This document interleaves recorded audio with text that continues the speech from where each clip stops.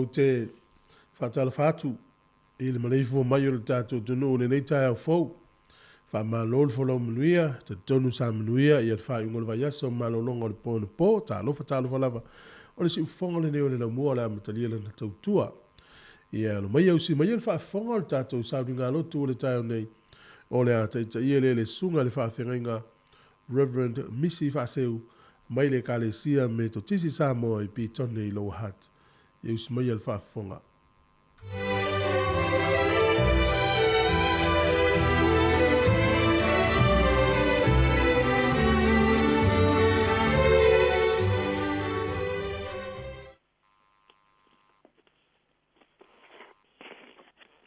Lofa ma mo I whatalofa I lo alfa I mai sa mo I nei tai au fau.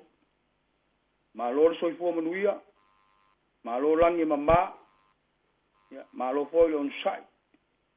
Ai o mai ma le loto I fia ma le nganga whaftai, I tātou tāpua I le atua I nei tai au.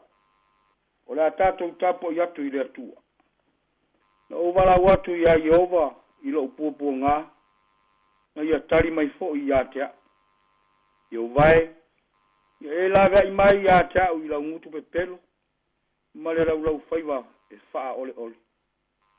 Si o tātou tātou. A nganga pa I ai, I o mai ai le tāpua I ngā alo o tunu o maona tangata I le nei tai au. A wā le au noa maloa fio mai, whai fua le nei wha moe moe. O mātou talo ma le loto maulalo. I o mai ai te whapa ia fina ngaro mo mātou wha moe moe. Ina ia mātou whai ai le nei tāpua inga I le anganga atoa ma le wha maoni. I umea uma I le vi inga o lo suafa e wha wavau. Amen. O le tātou vivi I atu I le pese o saunia. Ola mai a lo uanganga, whatasi ma le la, ma I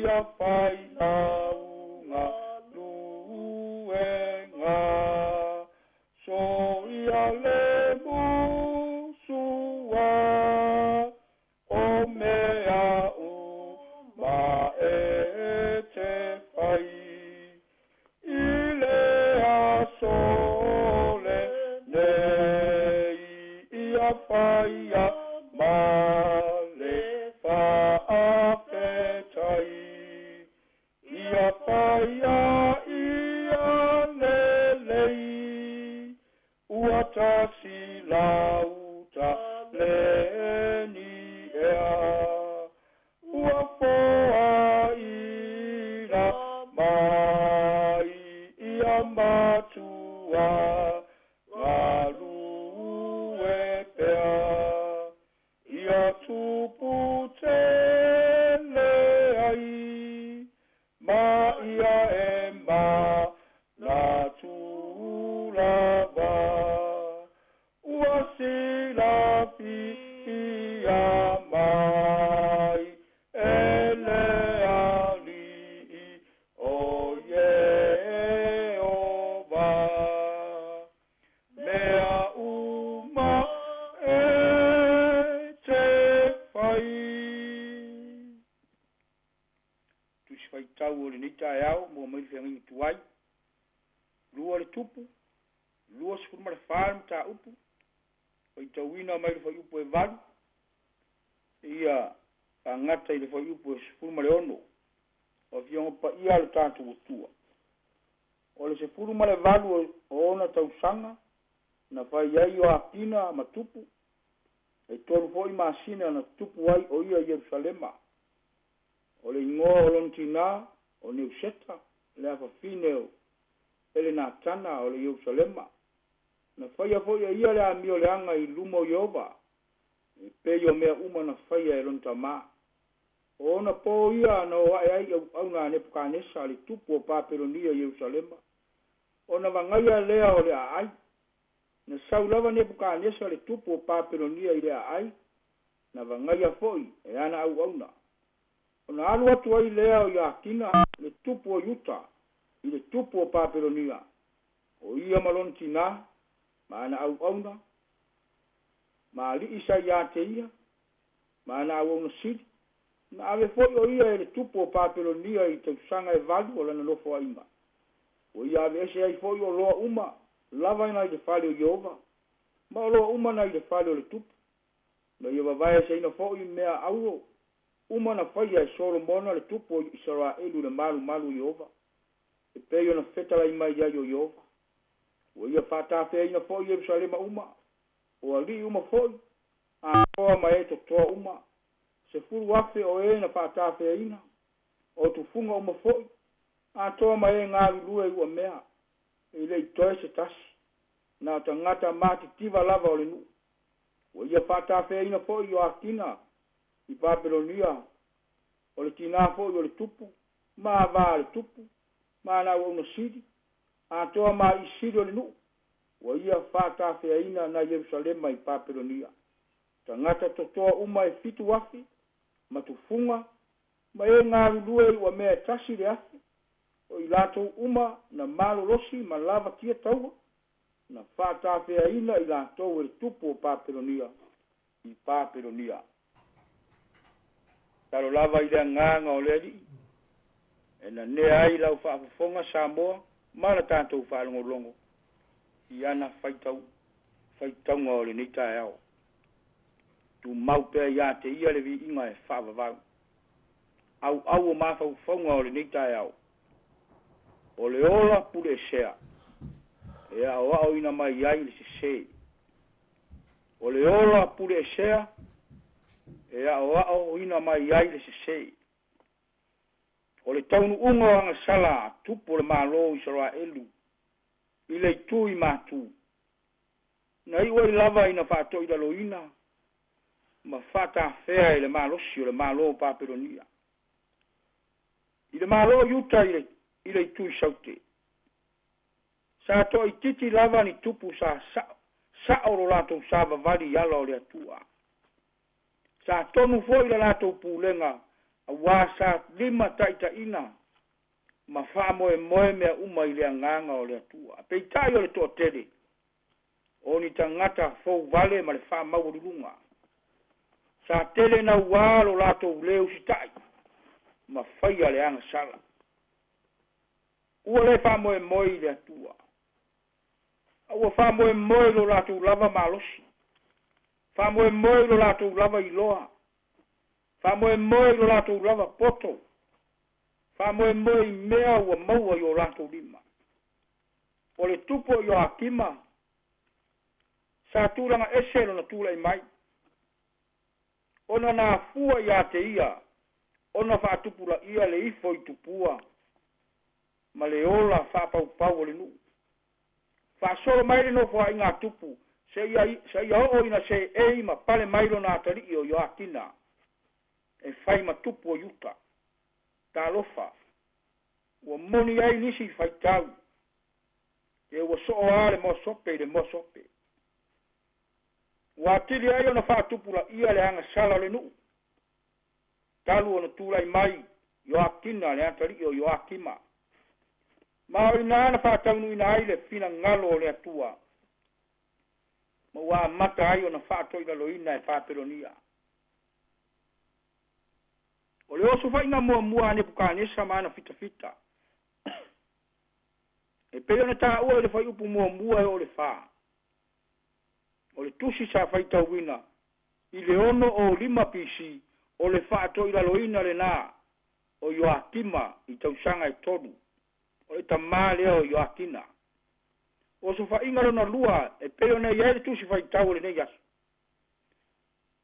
Fai upu e valu e o le skuma le ono. 5 iwa fitu PC o le taimi lea na tu rai mai ai o Akina le atali o Joakima e fai matupu o yuta. Mai le fai ngofie le taimi na tu rai mai ai o Akina. Taimi fai ngata. Taimi o se sao afi o le angsala. Taimi foi lea, na whātau nuu ai le fina ngalo lea tu. Ua whātau I laloina I Joakina e nepu kānesa. Ma ua whātawhea ina le nuu. Na tau ma whai Joakina e tau ma pāperonia. Te I tai na toi lalo. Ma sa tau ma whai e sola ese. Ae na turi loa e fita ma maua I le ala. O na pue lea o ia. Ma ave I paperonia. Ua whātāpu na ina le ai uma. Susunu whale te tele. Ai maise le malu ma ona pā. Ua ave se ina uma o loa a toa le malu. Ma ave uma I paperonia. E o ai tangata malu losi. Ma toa malu losi. Ua ave uma. Sei vanga na tangata vai. Ma tangata matitiva. Na tuu e ngarue ina le ele. Ua whatamu ina le whamsinonga le atua I lona nuu. Ua whatafuna a toa le a aio Yerusalema. Ma ua ave whata ngata o tawaina ta ngata o yuta I Papelonia. Mai le tutupu fua ia mea. E le tutupu fua ia mea Samoa. Ma fua lava nei mea uma. Ono le malosi o le angsala. Ua fo ia le fia le atua I le angsala. Ai au ngā mea tutupu. Ai au ngā mea tutupu. Ina ia toi sa saa ai le whawhau. Ma toi a mata ai se isi a matanga fau. Ai au ngā mea tutupu. E toi sui ai le ala waka. E folau ma malanga ai. E au ngā mea tutupu, e I loa ai e yuta o le whata wheo I latou, o le tau I leo le angsala. Ia marama lama fo I yuta o le tawheanga, o le awa inga le nā le atua, moro na nuu. Obu moni Samoa, e le fia le atua tātou te ola pea I le angsala. Waia whata oto mea uma tātou te sava vali ma ola ai. Ina ia aua ne ia vea oe, ma whai tā ua Samoa, ma poronga le angsala. O lona fina ngalo, ia whai tā ua Samoa ma atunu, e fia I le atua, e peiona e whaavai ai. Ae vai lava ma le whanoa noa, I le tele o le au le usi tai. Tele o le au whainga tā. ma le tele o le au whaafitauli.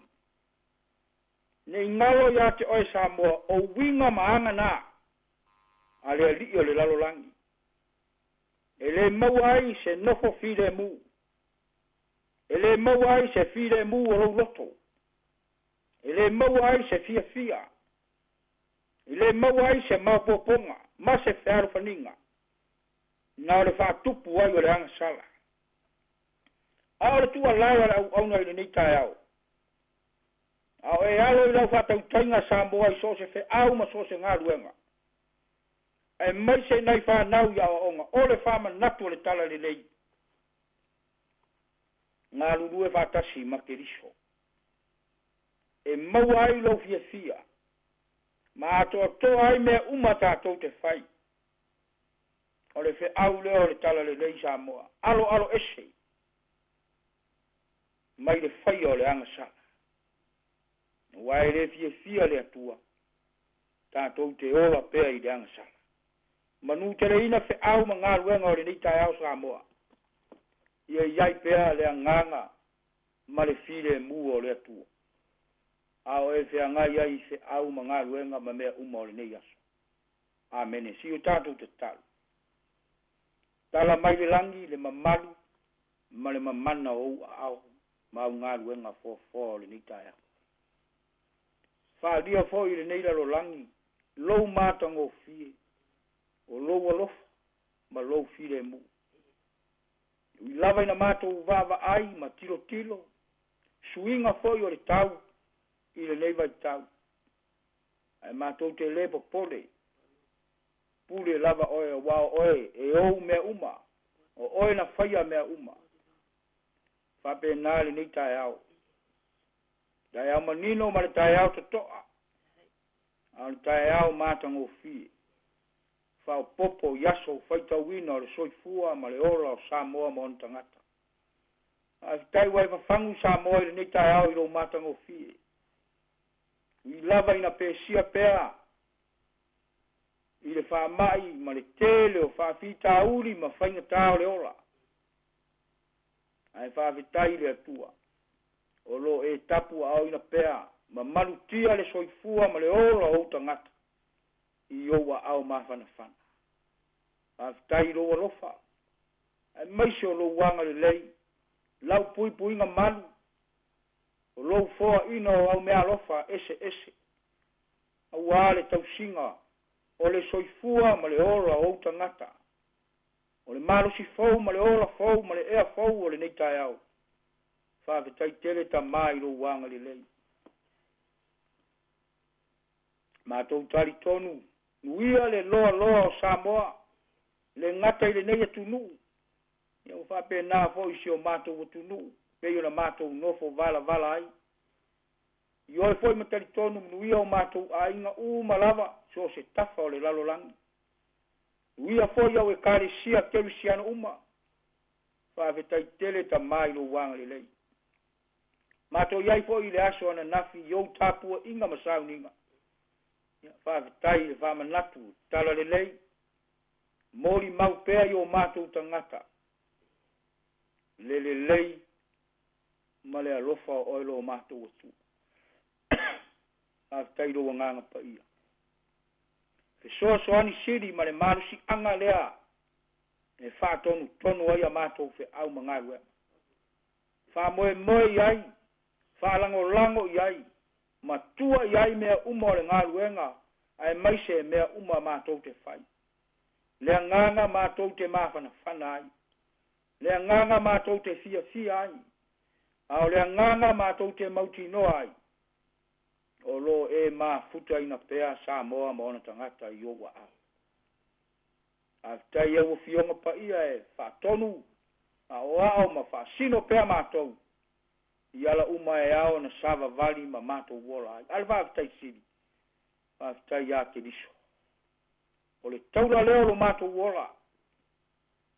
Mātou te langona ai. Lo mātou fia. Ma lo mātou malo losi. Iau fe au ma so se mewa e tutofi ai mātou. Wana ia ta pena le whaorotanga. mo Samoa ma le lalolangi uma. Whamangalo le ifonga Samoa ma on tangata. E le po i lau silafanga. Mea tu tupu i le atu nuu. E maise o ainga. Vao matua i whanau. E maise. Tua oi mauso. Mātou te talo le atua. Ia e whamangalo mai. Se au au nanga foi ma se tau tua. Ua le tau tamari i lau silafanga tamā. Whamole mole whamangalo mai. Ngā ruenga fo i au e kare sia ke Luciano. Nā whai wa le tonu ma le ato toa. Whamangalo mai tamā. Whamangalo Samoa mona tangata. Maiso le nei tunu. Whamangalo na yo mātou ainga ma na ya mātou whanau. Maise fo i na ya mātou au rotu le atua. Ia ma ngalo mea uma. E ala i le toto pa ia o ke riso. Alofa mai le nei tai au. Usuai nisio o le atunu i se au mga ruenga masani. Le atuae mātou vala au. Ia iai lo wanganga. Taita ina la tau fe au ia te oe. Tau nu wai mea uma i le vi inga o losu wafa. Whamanuia Samoa maone tangata. Ia iai pēr lo fide mu. Ma ia iai lo mawhana whana. Te sia le whamai. Ai maise le mau whawhita uli ese. Ia malu pēr le soifua ma le ora o tangata i oua au. Nuia ta maa tina mātu tua o le atu nu. Whao popo ina pēni yaso se tele a waro lato soifua. Au na matau tua i pēr mo oelo mātu tua. Nuia au e kare sia uma lava. Ala tuai lo tala le lei. Le tuai. Ia iai lo file mu. Ia iai pēr lo ta mau a inga whale nganga. Ia au auna.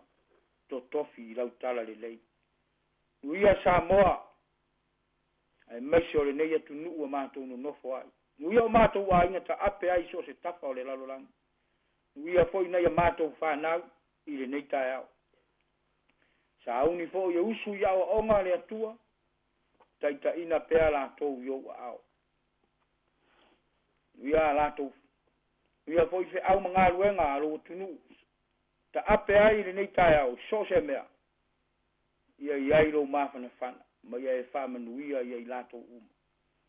Ia whamanuia lo mātou wora au auna mo oe mau fe au. So se mea te whina ngalo iai. Mātou te muri lava. E whaia mea uma. E ala i le whasino mai o loa nganga pa ia. Ia tau tai mātou i le nei aso. Lo whangia ma whamanuia foi. Leiti o whasala lau i le nei tai au. Uia i pule ma lau whainga ruenga. Ma ia iai lea nganga o ele atua. Ia o mātou ta talo ia. Ma futa ina pēr Samoa i oua au le atua. Whengaso loa i le nei tai au i lungo ala tele vavavi. Ia e tau sia pēr o mātou wola whatasi i oua au. Ia la mātou ta talo lea le atua. Tele manao lilo i o mātou loto. Whaalia pēr o whina ngalo. Ai aua o mātou tangata. E ala ia Yesu le li. Ua mātou wole matataro atuai. A mene tu mau lungo Samoa. Mai mātou uma lo manuia tele le atua le tamā. Le file mua ke risolo mātou wali. Ma le mawhana whana o loa nganga pa ia. Nei e o i le whaavavau lau. Ana.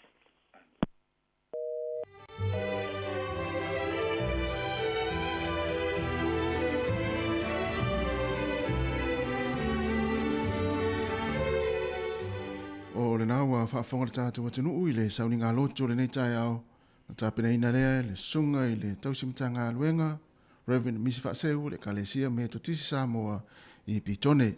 Mo le toile ngā whaaftaitele, le sunga le whaafengainga. Ia e tusai o le tātou sauni ngā loto. Ia meise foi o le upfolofolo le nei tai au. E tō matau ina i fo ilanga i atu le tātou atinu i ngā luenga mwhaiwalo filima. Ia meise wa onga le whanau le nei aso. Ia whaamanuia le atua. Ia fuafanga ngā luenga le awhenga ia i whaaftai tele lava. Ua luas fulfa minute o te enei le tulai fitul si fonga la mue Wellingtone. Ia le footo e amatalia lana tautua. Se watu vi inga le tuam le kalesia me to tisi Samoa I whangatongo Amerika Samoa I ona whangasolo I leo le tātou polokalame. Good morning, tālo whalava.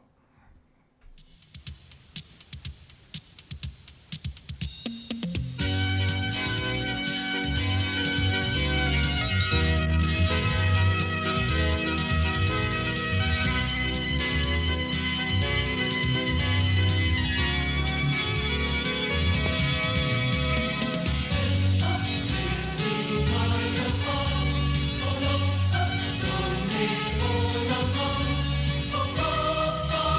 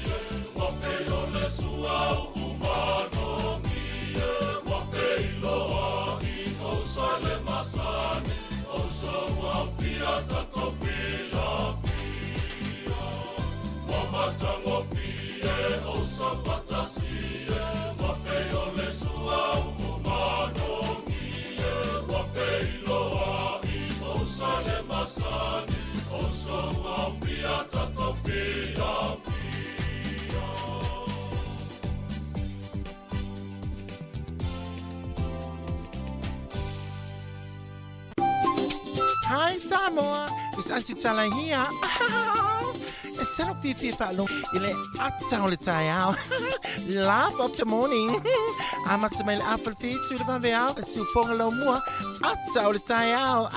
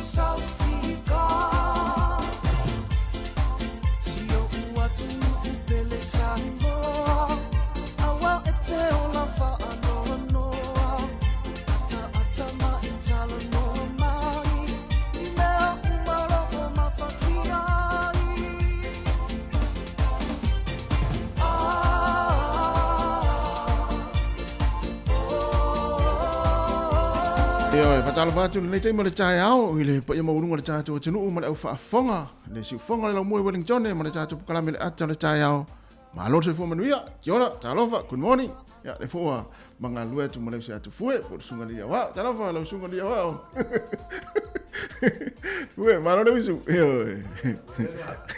ma lo fo fa ma lo se le tai au ya o ma le uso ya mo ni fa tai alo ya una lo wa fo le tau le tai au ya fa tai le tu lo fisu ya pe wingo le tau ya ma lo se ya tato sa le ya pe yo le tu langa na le yel fa ngol va ya so le na va lo ia mai la velo official va tau ya le fa le tovi ya le la wi u al sa o le ya eu te lo le la matan fa ti ti on va fo le wingo fi le mo tau ne va ma lo ta tu sa ma fa ngol va ya ma ni al fa ngol va ya so ya me se fo ile va so te nei wa pe le sa lo to ta si ma lo fo tu le tu no ya le fo wa mo su mo le tai ya o me ma sania Fia tai au.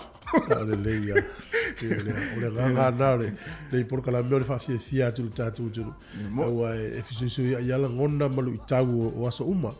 Ya maua tatu fia ya ole tu la kapsina mana ya. Na ya ele amtala ta fatalo. Ole sa wa ya te au. Ia i tono tatu ngā luenga i lea tai au mle te wau fa mista ngata sole. E se ale tasi reu te wai o se le tasi rei i le te o e la il ta umatanga. Ta umatanga o esta ma fa longa tate. E se lo fa yaso mele pe folele o pe a sa vita tonga longa pe te matanana i. Ia. Te matanana folele i pe i sa tale te fa yaso ye. Ia. Ia fa ta ye le mo to ti ja mo nei no ia. Ia me foi ia fa pe te le fa talo fa tu no fa fa tele ma tau no fa tau. Ia ono no tali mana o tali lo o tu. Sa le ia pena fo oi. E tele nei le lo tangata. Ia le fa pe tangata. E se al tangata le o tasi. E se tangata le tu fu ele. Ia e tele lo na tangata. Sa le ia lo le tunu ia fa malu lo tu fo pe ta to filo. Ia le mo tele lo ia le la pe da e fa le fo ma le sa ia lava yes. Ia poi to tele malu le tunu to filo. Ia tele lo ala tal no ia. Mo ma lo le sa.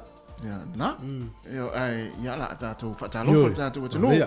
Ia ele o fainga luenga pa ia le tua fai la unga tala lei fa tala fa atu ma lo fo ta puai ma lo fo no fa talo ma talo si fo ia le fenga yo le tunu mai se nai fa nau ia ngata ia onga fa pe fo inga luenga ia mai se le tunu lo tele fa ma lo fo talo ia tu umalava au na le tua fa talo fo ia I tupu mai le tatu tunu ta mama na tina ma tua o tatu mo tua tausi o fa no mai fa fo mai tono ainga e ala tatu le tio fa no longo le tasi ono tesi ma le tasi fa mo e fa talo fa fo I dungo le tatu penga te fa ilangi sa mo Capital Radio app ia ina tu lo ma futa mai ai fa no longo mai ai le aso ma le aso ia e mise lana fa na I aveta vali o la tu fa ma le tatu app ma lo le usu ni ta yao ia fa be fo I fa talo fa tu ia te o na lo e mai mo mai ia ilunga le tātou Facebook, ia manatua, ia share le tātou Facebook, ia ua fo I tātou pukalame o le aso, whaaftai tere lava le mai mo mai, whaapea fo ilunga le tātou YouTube, ia malo fo I whaaftai tere lava fo I le tāpoi mai,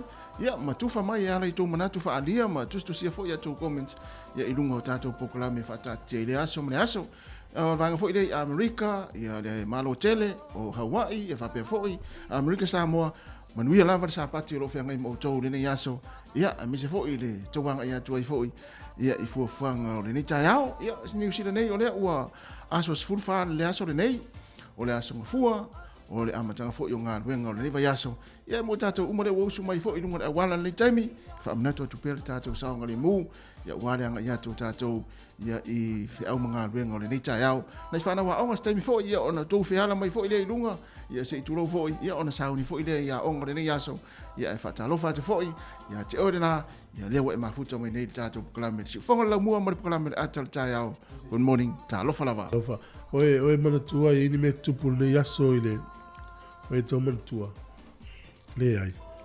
O le aso nei o le aso le Valentine. Auai! Ia, o le aso sfulufa, ia wala na manatua ona le isi si fo leo. Sorry, ai la o le tere o manatua. Ai vai pe ia se me fu le fai mai o fu la no mu ma pa. Sorry, na foi te o mu ma pa. Ah. O lo tamale ma wale sa. O le aso fo nei, le aso nei. Ia. La stonua nei o le Super Bowl al malo Amerika la tu talonga le NFL. Ia. Ia, o nei la leta alo ele au la Cincinnati Bengals. Ia male au Los Angeles Rams. Oh. Nei sfururu ele uli le amata. To le talonga le faiasi te le Amerika. Ia. Ia, o nei la le Super Bowl Amerika la tu so ngafusi o le au le NFL. Ia. Ia, nei vo le Valentine. Sole. Ia, la so sfurfa o February. Ia. Ia fa fonga malan nei tai au. Ia, vai se tala mana ia tina, vai tina. Ia. Ioi. Ia tele, oi. Oi la pele, oi la tautonga, oi la Valentine. E wai e tatau nei fai foi tala na lai loa e tina. Ia. Wai ste me vea tu tala na lai loa tina pe ile mo I tala le li. E alu to e ale saulu fale pe alu. Ia e le e pe ore. O le tā ua yo mafutanga I e fale ungali. Sao. Ia wau, I atu se pe o le a alea ma le pongai o me le umale a inga pe ale le ungali. Ia. Ia fa pe fe misa. Ia le mai tau otamati. Ia, sao le. Ia, manuia le Valentine ia so yo mana ia foi la we fa manatu mai. Ia tan no foi system o le nei tai au. Ia I li tatou vai foi la tele foi la to rosa nei tai au tono ngaluenga. Na, sao le ia, sao le. Le o to 2 minutos na tande o valu. Va tu fa fianga le. Ia mai le o maulunga le o Amerika Samoa. Ia fa nga so le tatou proclame. Good morning. Ta lo fala va.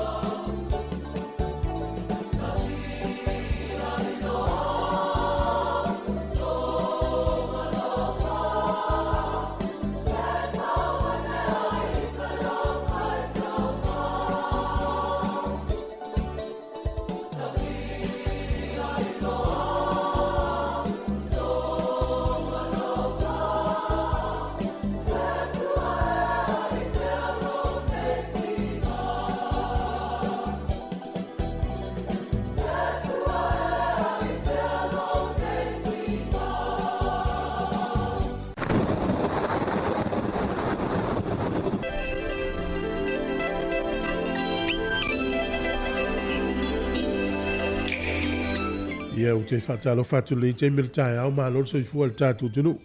Ia usi mai ele whafonga le tātou talane o le tau. Whamelo ofisi o le wa ai tau o le soe a matau na kiria malangi le leili tau i le au auli. O le aso a tae au, o le aso lulu, o le stofi ma le aso whareile. O le a matua langi le leili lava le tau. Ka piti manua tū whanganui matau naki e langi le leili tau le nei aso. Whanganal nu ule o tau naki i nai timu. E to ulu timu ngai wai rapa ma Hawke's Bay. Langi le leili tau i taupo. O maul brafo i wha malu manu to ulu nai timu nisi o teimi wa ia le matau le lai nisi o teimi. Lona winga. O le ua mau mali atu winga lolo wao le tau. Sa tatu iei wha ungo le vai aso. Ea o le maulano le fuo le malulu o le o iai o le fitu. Ia ua matanto e anga i mali tau malulu. Ia o te lo te tala fia tele lea mo la tau e wha noa pe ave vela le tau. Ea mafan whanau le maulunga leo wha mawina le ufuru tasi i maulbrafa pe tau naki. Au kilani le soe langi le lei le tau. A pe Hamilton le langi le lei fo i le tau. O le motu i saute maatele na langi le lei le tau le tele o vahanga o le motu i saute maulano le fuo le malulu o lo iai le iwa. E le no kalai estete ea mafan whanau le ufuru tolu wha mawina i Queen's Town. O le au te lenga lau le atunu ne yaso e maatele na vaia le matau le lai le tele o vahanga o le atunu.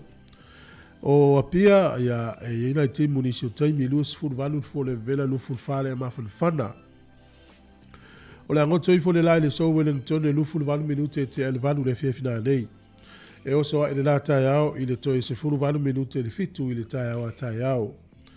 O le fua le amalulu Wellington e manu utua oi i o lo whamawina a mata mai le sifuru lua whaasolo i lunga le sifuru le fitu. O le ea mafan whana o lo i le sifuru valu anga i lunga lufuru tasi. O le tala o le tai mo e whangota le yaso pe le tai i le tai o se fulu le tai au nei Wellington. Sua le tai te ala titi o le whae le fiafi, to e pe le tai le te o se fulu na nei le pō.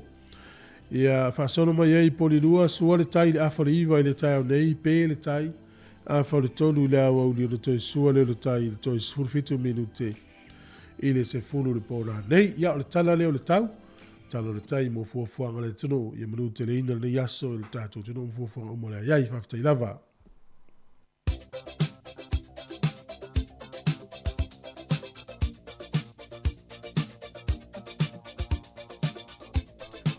O whamanianga o aso i fua maasa whanau, le aso se fulu ma le whane nei o le masina o February, whamanatu tupele tātou imeli, aso whanau at samoacapitalradio.co.nz. Ia le i tātou as whanau leo wa taunu mai. Ia, moni lava oi.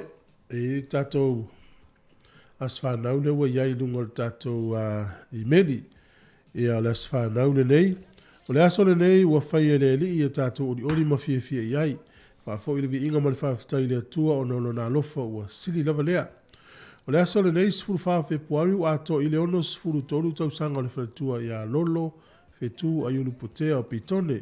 Le atua le alofa lava ia maua lo fia lo malosi whafowina i le aso ma le aso a wale tau singa o le ainga whapere whenga iei mga aluenga leo ma pui pui lau soifua ma tau te alofa tele mo oe ma nuia foi le Valentine Day whapere foi le atoanga o le sifuru tolu tau sanga o lo granddaughter o Bresei Susana Hopoi i le aso anafi sifuru tolu o Februari o whaanga o whamenu ma ke tuina Amosa, Teresa, Ese, Mamine, Peyton, Bailey, Greer, ma Nova, Stokes Valley.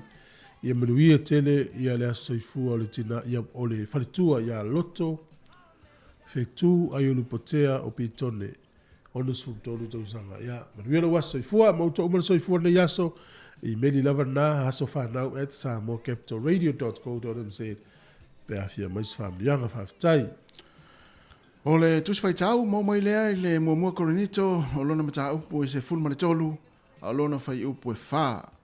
E ono sa i le alofa, e anga malu, e le losi vale le alofa, e le mimita vale le alofa, e le whaafeteina.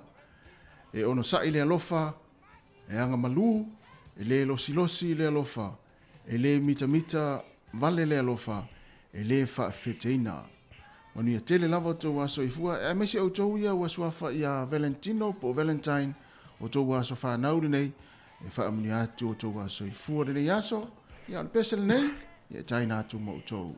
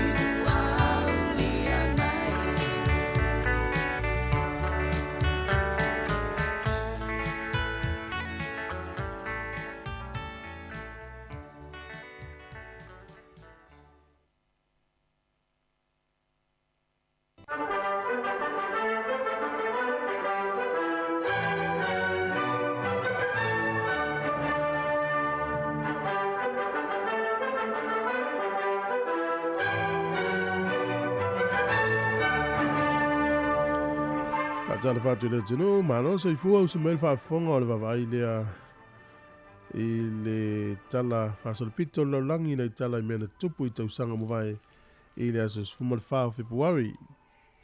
O le so i le tausanga e lua fitu valu i whamomonga laulangi e whapena tangata waleina ai i e pena whaasaleina i le oti tangata lea o Saint Valentine.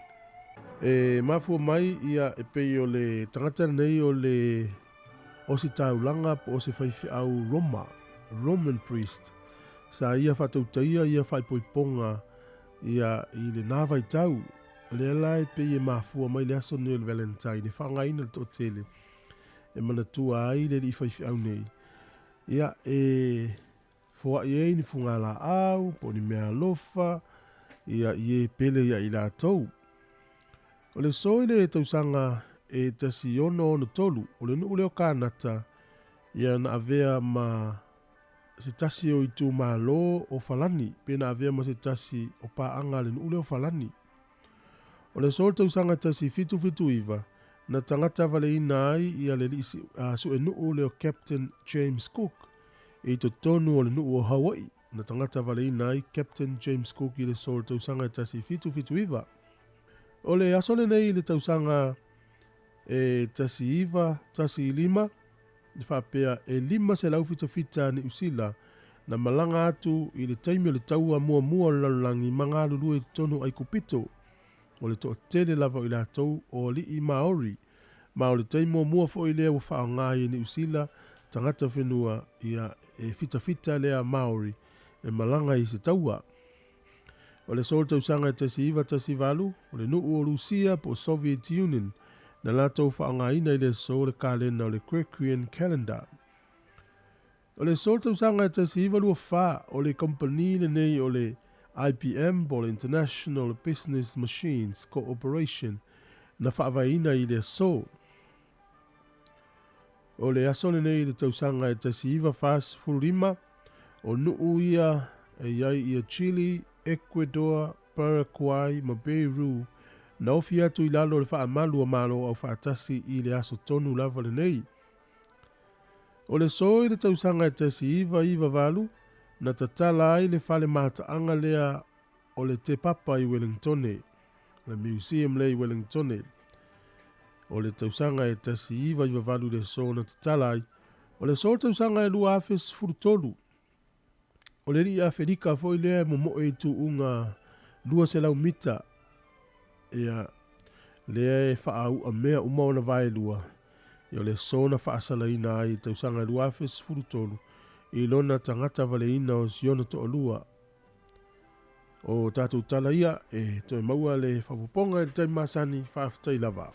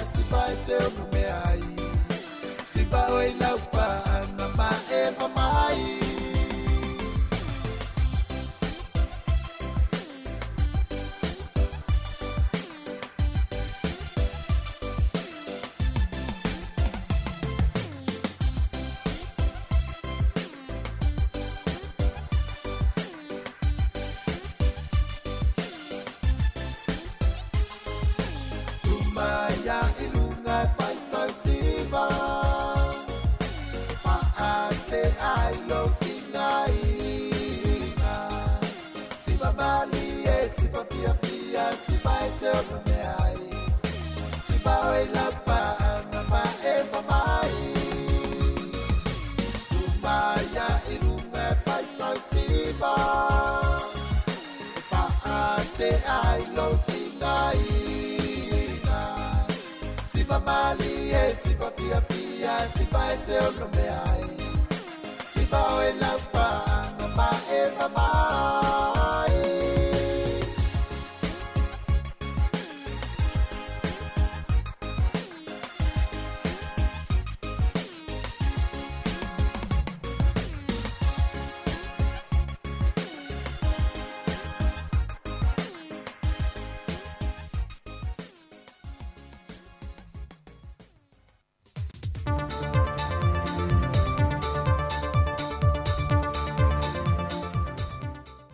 Nganga fia to e whaatalo whātua i whaafonga anga lo tātou te nuu, au le tautua mā sandil si ufongo le moa, te wale telefon mai Samoa.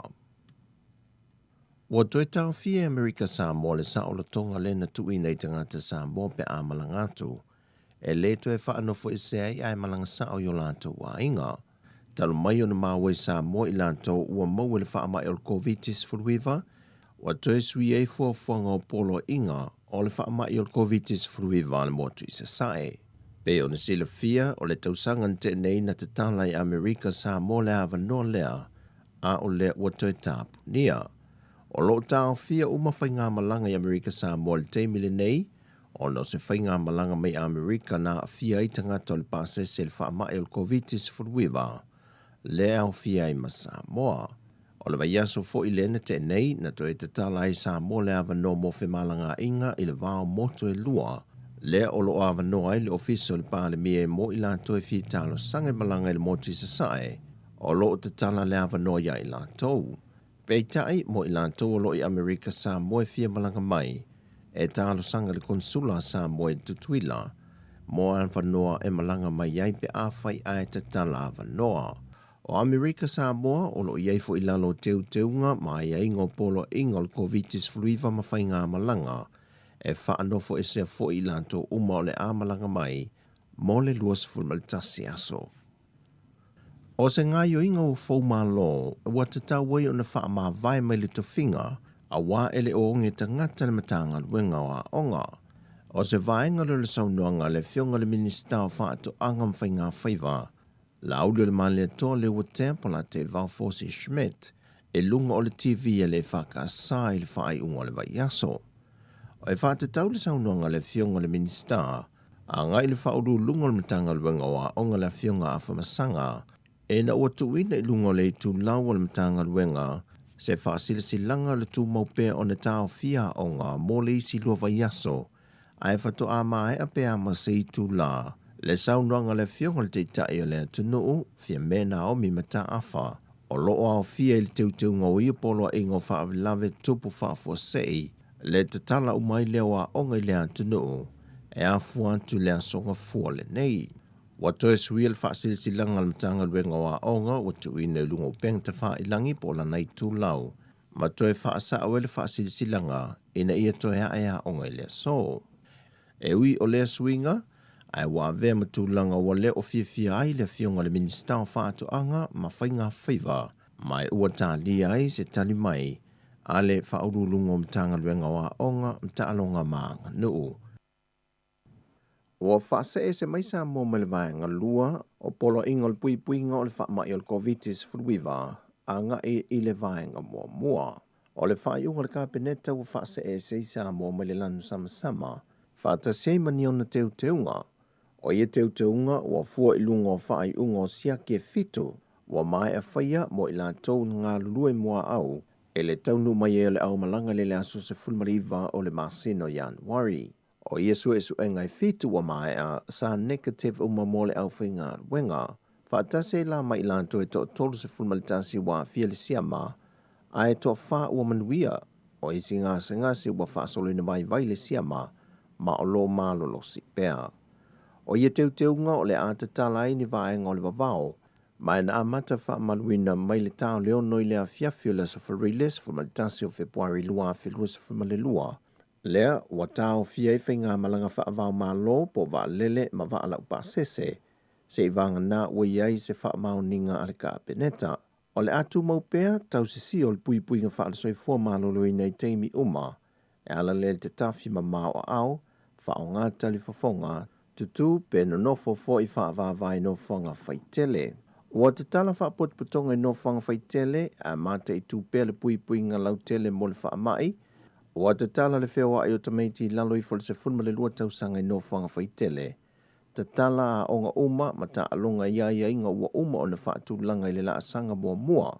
Te tala whe malanga inga I le sami ma le lau ele I teimi whaatulanga I na masani aso uma le vaiaso. E ao fia ma le aso saa. Wa te tala ta elenga I le sami ma vaitafe I aso uma le vaiaso. Ai whatu a te tala I aso saa I le tula se fulma le lua le awa ulianga I le afiafi. Wa tapu ta alonga whaitupe se vanga nā ai ta alonga pinko. Mai le aso ngā fua I le aso tona I le ono le tai au I le se fulma le tasi I le pō. Ma le kasino ma le aso ngā fua I le aso tona I teimi ua whaatulanga I nei le laasanga mua. O le teu ngā le polo inga mō company ma business I tūma oti. Wa te tala whale awa ma whale kalapu mai le aso ngā fua I le aso tona ono I le tai au I le se fulma le lua I le pō. Wa te tala le whaatawina o le awa malosi mai le aso ngā fua, e le aso tona I no whanga ma whale o loa whaatula whanuina mai le ono, I le tai au le se fulma le lua le pō. Wa te tala pāpia o whale tele malo mai le aso ngā fua I le aso tona mai I le ono I le tai au I le se fulma le lua le pō. Mō nā o malo o alala I whale tele malo, e whaatanga ina o na tau maa whaava ma whaatau le awa I le aso saa. Wa te tala whaafiafianga I whale tele malo, te tala mwhale ainga ma tau maafutanga e tau ma mawhai le atunu I te tonu, ma le ave ina foipo takeaways, mai le aso ngafua I le aso to na I le ono le tai au anga I le se folo I le pō. Wa te tala marketi whale o lola aiti, supermarketi maisi pisinesi uma, o le te tala whale o lola marketi, supermarketi maisi marketi, o anga I ai le atunu o mai le aso ngafua I le aso to na I le ono le tai au anga I le se fulu I le pō. Mua toe matala whale ia, o le marketi o fua whae le leanga mai le asonga fui le aso tō nai, mai le ono le tai au I le valu I le pō. Ai mo le aso sau whaatulanga mai e teu ngō polo inga, o le a te tala le marketi o ia, mai si marketi uma mai le whae le tai au, I le iwa I le tai au lava. O supermarketi ma whale o lola aiti I le aso saa, pamu penseni ma whale tala vai privates, e te tala mai le se fulu ma le lua I le awauli, I le se fulu I le pō. E te tala whale ainga mō tau mawhtanga mai le se fulu ma le lua I le awauli. Wa whaatanga tangata lau tele, o na tau ma mawhai whale tele malo I aso sa mai le se fulu ma le lua I le awauli, anga I le se fulu I le pō. Ai olo o tapu o na whaatau le awa malo se se iwanga na ai malo olo o api I whale tali malo. La te tala whaatau sa vali o loa I le taulanga, o mga ala ai tapu mō tamaiti lalo I fo o le se fulma le ono tausanga le maa te tua, mai ao o na tau sisia o mapolo inga wha le soifua malo lo ina. O toe te tala au o nanga mō whale mai, mō nā o I lantou lava I ngase ngase. E to atasi le tausi mai le ngase ngase, mai tapu laa I le nā o le to o lua I mawhai o nā siasi I se ngase I so se taimi. Wa whamalo sia tuinga mo I lantou e le I whaia lava ni tui pui pui o le COVID-19 fulmaliva. O I lantou e le I mai atui e au fia I malo ma whanau I le vao le se fulmale lua e le se fulmale vantou sanga. Wa amata whaatino lo tuinga mo alo ma whanau I le vao o le lima I le se fulmale tasi tau sanga le maa te tua, pe a tau nu mai vaila au mo le whanau, leo lo tali e le so swani mai New Zealand, e le tui e le tuainga o le Pfizer. Sau no le fionga le tamai tai pāle mia, e ono toi iai se isi fisuia inga wha na tinati I le wha I unga le kāpeneta, pe a whai e toi tūlai mai fo inisi wā a fia, e le siamo le COVID-19 fruiva, e malanga o lo o wha ngā solo mai. O le wha I unga le vai aso nei, lea na tau nuu mai ele whai ngā malanga mai New Zealand, o le whai ngā malanga lea na tō loa mai lea so lua se fulma le lua le maa sinan te nei, lea wha to a wha atanga o na toi foi mai lea te nuu. Ua toe wha mamafa mai il teitei whono le komiti o wha avilai wha fuasei, anga whiri tō mai mano Shem leo, I le mamalu lea tunu I se pepo wha amtalanga. E wha pito le ia I lanto e maua awa noa e whai malanga ai mai se lava ia I lanto I ngā luenga wha avai teimi, I atunu I whafo. E tapu pēr wha apotopoto le malai wa lele I whaleolo, ma le wafu I matautu, se i vanga nā lava na o tangata malanga. Wa whae lo fo e soli tu la fono le leusta i o tu unga ma nei tapo, mai ma whai o na whaasalaina so o se tasi le sala tupe, e o atu i le lua feta la e pe o na whaatulanga ina ia ingo le polo ingo wha lave tupu wha fo sei, wha manino fo e anga fili, e matua tapu so o stanga te wia pe a whea no whanga lo wha nofo e se aipo quarantine sites, i lantou wa whai malanga mai atu no mao. E na ole au whainga luenga wa iai le whaatanganga, e ma whai o na ulufali tu tono nei no whanga, mo le tu inatu o au nanga mo mia. O talafowia mai sa mo le amatanga le nei vai aso, manuia tātou tino whasoi foia.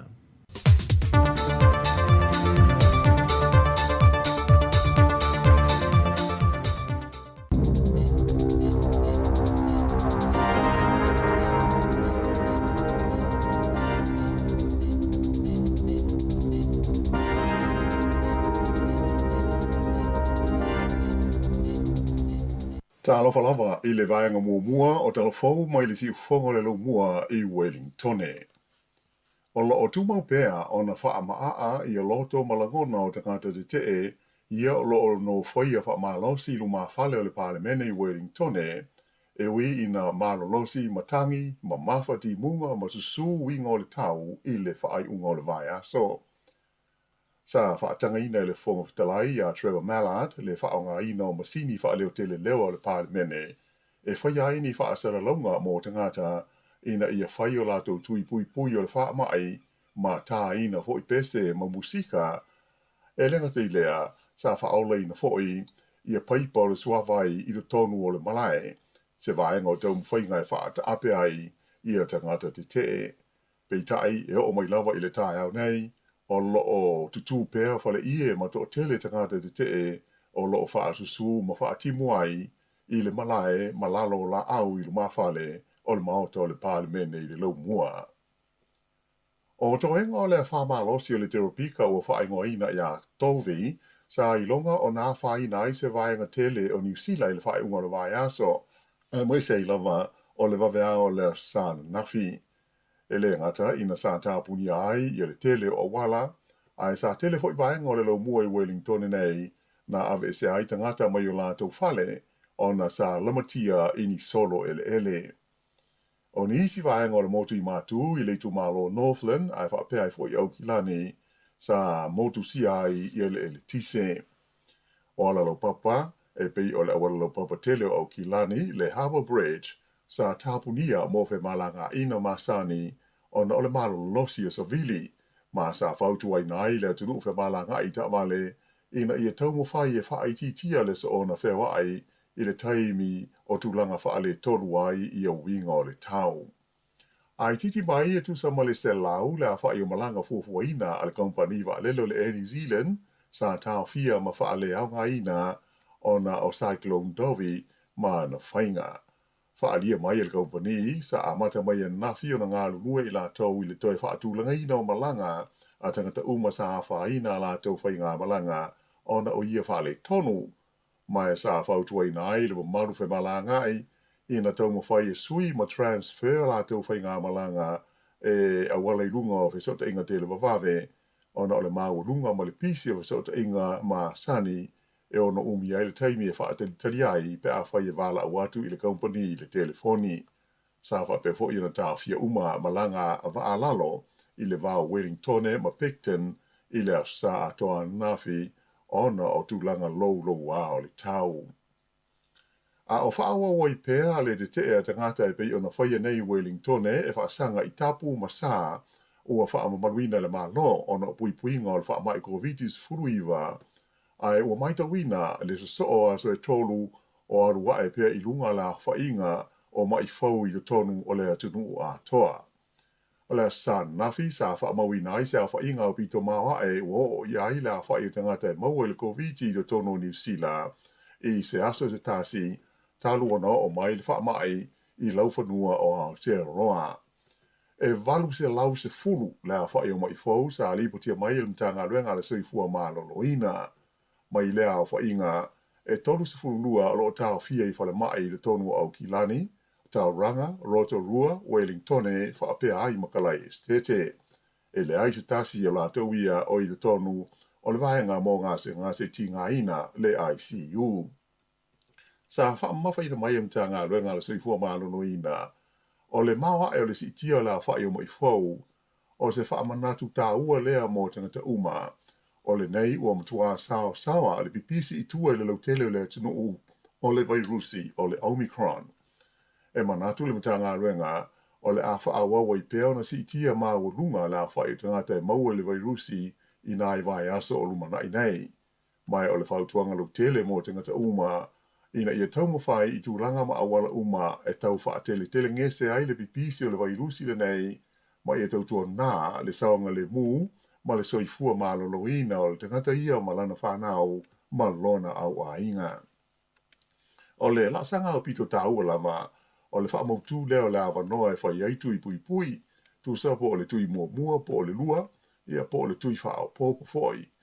O mai whauia sa whaamawina na nafi, e awhi ai le ono se lau ruas ful tolu i le tonu o Kilani, valus fumaltasi le Waikato, se fulutasi le Bay of Plenty, se fulutasi fo i Lakes, to a valu i le Hawke's Bay, to a tolu Mid Central, to a ono Whanganui, to a lima Taranaki, to a tolu Tairāwhiti, to a se fulu lima i Wellingtone, to a se fulu le Heart Valley, to a lua i Nelson ma Marlborough, to a tolu Canterbury, to a lua i South Canterbury, ma le to a se fulu manawha i le Southern DHBs, po le tu malo i saute.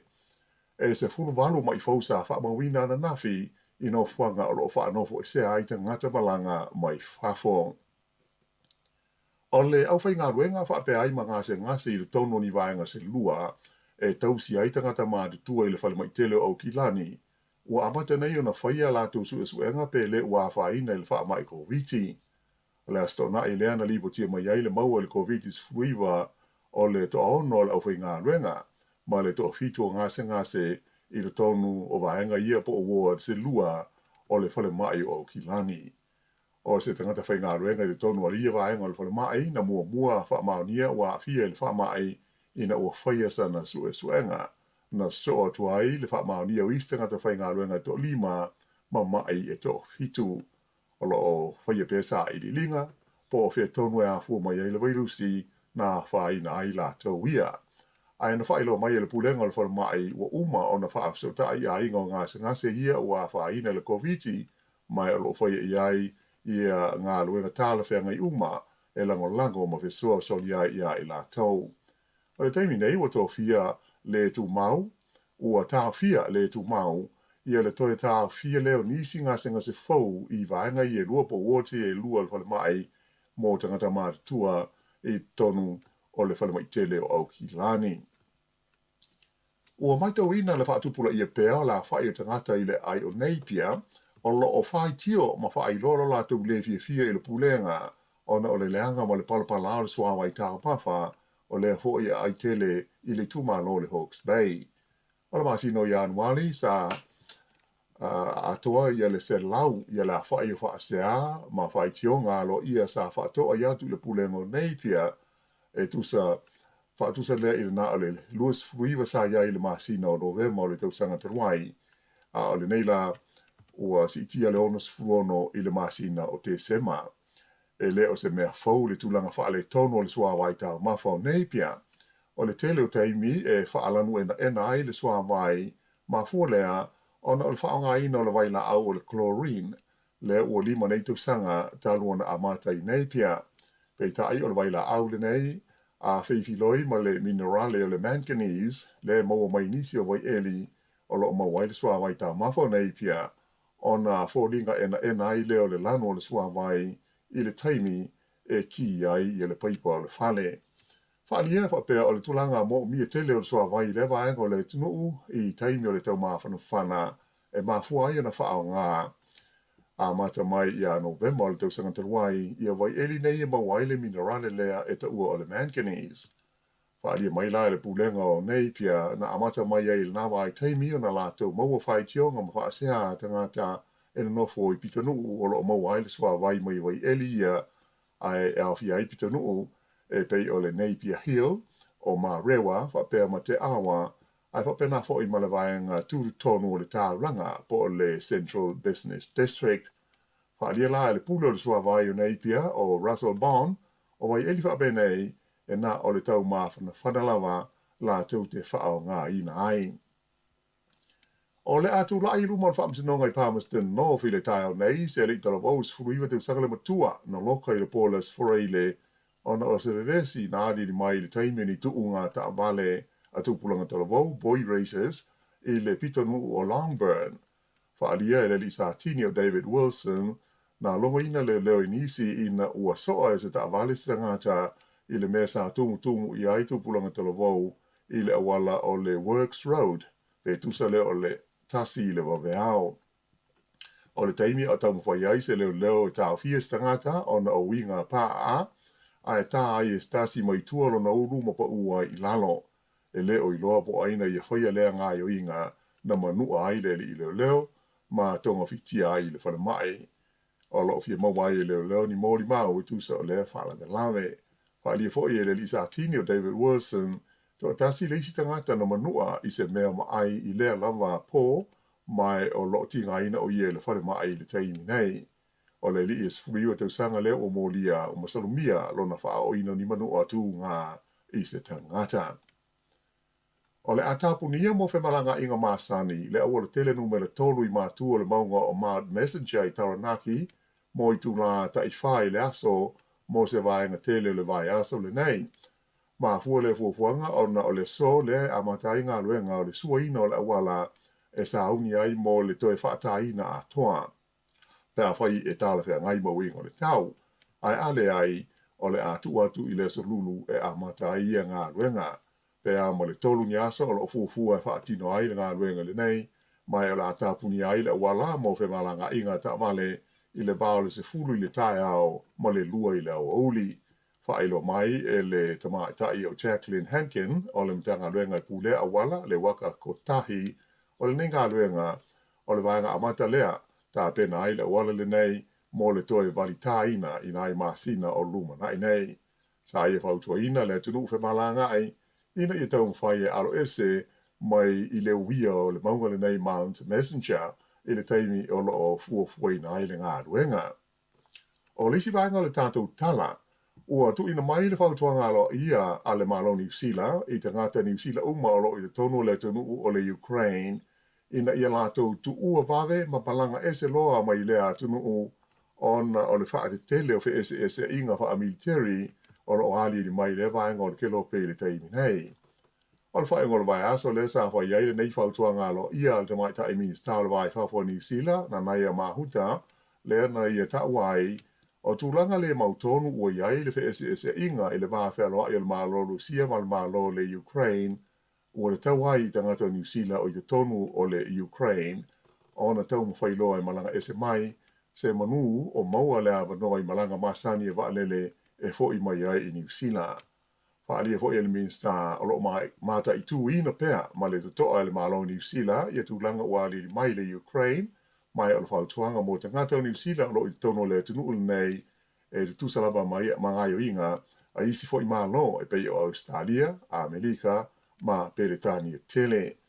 Lesta o na I lena whaalia mai ai le pele stene Amerika o Joe Biden o te tau I tangata Amerika o uma o tau I tangata Amerika uma o iai le tunu nei o nao ese mai loa ma le Ukraine ona ele ai ni fita Amerika e awina atu I ai la vea I la tau pe a o ina oso fo ia le tunu o e Lucia e pe ona iai le popolenga o le tele o tunu o le lalolangi. Pe ta ila o tele teimi o wha ailo ma iai le malo Lucia e le o iai sona wha amoe moe e oso fo ia le Ukraine e ui ina silia ma le selau afe e la wha ailo na fita ua iei nei tua oi ma Ukraine. Ele ngata I lea ai o whai fōi ni whaate ita inga tu whaatasi e Lucia ma le fita ale atunu o Belarus. I tā longa tā ngā polo manu malolari o ki lani o Ryan Fox I le tawanga whaengo ina o le Ras Al Khaimah Classic le sa whaia le United Arab Emirates I le whaengo le vai aso. O le taumisanga whai u sa I e taina ai e tolu anda pā e matula I mai o na aia whaai e luas fulua anda e pe tusa le ma le 5 tā vai ma le li Engelani sa tūlunga lua o Ross Fisher. O le whaalua ele nei o na mānu malo le li nei Orion Fox e se tauwanga te leo tanga polo le laulangi talu ona ve o ia ma polo fesa o le tā longa. E awha miliona tā lala na tūpena mawai i lo na mānu malo.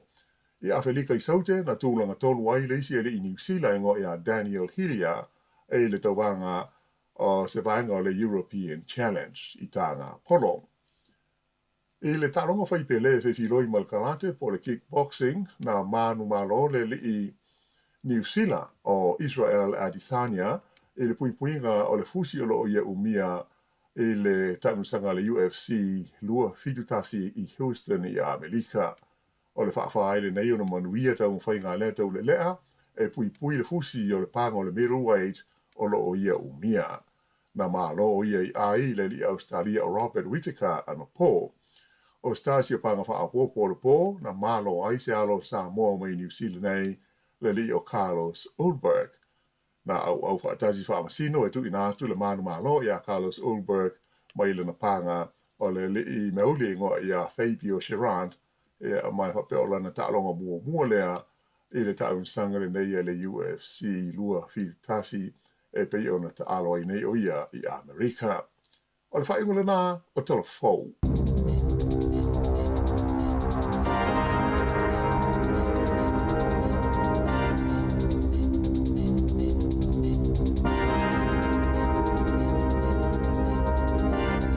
Malo whaftai, nau whaafonga mai lea tunu, le whaaponga mua tātou telefou le nei tai ao, ia mai se tala mai Samoa, te whaafonga ia le tulai wa le tai ao nei, ia toi whaamalo atu le nei taimi, ia o le tau nei la mua nei Wellington, ia mai se le vaenga le tātou fisa whaasalau, ia loo whaatimu na fo le tai ao, ia o le taimi fo nei o leo tāpena fo nei whanau, ia mai se lātou le au mori nei whanau a onga le nei aso. Sa o le leia.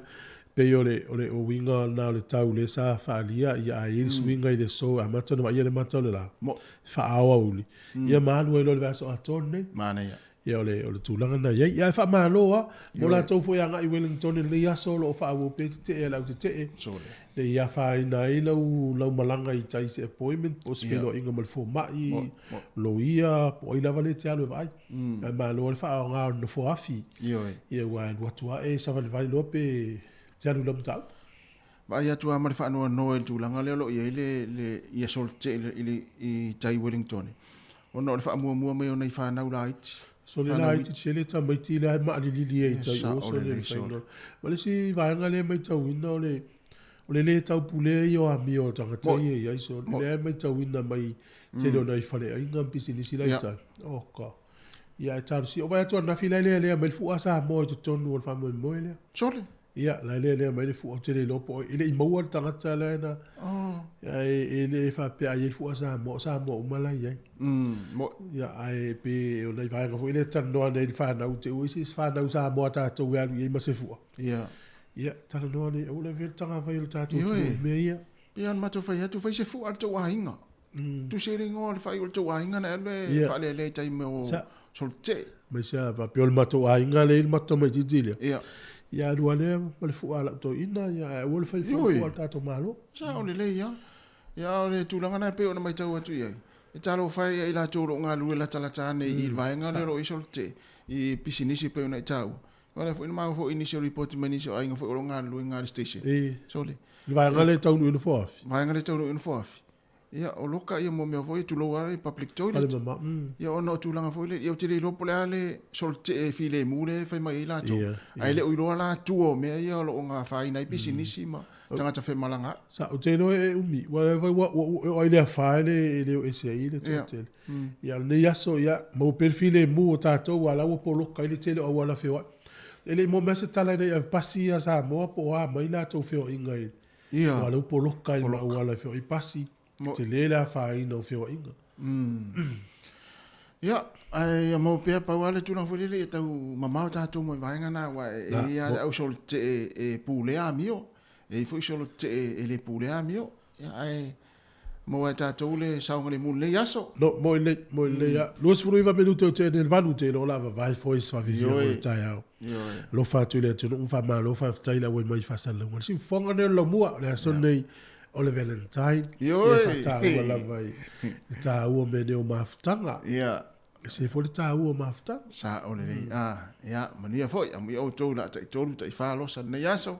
Ia, mana tua mai. Ia, mātou. Ia, lusu riva minute. Ele wa awharevad. Awharevad. Koko leisa. Ele.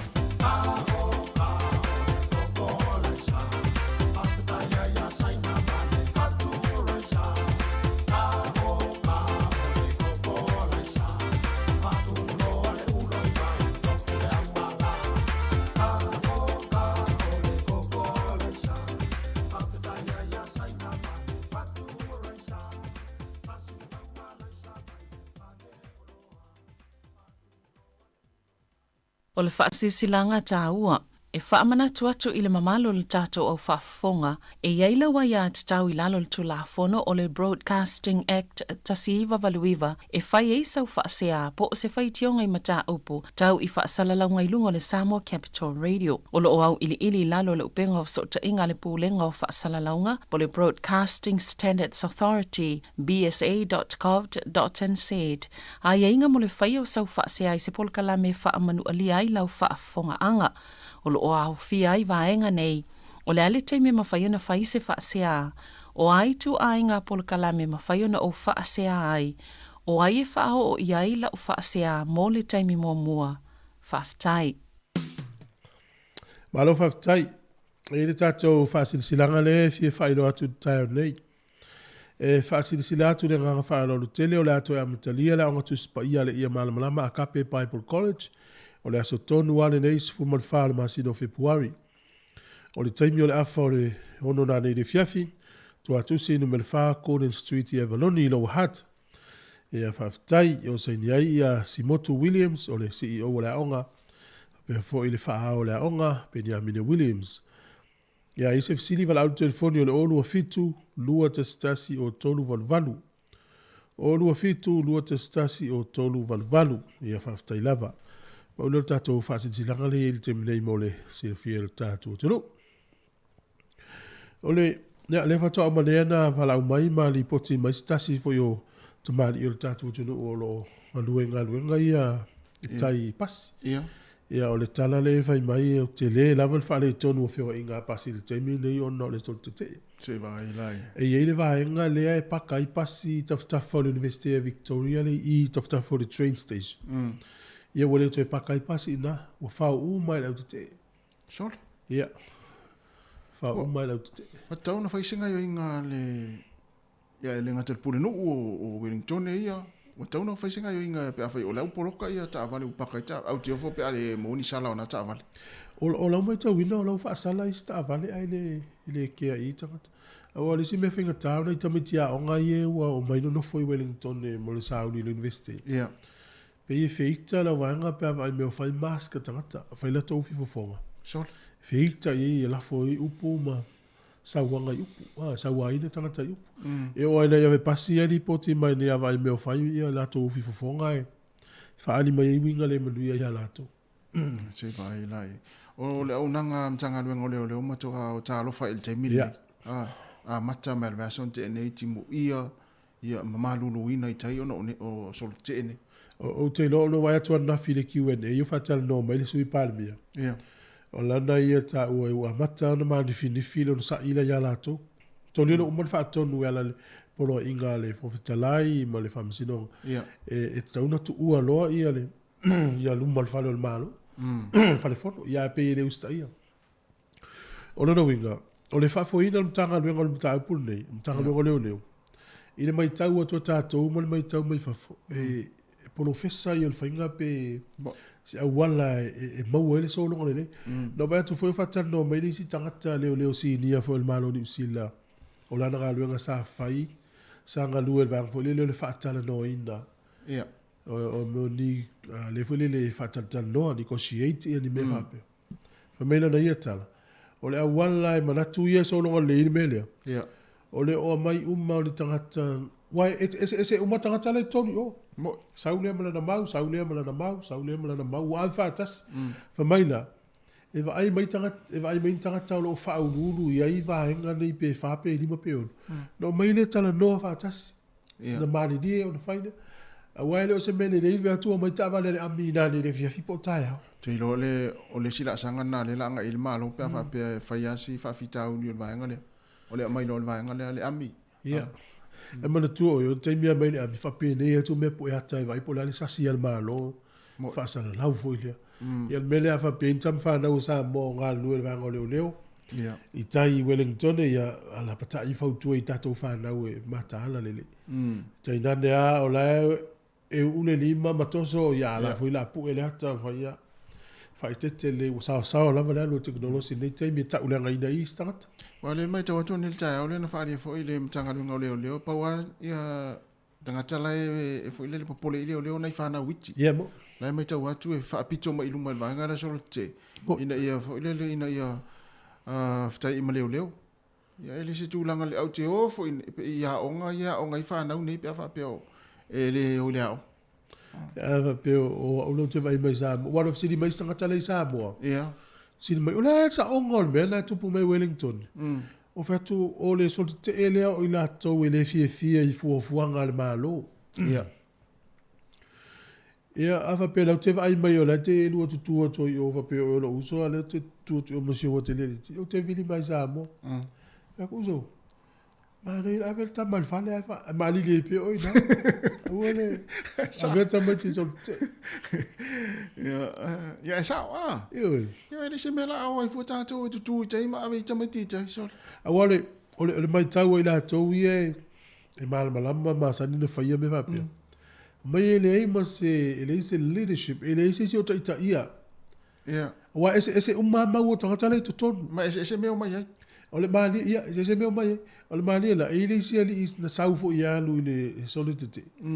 Fata no to television mai. O au ia no so te e au so ese ha me e fa io to ia lu. Ia se vai. Mai ia o ua no usau o le mānai ai le whainga Jacinta ma le whaafoina o le whaamai. O le usila lea tunu petusili na le lei le tūlanga o le wainga o le whaamai. La iti tangata mamai, la iti tangata maliliu. Ia. Ia, toi anu rola utamana le whaamai. Ana sau te te. Se vai lai. Ona ese vo ia tala fai ilunga o pe te vai ese le vai ngana wa tu vai i tak. Ia vai atu vo i Amerika o Kanata, Australia, New Zealand, o Falani nei sinu. Le anu susa wa pipisi a whapea mai tau o le vape ngai o le social media. Mai tau mai le atu nu, e nei pasene o tangatau ia nu e au le me whapea. I ofo ila tau wha maite. Ia o tātou nei o lo na langolongo ina fuafuanga umala. Ia o whaftai a wha māloa i tātou. Wa na whapea o haule isa u company vo ile le e iei mo meo masini sua palapala. Ale tau te whainga luenga masini la ema mauri. Nalo whatonu wina o tau le aso nei. Sila ai, tu fue. Tofo tau man masini sua palapala. Tai, asu ese ia wharekapoleni lai tu moi tai. E le misi se mātou e usta. Mo voi tene na vea mātou e whenngaro. O le wha le nā whātia e le tātou tunu nei vai aso. Ia o le tala fia o lo manuia wele porirua. Ia o isi tua New Zealand te lea lea whaina. E nei nu ui e ia West Coast o Pula. E stau nu mai lea whaua le vana whaina le vangana. Te le voi whatoanga vea tu au fitia o man palapala. E o tā lufa si au voi whatoanga le vei teimil maftia fo tūlanga o te tau. Neu plime finaro wa tua nafi so le sa wana ngā lua o mai le awala ni. Kia sa. O le suinga na le iai, o le tele o vanga o le usila lena pe i le paua. O tu sia e le tise mtūlanga pena. Ia whaela talo nei porirua pe i le isia wha. Sa o le leiso. So e malua i nei e le... Tālu sia sa wha pena ia o tau o lo mai mo mai wha wha mai o se tūna tunu. Ia malo, va taile fa funga mai mai le tātou atunu. Ia mantua share tātou Facebook. Yo e tai ia. Ia o lango fu na tātou program ia fa pe o le mfai ona share o e se ina tātou Facebook ora o poloka mai. O poloka mai o Facebook. Ia. To anga fu le tātou Facebook e tala mai oi. Fu no minuto te ene leiva. Ole mai tau ina fo ile a fama le winga loro wa le tau. E pe ma se lau ia fainga malanga le New Zealand le ona fa le ngai. Ia.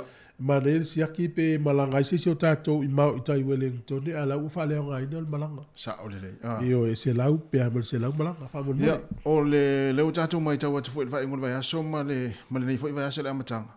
O le aua ia tātou tangata Wellington e wa afia fa mai. Ia mo le lea na no fa malo se atu pe ate oi o tau na failo pusta vai nga tu i lon tolu.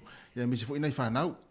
Ia tu e per vai nga nai le o fa ali la to fo ia tau le fainga la tu tu. Ia i loa stemi e pa o vai fo le i to tinga nei fo mai to e vai ia pe a hol temi va tu fa mai. Te lo e tala fia ti kana halu vai valu se lo mon tu putanga tala mo fa mai anda. E le mas tanga tau i ICU. Ia.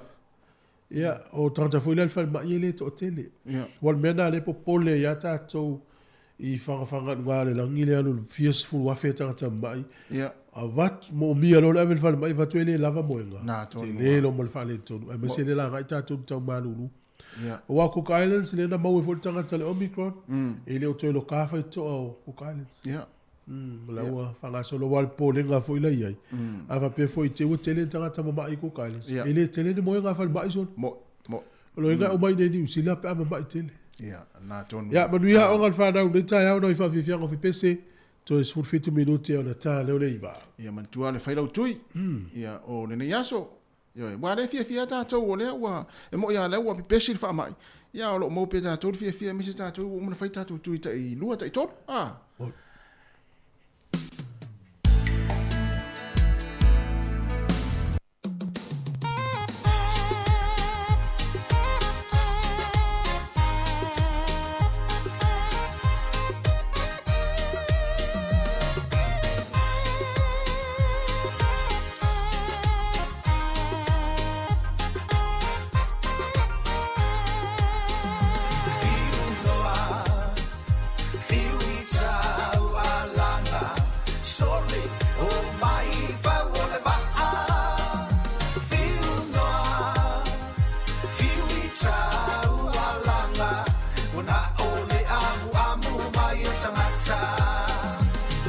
Usau nei o le lolo, talo fa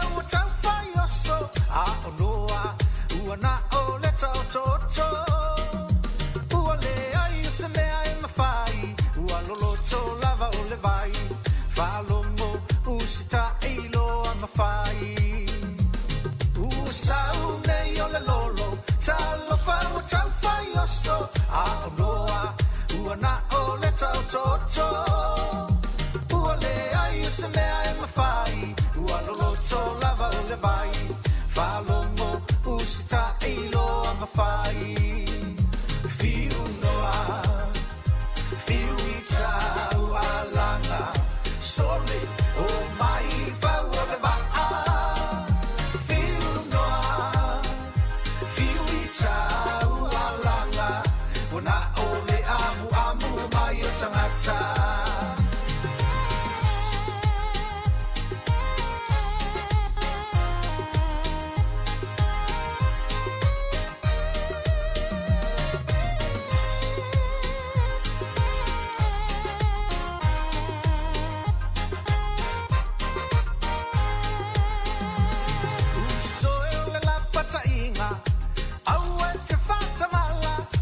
Tani ualiu tino tangata ia lelei o lau whalongo ai awai te toe nofo nofo fia fia la ia i lea li iwa i sa o loto usoe o le la patainga awai te whatamala o satani ualiu tino tangata ia lelei o lau whalongo ai awai te toe nofo nofo Fia fia la ia i lea li iwa e sa o loto Fiu noa Fiu i tau alanga Sole o mai fau o le waa Fiu noa Fiu i tau alanga Ona ole amu amu mai o tangata Fiu noa Fiu i tau alanga Sole o mai fau o le waa Fiu noa Fiu i tau alanga Wana ole amu amu mai o tangata Fiu noa Fiu i tau alanga Sole o mai fau o le waa Fiu noa Fiu i tau alanga Wana ole amu amu mai o tangata Wana ole amu amu mai o tangata Wana ole amu amu mai o tangata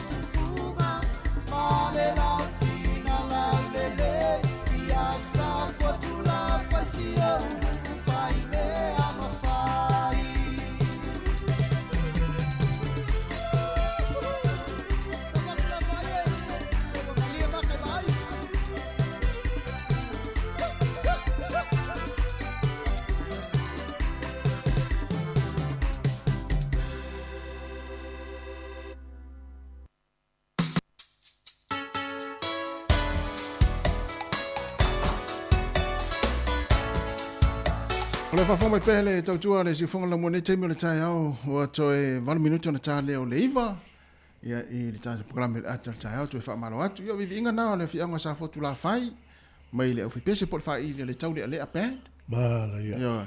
Mala ia. O te lewa atu nei I tau sanga nei whata o to ia fuafuanga le tātou palemia, Jacinda. A le e fōringa mai e ilona wala ue whapitoa lea na te whai aile la unga whapitoa lava. Ia. O le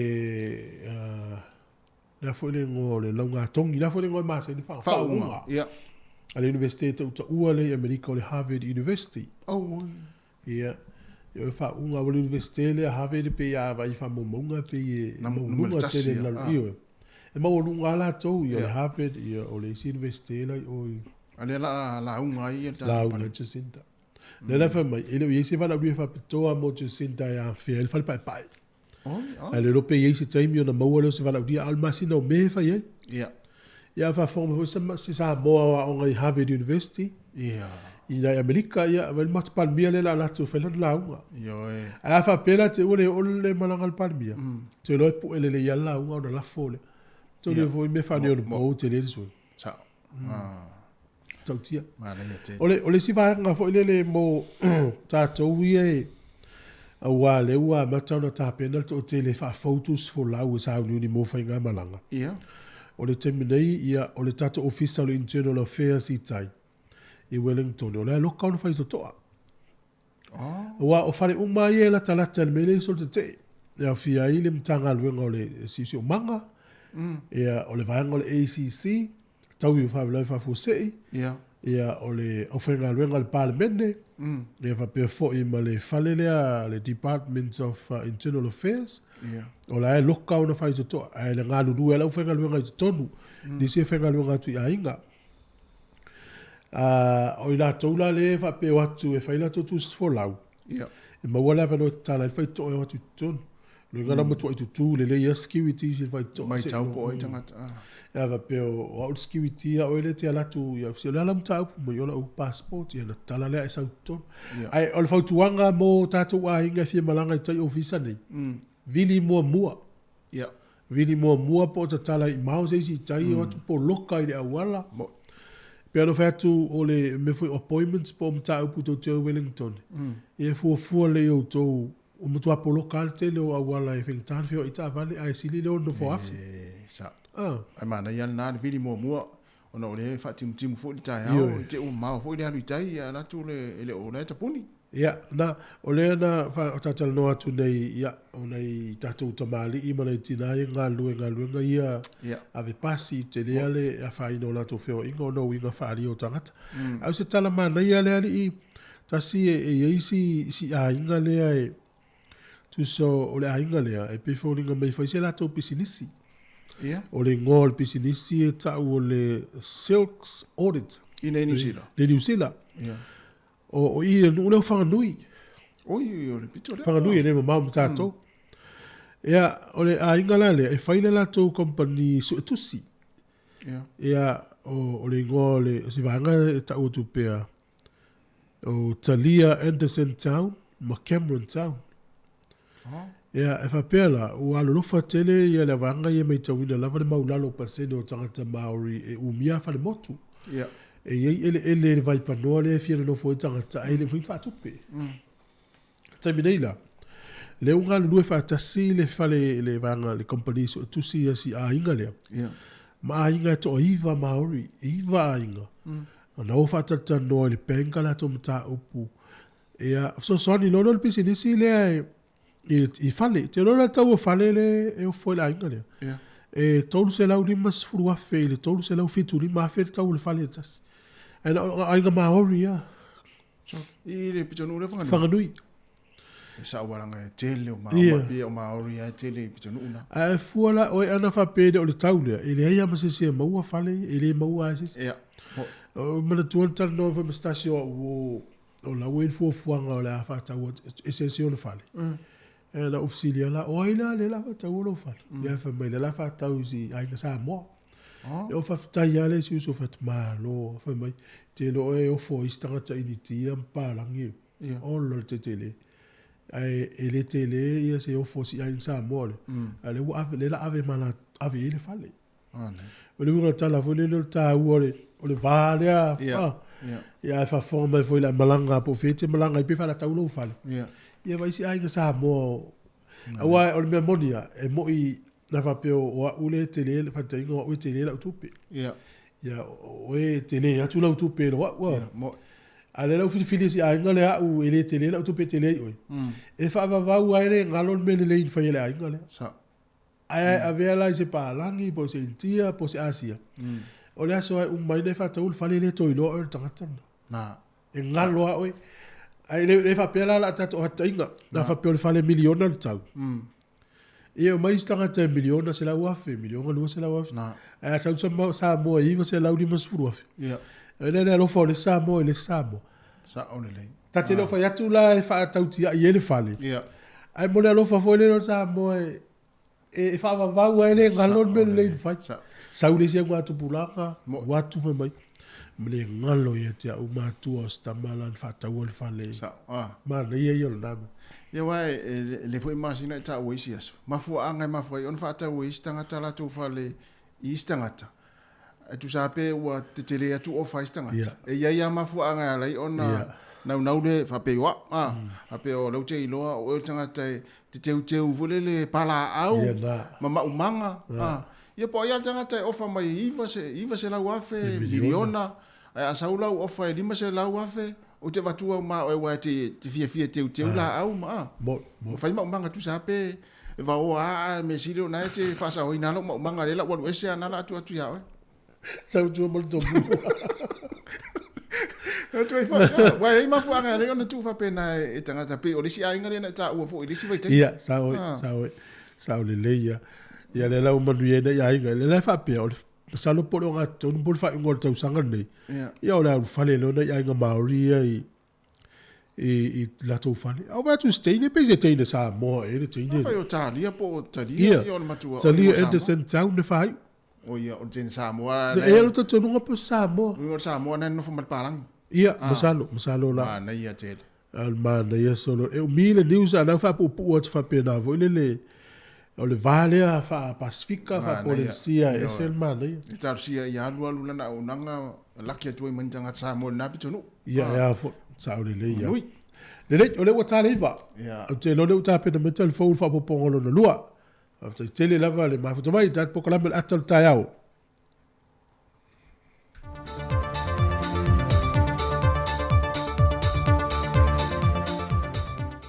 le nganga fie to e fatalo fatu ai fa fonga anga lo tato tunu al Dr. Masandil si fonga le moa te wale telefone mai sa moa wa to ta fie America sa moa le sa o lo tonga le na tu ina tangata sa moa pe amalangatu e le to e whaano fo e se ai malanga sa o yo lanto wa inga. Talo mai o na mawe sa mo i lanto ua mau le wha mai o COVID-19 furuiva, wa to e sui e fua fuanga o polo inga o le wha mai o COVID-19 furuiva na motu i sa sae. Pe o na sila fia o le tausangan te nei na te tālai Amerika sa mo le awa no lea a o le ua to e tāpu nia. O lo tāo fia umawhai ngā malanga i Amerika sa mo le teimile nei, o no se whainga malanga mai Amerika na fia i tangata o le pase se le wha mai o COVID-19 furuiva. Le au fia i masa moa. O le vaiaso fo i lene te nei na to e te tala i sa mo le awa no mo fe malanga inga i le vao moto e lua. Le o lo awa no ai le ofiso le pale mie mo i lanto e fi talo sange malanga i le moto i sa sae. O lo te tala le awa no ia i lanto. Pei tai mo i lanto o lo i Amerika sa mo e fia malanga mai. E talo sanga le konsula sa mo e tutuila. Mo an whanoa e malanga mai ai pe a whai ai te tala whanoa. O Amerika sa moa o lo iei fo ilalo teu teunga ma iei ngō polo inga o COVID-19 fluiva ma whai ngā malanga. E whaanofo e se fo ilanto uma o le a malanga mai mo le luas fulmaltasi aso. O se ngā yo inga o fau malo, wa te tau wei o na wha ma vai mai le tofinga, a wā ele o nge tangata na matanga luenga wa onga. O se vaenga le saunoanga le fionga le minista o wha ato angam whai ngā whaiva, la audio le male to le o tempo la te Valfosi Schmidt, e lunga o le TV e le whaka sa i le whaai unga le vai aso.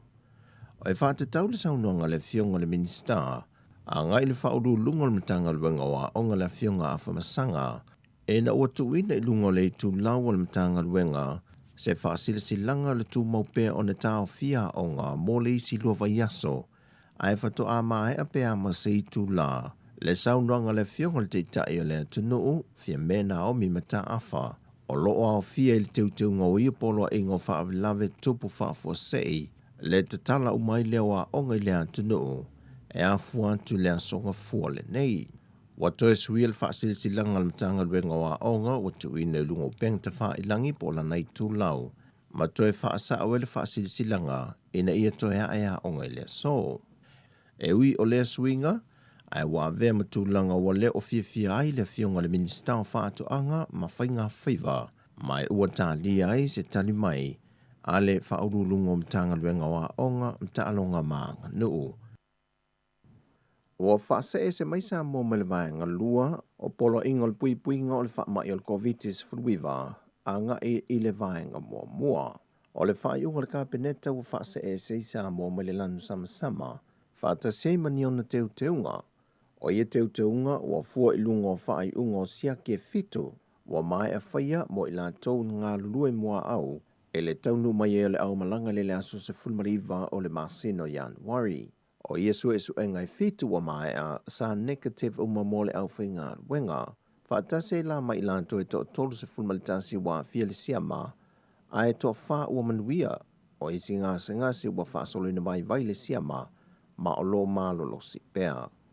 O ia teuteunga o le atatala ni vaenga o le vavao, mai na amata wha maluina mai le tau leo noi lea fiafio le sa whariles fulmalitasi o Februari lua filua sa fulmalelua, lea, wa tau fia e whainga malanga whaavau malo po wa lele ma wa ala upasese, se i vanga na ua iai se whaamau ninga ale ka peneta.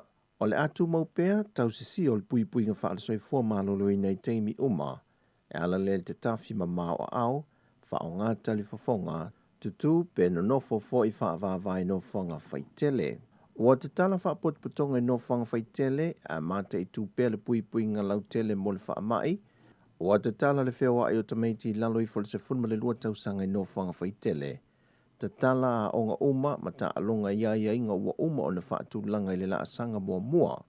Te tala whe malanga inga i le sami ma le lau ele i teimi whaatu langa i na masani i aso uma le vaiaso. E ao fia ma le aso saa. Ua te tala ta elenga i le sami ma vaitafe i aso uma le vaiaso. Ai whaatu a te tala i aso saa i le tula i se funma le lua i le awa ulianga i le fiafi. Wa tapu ta alonga whaitupe se vanga nā i ta alonga pinko, mai le aso ngā fua i le aso tona i le ono i le tai au i le se fulmalitasi i le pō, ma le kasino ma le aso ngā fua i le aso tona i teimi ua whaatulanga i nei le la asanga mua. O le teuteunga o le polo inga mō kampani ma pisinesi tu ma oti, wa te tala fale ava ma fale kalapu mai le aso ngā fua i le aso tona ono i le tai au i le se fulmalelua i le pō. Wa te tala le whaata wino le ava malosi mai le aso ngafua, e le aso tona i no whanga ma whale o loa whaatu la whanuina mai le ono, i le tai au le se fulma le lua le pō. Wa te tala pāpia o whale tele malo mai le aso ngafua i le aso tona mai i le ono i le tai au i le se fulma le lua le pō. Mō nā o malo o alala i whale tele malo, e whaatanga ina o na tau maa whaava ma whaatau le avai le aso saa. Wa te tala whaafiafianga i whaletele malo, te tala mwhale ainga ma tau maafutanga e tau ma mawhai le atunu i te tonu, ma le ave ina foipo takeaways, mai le aso ngafua i le aso tona i le ono le tai au anga i le se folo i le pō. Wa te tala marketi whale o lola aiti, supermarketi maisi pisi nisi uma, o le te tala whale o lola marketi, supermarketi maisi marketi, o anga i ei le atunu o mai le aso ngafua i le aso tona i le ono le tai au anga i le se fulu i le pō. Mo toe matala whale ia, o le marketi o fua whae le leanga mai le aso ngafua i le aso tona mai le ono le tai au i le valu i le pō. Ai mo le aso sau whaatulanga mai e teu ngō polo inga, o le ata tala le marketi o ia, mai si marketi uma mai le whae i le tai au, i le iwa i le tai au lava. O supermarketi ma whale o lola iti i le aso saa, pamu penseni ma whale talavai privates, e te tala mai le se fulu ma le lua i le awauli i le se fulu i le pō. E te tala fale ainga mō tau maftanga mai le se fulu ma le lua i le awauli. Wa whaatanga tangata lau tele o le tau mawhai fale tele malo i aso sā mai le se fulu ma le lua i le awauli anga i le se fulu i le pō. Ai olo o tapu o na whaatau le awa malo se i vanga na ai malo olo o api i fale tali malo. O la te tala whaatau sa vali o loa i le taulanga o mga ala ai tapu mō tamaiti lalo i fo o le se fulu ma le ono tau sanga le maa te tua, mai ao o na tau sisia o mapolo inga wha le soifua malo lo ina. O toe te tala au o nanga mō whale mai, mō nā o i lantou lava i ngase ngase. E to atasi le tausi mai le ngase ngase, mai tapula a ile nā o le to alua i mawhai o nā siasi se ngase ngase i so se taimi. Wa whamalo sia tuinga mo i lantou e le i whaia lava ni tui pui pui o le COVID-19 funmaliva. O i lantou e le i mai a tui e au fia i malo ma whanau i le vao le se funmalilua e le se funmalivantou sanga. Wa amata whaatino lo tuinga mo alo ma whanau i le vao o le lima i le se funmalitasi tau sanga le maa te tua, pe a tau nu mai vaila au mo le whanau, leo lo tali tali e le so swani mai New Zealand, e le tui e le tuahinga o le Pfizer. Sau no le fionga le tamaita i pāle mia, e ono toi iai se isi fisuia inga wha na tinati i le wha i unga le kāpeneta, pe a whai e toi tula i mai fo inisi wa a fia, e le siamo le COVID-19 fruiva, e malanga o lo o wha anga solo mai. O le wha i unga le vai aso nei le ana tau nuu mai ele whai ngā malanga mai New Zealand, o le whai ngā malanga le na tō loa mai le aso lua se fulma le lua le maa sinan te nei, le whato a whaatanga o na toi foi mai le ante nuu. Ua toi wha mamafa mai il teitei whono le komiti o wha avilai wha sei, anga whiri tō mai Mano Shem leo, i le mamalu le ante nuu i se pepo wha amtalanga. E whapito le ia i lanto e maua awa noa e whai malanga i, ai mai se lava ia i lanto i ngā luenga wha avai teimi, i atu nuu i whafo. E tapu pēr le whaapotopoto le malai wa lele i whaleolo, ma le wafu i mata autu, se i vanga nā lava na o tangata malanga. Wa whae lo fo e soli tu la fono le leusta i o tu unga, ma nei tapu, mai ma whai o na whaasala ina so o se tasi le sala tupe, e o atu i le lua feta la e pe o na whaatulanga ina ia ingo le polo ingo whaavilave tupu whaafo sei. Whaamanino fo e anga fili, e matua tapu so o stanga te wia pe a whea no whangalo whaanofo e se aipo quarantine sites, i lantou wa whai malanga mai atu no mamao. E na o le au whai ngā luenga wa iai le whaatanganga, e ma whai o na ulu whali tu tono nei no whanga, mo le tu inatu o au nanga mo mia. O talafowia mai sa mo le amatanga le nei vai aso, manuia tātou tino whasoi foia.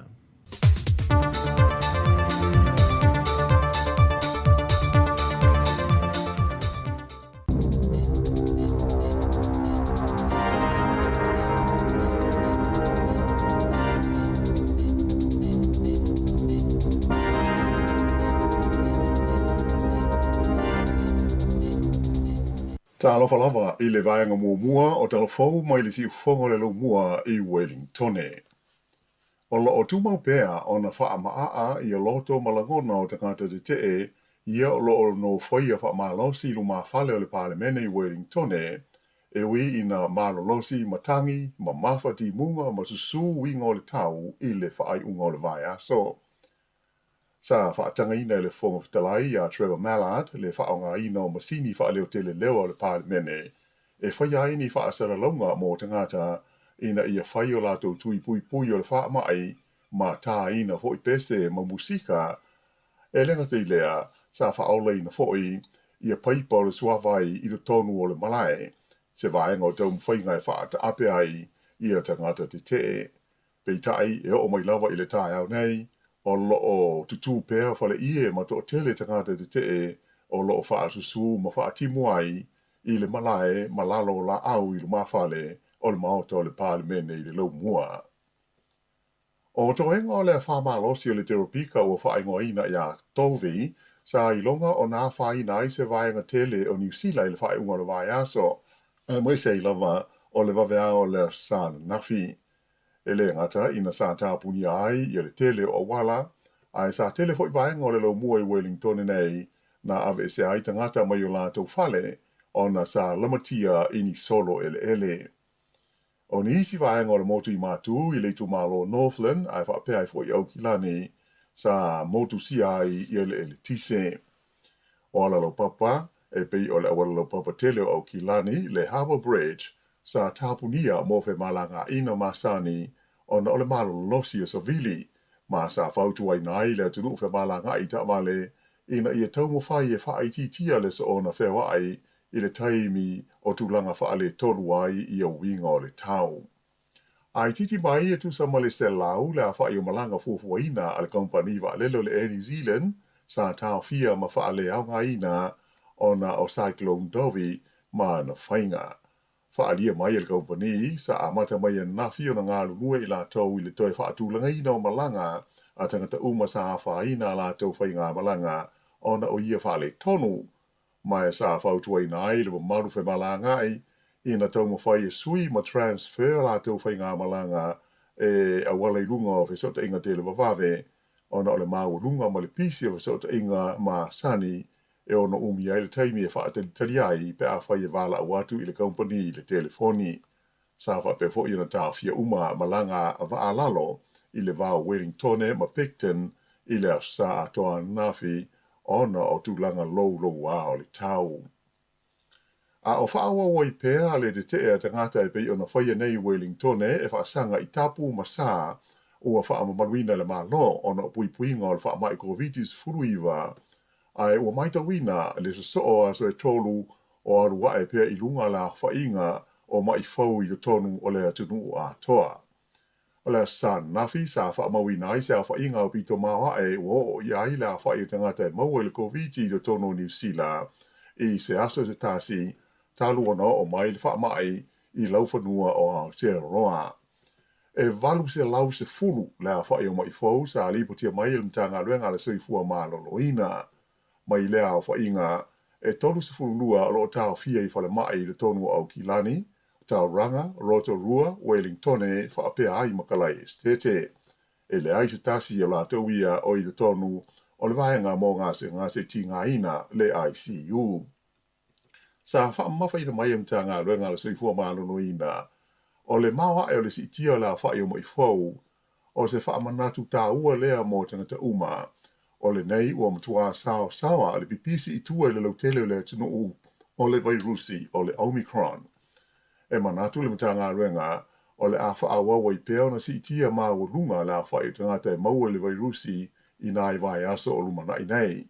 Mai o le whautuanga lautele mō tangata uma ina ia taumawhai I tūranga ma awala uma e tau whaatele tele ngese ai le pipisi o le vairusi le nei ma ia tautua nā le saonga le mū ma le soifua maloloina o le tangata ia ma lana whanau ma lona au ainga. O le lasanga o pito tāua lama o le whaamautu leo le awa noa e whai aitu I pui tu sa po o le tui mua po o le lua ia po o le tui whaao pōpo foi. O mai whauia sa whaamawina na nafi e awhi ai le ono se lau ruas ful tolu I le tonu au Kilani.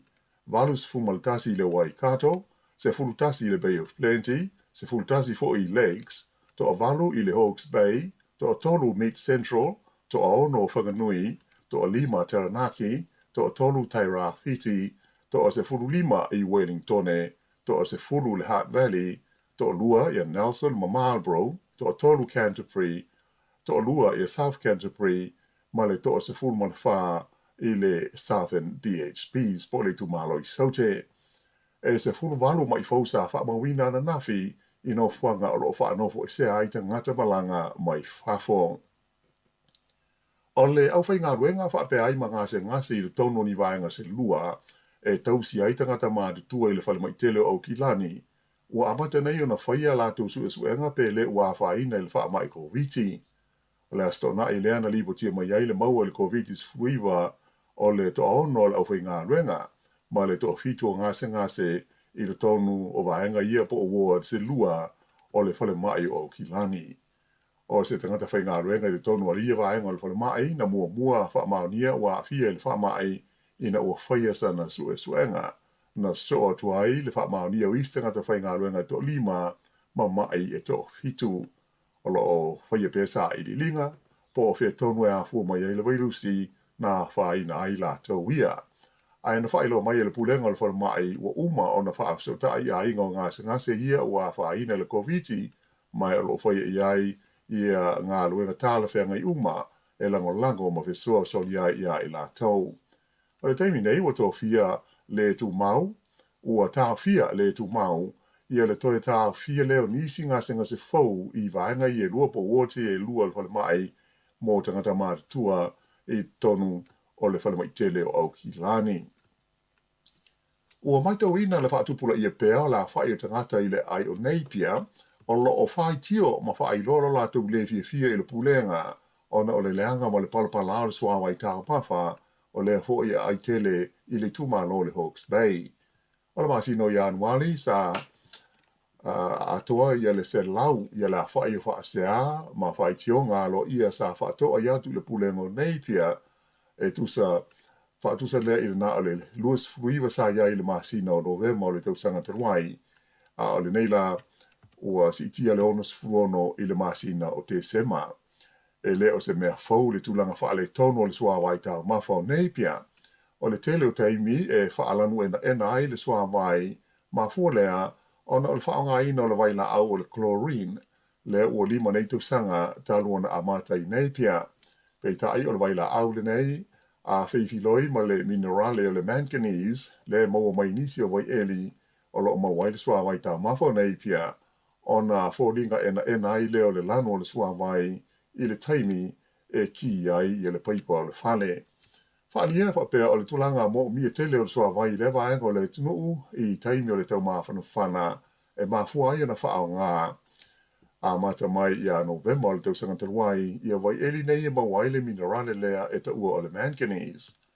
Whaalia mai la le pulenga o neipia na amata mai ai le nawa ai taimi o na lātou maua whai tionga ma whaasea tangata e na nofo i pitanuu o lo maua ai le suawai mai wai eli ia ai e awhi ai pitanuu e pei o le Napier Hill o ma rewa whapea ma te awa ai whapena fo i malawaenga tūru tonu o le tāuranga po o le Central Business District. Whaalia la le pula o le suawai o Napier o Russell Bond o wai eli whapea nei e na o le tau mawhana whanalawa la tau te whaao ngā ina ai. O le atu lai luma o whaamsinonga i Palmerston no while taio nei se li tala waus furuiwa te usakale matua na loka i le polas fureile ona o se vevesi na adi li mai le taimi ni tuunga ta abale a tupulanga tala wau boy races i le pitonu o Longburn. Whaalia e le li Sartini o David Wilson na longa ina le leo inisi ina ua soa e se ta abale sirangata i le mea sa tumu i ai tupulanga tala wau i le awala o le Works Road pe tusa le o le tasi i le waweao. O le taimi o tau mwhai ai se leo e tau fia stangata o na o winga paa a e tā ai e stasi mai tuaro na uru ma pa ua i lalo. E leo i loa po aina i e whaia lea ngā i o inga na manua ai le i leo ma tonga fitia ai le whana mai. O lo fia mawai e leo ni mōri mau i tusa o lea whalaga lawe. Whaalia fo i e le li Sartini o David Wilson to tasi le isi tangata na manua i se mea mai i lea lava po mai o lo tinga ina o ie le whare mai le taimi nei. O le li es fuiwa tau sanga leo o molia o masalumia lo na wha o ina ni manua tu ngā i se tangata. O le atapunia mo whemalanga inga masani le awa le tele numele tolu i mātua le maunga o Mad Messenger i Taranaki mo i tuna ta i whai le aso mo se vaenga tele le vai aso le nei. Ma fua le fuafuanga o na o le so le a matai ngā luenga o le suaina o le awala e sa uni ai mo le toe whaataina a toa. Pea whai e tala whea ngai mo ingo le tau. Ai ale ai o le atu i le so lulu e a matai ia ngā luenga. Pea mo le tolu ni asa o le fuafua e whaatino ai le ngā luenga le nei. Mai o le atapuni ai le awala mo whemalanga inga ta wale i le bao le se fulu i le tae ao mo le lua i le au auli. Whaelo mai e le tamaitai o Jacqueline Hankin o le mtanga luenga i pule awala le waka kotahi o le nenga luenga o le vaenga amata lea ta pena ai le awala le nei mo le toe valitaina i nai masina o luma nai nei. Sa ia whautua ina le tunu whemalanga ai ina i tau mwhai e alo ese mai i le uia o le maunga le nei Mount Messenger i le taimi o lo o fuafuai nai le ngā luenga. O lisi vaenga le tātou tala ua tu ina mai le whautuanga alo ia a le malo New Zealand, i te ngata New Zealand umalo i te tonu le tonu o le Ukraine, ina ia lātou tu ua vave ma palanga ese loa mai lea tunu o le wha te tele o ese inga wha military o ali li mai le vaenga o le kelo pe le teimi nei. O le wha ingol vai aso le sa wha iai le nei whautuanga alo ia al te mai ta minister o le vai wha New Zealand na mai a mahuta le na ia ta wai o tūlanga le mautonu ua iai le ese inga i le vā whelo i le malo Rusia ma le malo le Ukraine ua le tau ai i tangata New Zealand o i te tonu o le Ukraine o na tau mawhailoa i malanga ese mai se manu o maua le avanoa i malanga masani e vaalele e fo i mai ai i New Zealand. Whaali e fo i le minister o lo mai mata i tū ina pea ma le toa le malo New Zealand i tūlanga ua li mai le Ukraine mai o le whautuanga mo te ngata o New Zealand o lo i tono le tunu nei e te tūsalaba mai mangai o inga a isi fo i malo e pei o Australia, Amerika, ma Peretania tele. Lesta o na i lena whaalia mai ai le Pelestene Amerika o Joe Biden o te tau i tangata Amerika o o tau i tangata Amerika o lo iai le tunu ule nei o nao ese mai loa ma le Ukraine ona ele ai ni fita Amerika e awina atu i ai e lawe hai i la tau pe a o ina oso fo ia le tunu o e Lucia e pei ona iai le popolenga o le tele o tunu o le lalolangi. Pei ta ila o tele teimi o wha ailo mo iai le malo Lucia e le o iai sona wha amoe moe e oso fo ia le Ukraine e ui ina silia mo le selau afe e la wha ailo na fita ua iei nei tua oi ma Ukraine. E le ngata i lea ai alo hoi foi ni wha te ita inga tu wha atasi e Lucia ma le fita ale atunu o Belarus. E ta longa ta ngā polo manu malole i au ki lani o Ryan Fox i le ta wanga whaingo ina o le Ras Al Khaimah Classic le sa whaia le United Arab Emirates i le whaingo le vai aso. O le taumisanga whai u sa i e tai nai ai e tolu anda pā e a matula i mai e o na aia whaai e luas fulua anda e a pe tusale ma le 5 tā vai ma le li ingelani sa tūlunga lua o Ross Fisher. O le whaarua ele nei o na manu malole le nei o Ryan Fox e se tau wanga tele o ta ngā polo le larulangi talu na ve o ia ma polo fesa o le tā longa e awha miliona tā lala na tūpena mawai i lo na manu malo. I awhelika i saute na tūlanga tolu ai le isi ele i New Zealand o ia Daniel Hillier e le tau wanga o se vanga o le European Challenge i tā ngā polo.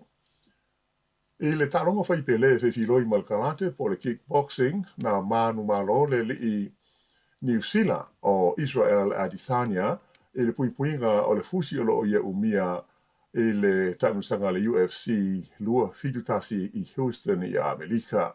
O le whaafai le nei o na manuia tau mwhai ngā lea tau le lea e puipui le fusi o le panga o le middleweight o lo ia umia. Na malo o ia i ai le li Australia o Robert Whittaker ano po. O Stasia panga wha apopo le po, na malo ai se alo Samoa mai New Zealand nei, le li o Carlos Ulberg. Na au whaatasi wha amasino e tu ina atu le manu malo ia Carlos Ulberg mai le na panga o le li i meuli ngoa ia Fabio Cherant e mai wha peo lana ta'alonga mua lea i le ta'un sangare nei le UFC lua fitasi e pei o na ta'alo ai nei o ia i Amerika. O le whaingola nā o telefou.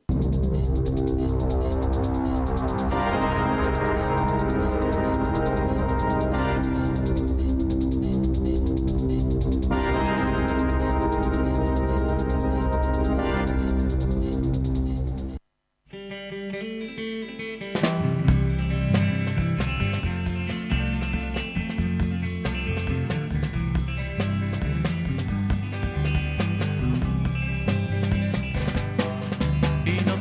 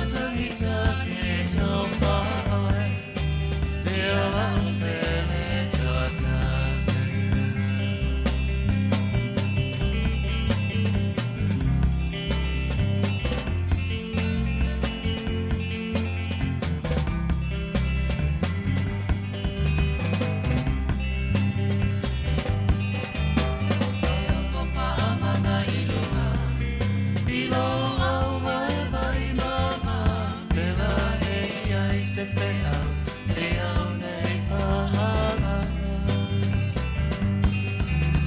Awa tui alau mea ai Ma se e malolo ai Mama koe whanua Ai so ia e te whetalai Say my darling to whaoi Tini leo tia le nganoi Le ngalo awa mia whawhia loto Te mana tu alau masai Te eleni le whama taki taki e to whaoi Me alau pele to tasi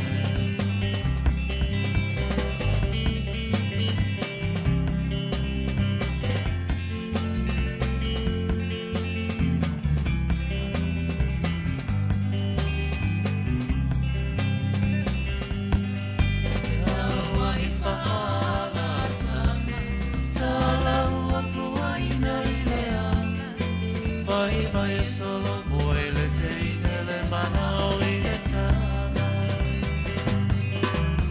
Ai ui le au te le kea Maula maua te whea Kua ma te le sia ki sa whala pena meini mana Say my darling to whaoi Tini leo tia le ngaloi Le ngalo awa mea whawhia loto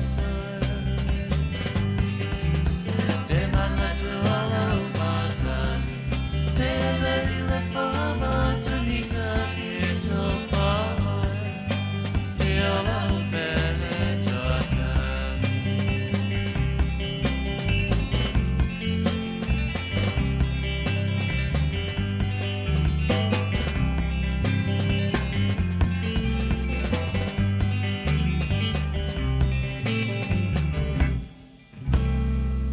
Le whawhianga mātangu whia masi o whong malia o le penino tia whau, nofo I sala whai lo motu, I o e sa o le lei, ia o le motu e whai mea ma whai, e tele la whai upu, ia e whai le motu o sala whai, ia po le motu tele I sala whai, ia o e sila whia umama, I lo uma sa moa, ia le motu, ia o le motu e mātangu whie, lanu lau ava, ia ona si o manga, ia le ngata fo I lea I while mu, ia tangata, I le ngata fo I, ia le whewa inga I lunga o wala, ia a o fulele taimi al watu e lau ta avale te vai atu I lea nu o lea fio anga ia e lea I se veves ia le pe o ia ona o motu ia o polu ia ona o lo ia le taulanga ia o sala fai me fui na tele na o ai foi lele vaenga lea wa mau paolo pe foi lele wa mau ala to ai ngai sala fai ia ile au ia ina to foi lele a me se la to foi lele o polu ia ai ora ai foi le po wa mau paolo po wa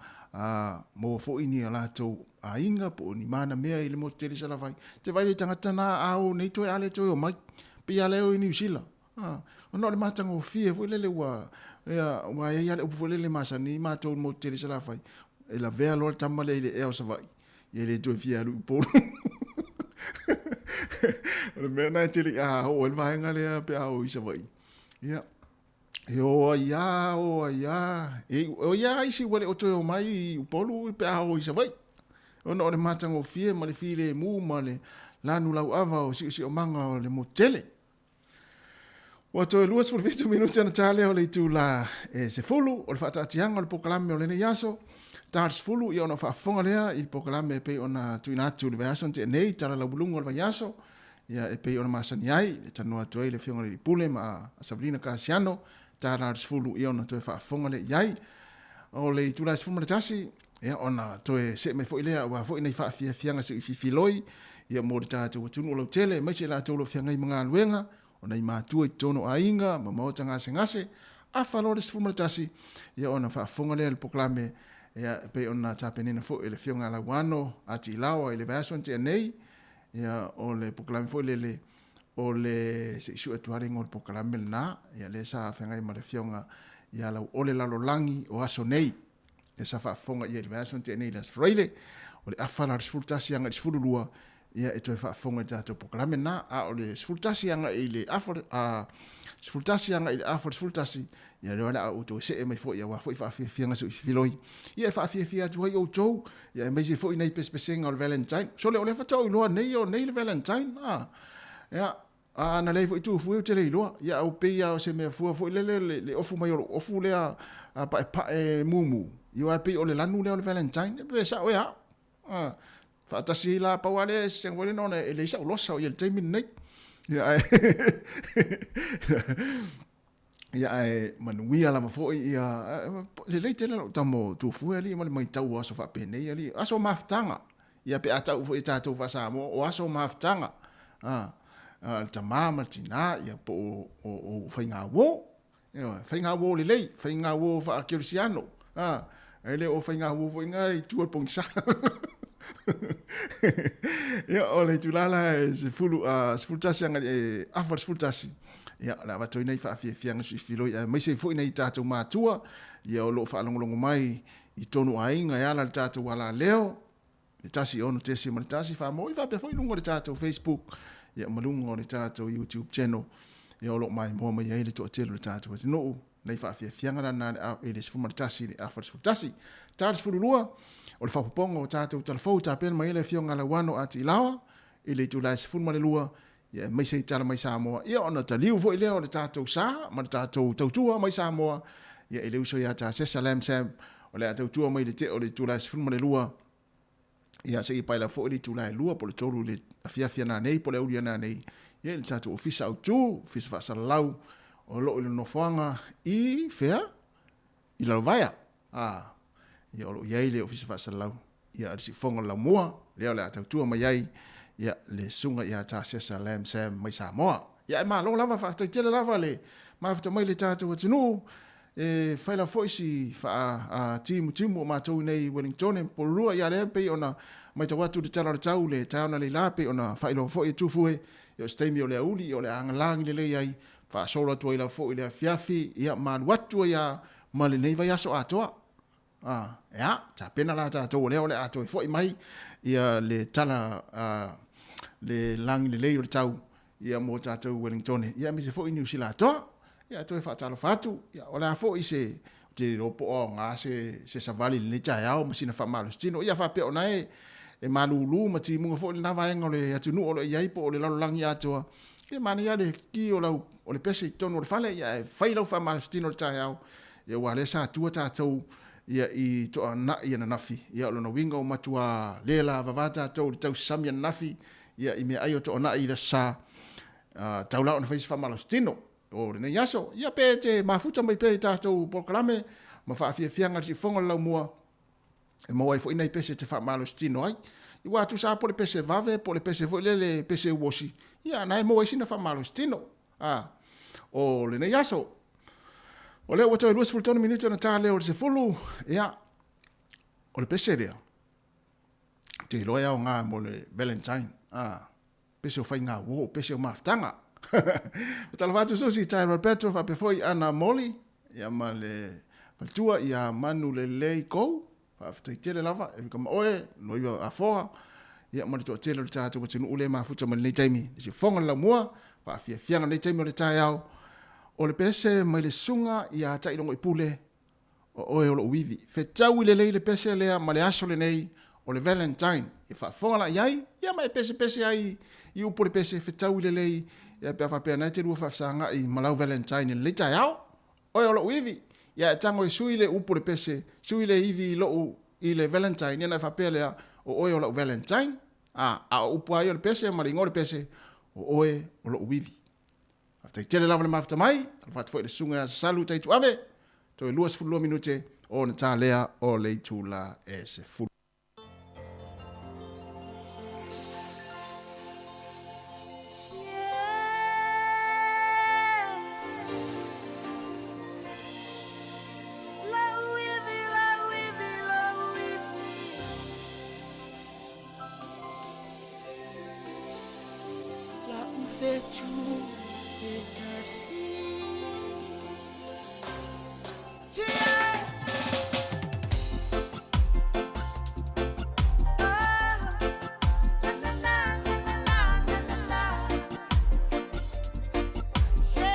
special Valentine. Ja.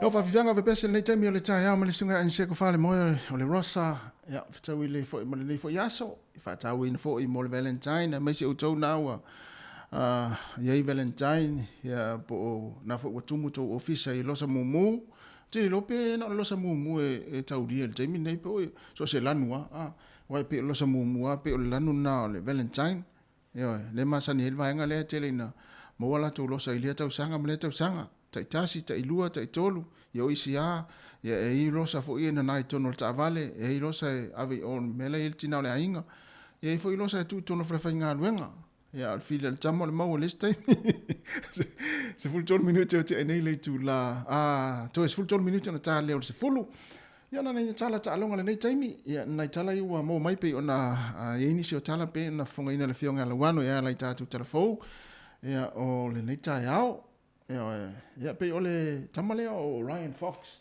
ya le masani ya tatou ya fia la foi tatou ya fia ta longa le o le tapolo ya sta fia mo New Zealand pe ole tamale o Ryan Fox ya ole tali le o le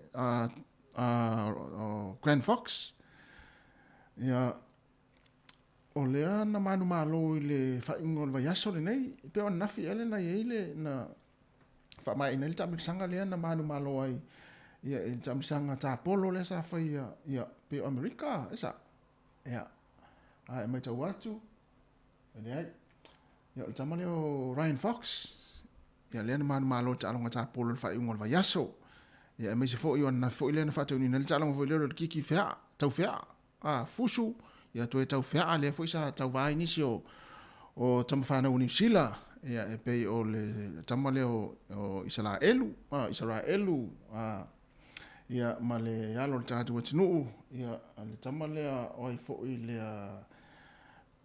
ya le na manu malo le na matu tatu telefo ya na manu malo uma ya lo na New Zealand ya i talonga le ki tau fea ya me se la lo tatu tinu le sunga ya tai ya le na manu malo fo i nafi tam fo inga sunga i miti fo i le o i sole no mata la i fusuanga ia mata longa ia nafi mana ia tele tam fa yola tam fa na ulta to tunu awa fu le wata uta ua ia malta to tunu ulta longa le ia wa e fu le ai me sia na ia lo ulta to tunu le ta la tu songa imiti ia mana ia mata tu ia le fo ito inga ta longa e ua ina fa tu le fa ia si mata utia o to inga fusu le malto inga ta longa le ya ai ona pa wa ta longa fia ia ni so la ta to tunu pe la ona i ta longa na fi ele na manu malo ai ia ta male ta to le o tai ia po tai ia ile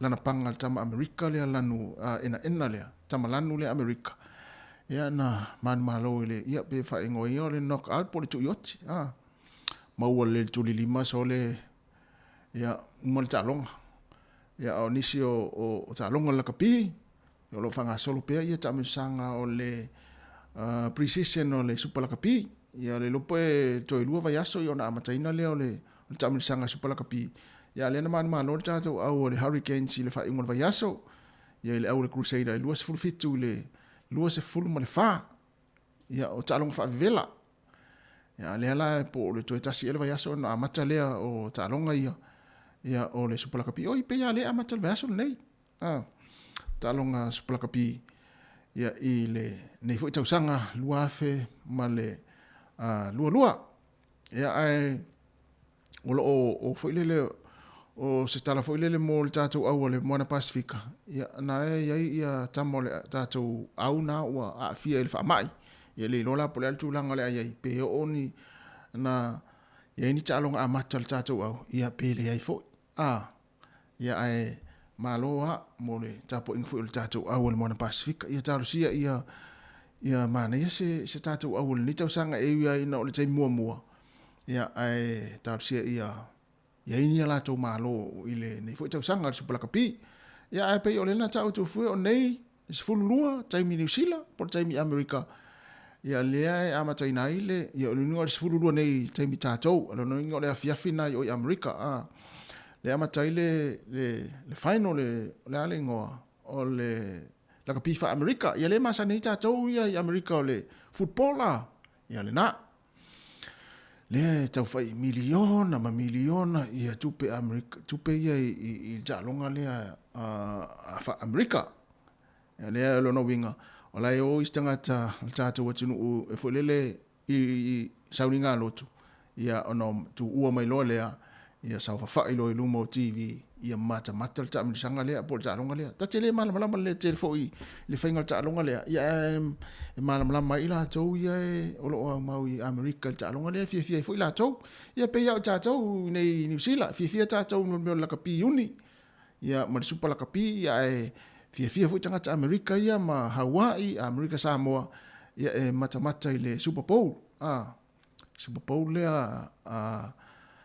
Amerika ia le foi tele lo po ta alo initial ta to initial tama fana o ta to no le final le a fight ia stemi ona na mo foi le vanga na ia o neila le ia foi alto tele foi tanga New Zealand fia ta longa le Super Bowl Amerika ai mai se tanga Amerika foi le lo au mau tonu o New Zealand nei ia pena o na inisi na ta longa nei taimi ia le ua toe toe 20 minuti ona tale o se fulu ia la matu nei fa fianga ia ia tale o se fulu fa fonga le toe fa salawino tata proklame o tala ulunga va yaso ia tale se fulu tasi ia no toe se me foi le ua na i musika foi ia ua foi le fa fonga mai ma le mai le tata tunu le tu la se fulu tasi se pa ia le afors fulu tasi ona toe fa salawino le proklame ia le ana fianga ma le fianga la wano ia il vason tenei ole lalolangi o aso nei. Ia, ia manuia lava fuafuanga o nei aso le tātou o tinu. Ia, ma futa mai pia ma tātou, fato a tātou tā apea i la fia nā nei, ia po le lua, po le tolu. Te aloris furu lua o mai i telefon ma tala mai Samoa. Ia, ona taliu leo tātou whaasa launga, ia i le sunga a tā Sesalem Sam, o fisa au tū i lalovaya, ia uale whaawino le tātou tautua, a si fonga le lau mua mai Samoa le te o le tūla se furu ma le lua. Toi fitu minute, tā le tūla e se fulu. Mr. T.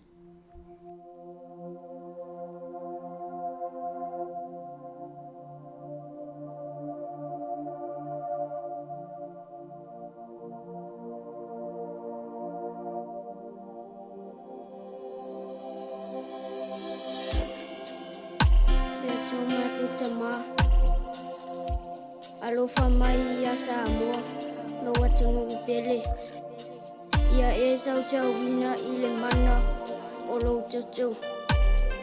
Ona o Yesu. Tina le matu i tu i mao ona. Ine o langa talofa. I le tangi o e. Tama la ve ai mai lo une yola. Ia e lo fa mai a vese. Oni mafatia. Yesu e lo faola. Talia mai la fatoma. Tau tai o e la matopola ma.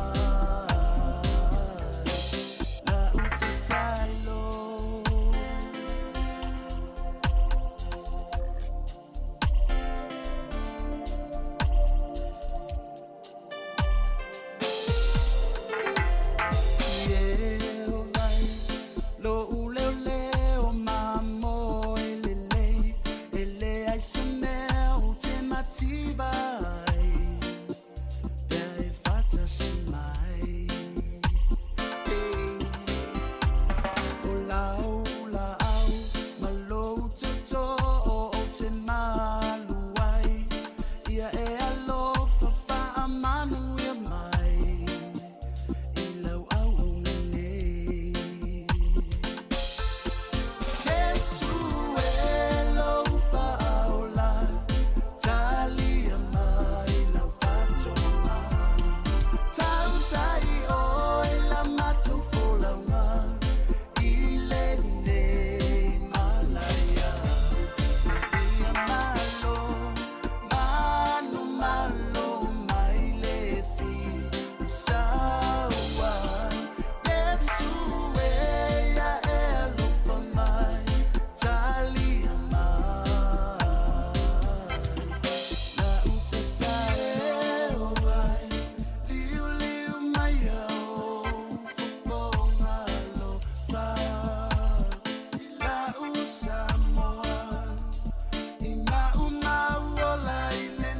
Le whawhianga me sunga ya misa ti le te mele tai au.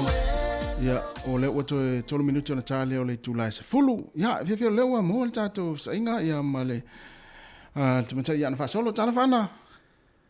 Malo sai ko tasi, patara pats foi de malo tato pa fonga ni tai au. Timunga tato po rua. Malo whawtai. Ia, manatu e nei vaenga nai peforinga o ina lea ua tātou i poru rua na ua whangasolo ia tātou foi o whai tui, o le sao lea. O vai fai le fai le test foi le asu engor. O le test, ia. I tato le vaenga masani le I to Davis foi le I Bedford le fale I le o tante fai test. Ia. O le te pasi mai nei pe o mai lumo le fale sa foi le ale Hosanna. Oh, le I le main road. Ia, so le wa matana ana I tua I le awala le astro le pliti o tava le. O tata foi le ti o ngai toni on mele fai tui o ia test. Lona winga ua anga ile telo tangata le taimile nei ona o lea ua matawatu o lea ua se fulu cases o Aloha Heart a lima Wellington. Lona winga o se tu taua tele le o e fai ia test le taimile nei e lo ai o lea ua mo ia i porua ia e taua ona o e fai ia test. O te ole tulang ole vainga o se vainga le ile tasi mo tato le di fiatata vele le tino e fai su engor covid. O le mai tato la vai Wellington le sulu lima. Ia. Sulu lima tato cases ai le fai lo mai pe fiani cases tato la vai po rua. Mana ia tele ia tarsia ia le peale o poloka ile wala. Ia el taimine o sole poloka le watu le I Kenneth Creek ale sau mai ia le senta ile o faina. A te vai ni se ta vale wa matana pipi o la wa ta fai tu ia te lo e por le wa pipi la ono la tu le kiu. O ia e ta wa le lava pensini ton ole ta ale tu fo na mana ia fo lile. Ia mo se fe no pensini mana ia fa pe o la poloka ta pe ta vale. E se fe pensini wa o ta fo pensini le taimi ia. Na tonu a ta le ta sia sineri potina mana ia foi no to foi de atunu ia o e foi wanga te malanga inga nei aso. Ia malo va tai ia manu fo nei aso i fo wanga o fenga iai fa tai lava le vala mai ana mo tato reporti. Ia fa tala tasi ala fa tala tino. Ia tai. Sai foi. Ia va va. Ia te mai ana fa solo ina wa mai reporti tato le I por rua ke no ski por rua. Ia na wa kiula to io e fai ia siaki. Ta ua tele le fai siaki te minei. Ia na ole ua pepesi fa solo ato le fa ma I New Zealand atoa. Ia e mana ia le anga I fai siaki ia ma vai po ipo o fea le avanoa po fea ia le unanga na lo te tala le taimi nei ia anga I fai tātou tui a me se tui lo na tolu le o le pusta ia te taua ana fai tui lo na tolu tātou le o tāle tu la se fulu ia le la atapena mele pukalame ia o tala unungo le vai aso.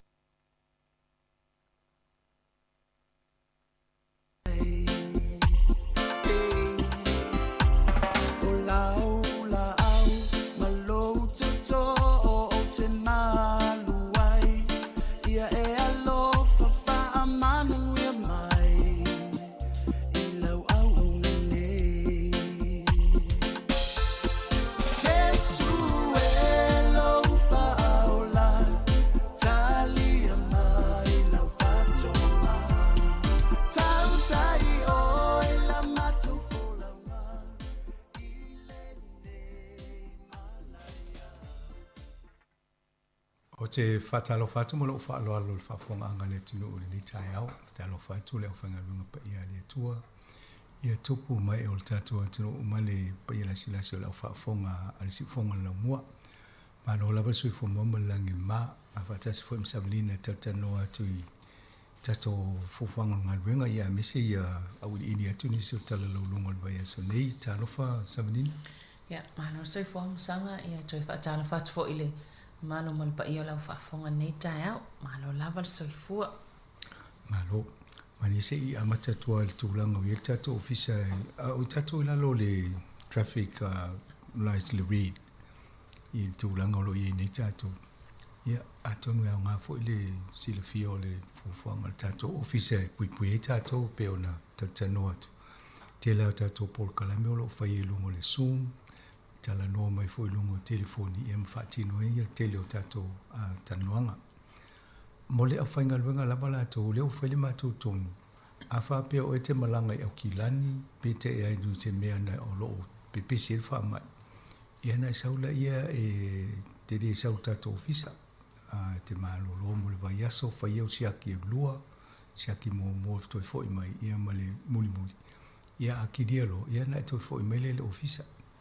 A tonu vaenga nei fufu e mātou na ia tamu whai pui pui a wā a saulos tangata a sau mole le wha mai a pisi maua mātou a isolate uma mātou pe wha anofo o le rola pe wha whena wha o tato ngā ruenga le tio pe o vaenga la nei e tatano fo ina ia wha maoni uma mātou a alu tangata se me ia pe i fo tangata sau mai au kilani ala te no wha tasi po vaenga ia le tele le pa pisi o wha mai ia ona vai voli e longo mai le ofisa e ngā lue whātasi. Ia pio vaenga nā tato ngā lue mo nisi foi la o nisi o le au whaafonga pe nisi o whaipokalame o mai nei. A whapea sa e malanga fo i se vaenga o lo pesi e wha mai. Tau ana e whailoa mai ina ia whai e sefe o tanga inga talawhea ngai. I le whainga o pokalame. Ia sefe ale tala noa mai le lunga le telefoni po le ele Zoom me whaina whasota ia. Ia ona whatana noa ele i o pokalame tātou lunga le tio. O le vaiso nei sa tarata noa le ulua i pokalame ma le puleno o polua. Ia ai fo o tau matawina le puleno o tātou i lunga o le news o TV1 ngā inga i ngā le toa tala transmission kali. Ia o mai nei le puleno o whati ani te lito silia tu o le transmission kali o fiu fu tau o tanu o namta apu. O la e tau whaisi vaenga o le awala. Ia te le alfa le tonu atonu e si vaenga o le pokalame mateo iei. Ia pe o isi vaenga tau o sa whatanu o le pokalame na ia mo Civic Awards. I la toa whainga o whailonga e alo i e tangata e tau tua i tonu o nei porua. Ia e mo mia la to le nisi o watu whatu atu ni ngō nisi te sira fia e anga waa i vaenga ia. Ia ona whaile o lato whiwhiringa ma ave ese wha maunia pa wha pe talawhea ngai mo whailonga ia tau loa e tonu e porua. Ia pe o le mitmitanga o pulinu sa e ina ua matalanoa le asulua. I le tele o whailonga e wha e whailonga ma le Supreme Award na mo e nei whainga whailonga Wellingtoni. Ia i nei i business i porua. Ia ma nei a fo i porua le ua amatamana i el tausanga. Ia ali lelo ma le transmission kali e watili le leia loa pe o le uso ale transmission kali tua porua.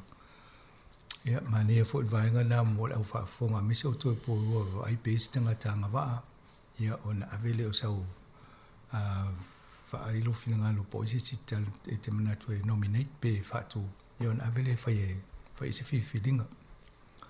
Lesi vaenga lea e le i mamao atu sa tele o to me sa to ye tata no e fa no fo i mai moi fa sa longa mai sa mo ya ta sesa ye ni sina fsiri pe si account number va to e mai so swani por kala me ya mata to ngal venga fa e o lena avatula i o le account number tato officer e mo le tu fa tai o le va ye to ye ni si wa mata ona mai la to so swani e fa to pe por kala me ya me se pensini la ti ta vale ya o tau whae sin tau tār pinsini temi ti ngā tāwale tā se sa lai whaisamo. Ia mere mo le 12 ta ia tau whae me donation se e so soani i ngā ruenga ia. A tōne isi teimi o le tausanga. Ia na watula i o mane fo le whaima watula tālo pe fiel tupe mo le masina mo le masina. Ina ia si le fia e fo i le malo le atunu o le foa i ngā ruenga whaia si ufonga la mua. Ia, pe o whaenga na e mo tual tato pokalame Sabrina e. Pe ni wawa ia tof masanga pe o le a whaia se po whiri. Ia po se whaafelo i ngā loa i o le whiaunga fo ia machi apa po pulea ai. Mana ia, sa o le asonga fua le mau atu e pe o le whatau nuu e le whaatisinga le ia tō maanga whaamau le Filoa e pe fa filoa e fo ima fa e nga luenga stasi o mause tu finga maulunga le malo pe la ele filinga o le a fatoia ma chief pule ai ia o ye o lo tu ne le foi manu kau council yo le lato capital le district health board o Kilani ia o le la o fi o ye le la te yulu le Health New Zealand tu so le swinga le malo o district health boards ia o le la fa ye le tino le va ia nga venga umala to ia mo le taimia le fa ye fo le Maori Health Authority le la mo ato o Matif Pula ile o mo le tofile o ye CEO o le Health New Zealand ia a be fo sta mai ta ile mo le Rihanna Manuel o ye na le CEO le Maori Health Authority o ku to ia o ile na ila o tina mo tina pula so fo malo loina e tau e fo e wa pe au tina a mai lo ta mai chi tu ye ta mai chi te vai a lo ta mala to ta mai a tina ya lo a na mania o fe pula ai o machi pula ia sanga lui fo ia sa ta iulu nei le health board i nei i Wellington ia le ai sa le Ministry of Health le fo isa ye le tnungol tato board le su fongo lo mo e mane le to sa sa po pe de pisite le to e fa mo le to fo i mal tato board so ni tato commit fa ton e pe o le mane va ia tu le e mo pe ai fo ia va no ta woni mo lungol malo New Zealand le o ia sa ininga malo tato ia long fa na o le tunu tu lo pa io pula le sofa ai te tonu le wa matana va ia tato ia tu langa ia o ia fo isa isi to fa pe ia pe o vai nga te tele ia malo New Zealand le health education pe office tele ia mana ia o le stesi sa o fa fo ina le vai nga ruenga New Zealand mana ia o le amatua alu lava le tala fa solpito ai tolo New Zealand ona o se swinga tele le o le au nangol se po malo no ina New Zealand ia le o tu la i mai ia i se tanga Samoa moni lava o le tu langa na ia o le o amatane lo ia ia lo ai i le tu tano wa pese me o masangita to o le fai tu le si ne le ia lo na winga o le la o tu langa le la o le Ministry of Health e tu mau peletino na le malo le tanga wenga na ia sa wa lo male Health New Zealand ia male Maori Health Authority e pe o vaenga na lo na winga o tato district health board le nei ia o le la fai ti o si la tu fa tasi ma lulu e o tato no le o le Health New Zealand te va ia nei vaenga la vai nei fai ti mo tono New Zealand o te pe o Wellington en Porirua e Malha Valley le isi mo ilo tu fa tasi tu fa tasi ia le si me fai mataulia la le lusu fa airports o lusu ports le ni e lona winga la tu fa tasi de lope tasi se po de wa o ma Kilani mo le si vaenga na le motu i matu e se vaenga le central ia so mai ela ia le southern ia ma vaenga pisi me fa penaizo e no ele malia a mo fo ile se ava no stemi mo ia fa tala no ia machi pulai ile tatole tio ia le mo ato ele ia fa tu nga vaenga ia sa ol fie lo polala tu la ole ia ile to finga le ia ile fa ton sino so fo malo loina le Dr. Ashley Bloomfield tu maua te tonu tu maua le tu langa na la ile Ministry of Health te loe la sui nei o le ministry a le tele o fuanga malo ta wale ta siale me e mata tu la to policy le va ingo wa fuanga faanga no ina ngalwe ia si va ngola to o fatino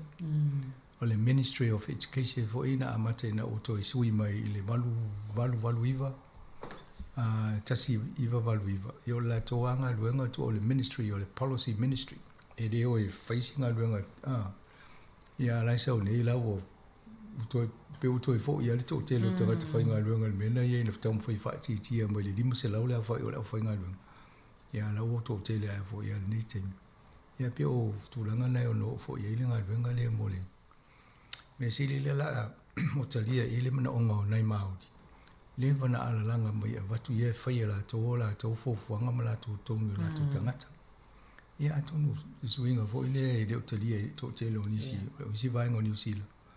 Ia ai atonu la volole tu amano se va ipo la me ono suia.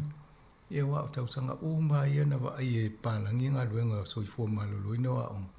E mai afa mo bang e pito ilalo Maoli Pacifica. Ia le la o mai nei la machi se va ile va nga le atonu la tau fo se swingo tato. Ia a le o mane se tato vai po feo ye. Moni le. Ia ele sim tapom sanga o mane foi pe sangno ele. Tulanga fo io te nga tupe tu fa tasia pe o le tamamal tina a ia ye taimi fa fo se ona nga se le sitanga tole o tamamal tina. Ai pe na tina le ilole a pe le e ye ia le pin number ma o ye fa ia uma me a le o mi se lo le va no le e tau mama vele le ol fam snonga pe ise me tu pomol moliane mana ia lo sidi le sidi ne tele se senga male le ngari fo le avita vale na tama portina e avita vale ngol to lo ma senga se lo le o le sipo o madiules ina poloka lo le tanga tele le lo avita vale o le fait faire what me na mo ina ngoi tam fai o e fai fa tasi me a mesial avita vale le la wa tana no bank account o le si va ngale le o ma fa fo tele e ia ngari ai ta o tele e te tau ana i le joint account awa a tupu fa fo se i fa le la vele si po o le fai ona to e mai o le fai ana fa senga lu ai le lo le sil pen number lo inga ne fai na lu e tala mai tu tupu fai e tau se le ai ia ai ama diu fo ila mo ti le lo te le o fa le tonu ina wai le ma fai ana tango li mai tupu wai la ngai lo ye se a tonu en final va pe o u le si la to du al mai ngo ai do e tau se pen number en final va pe ia va tu la ka le ma lo pen number le a pe o me na tau nga lu fa te se ngari o le te lo sa o e si ai nga ma liu le ta ma politina ia fa mai ia na o ia na fa ia ma pen ka account o le me la fa e o fa mo tonga ia approve ma le court sui a to me ia tam va ele na a wala ia ti leo le o ngal wenga fa o le fa le lave vo te lo le me la na fa is va pe a bon si ngani e fa is tu super tina fa is tu super tama a mata o fa ta si fa va tu tina por tama tele fa ngani si a pe te lo la fa lo pe ka mai pu le o ya tu pe fa lo pe ka ia a tonu na o tau tau fele vesi le na ia ai foringa mai ele se unga ri fer fan vai ala fai e se pega que ele fer lo fan e tele fa unga le si ai ma lo si fa lo le si yo ale so ai a o pe ave vole tupe yo foi la ma so sa pe la ave la toa ia pe o me na le tupu ni si ai nga ava pe tato nga le fa tas ale na fai pau ale o le limiti o le vaiaso po le rua vaiaso se lauta la fai na fa po la me te mana tu ai se lauta la e na fai ala ia fu fanga na te a va pela o mal vaiaso le fa pu pu la na ia tu pena fa pu a mai lo fa la velo na a velo le fa nga ai o fa ia tu le se mai lo tu pe se fa lo a tonu to inga me foi na wai ia le tala tano nga fa mo to o si ai ala na misa o tupe ia fa la tonga e misa o tupe o malo e misa o tupe mo ile ia o mela ni tauna fa si tu langa vo le fa to file mu a fa le ia le paketi le ai ngai si ai ngai lo te ilo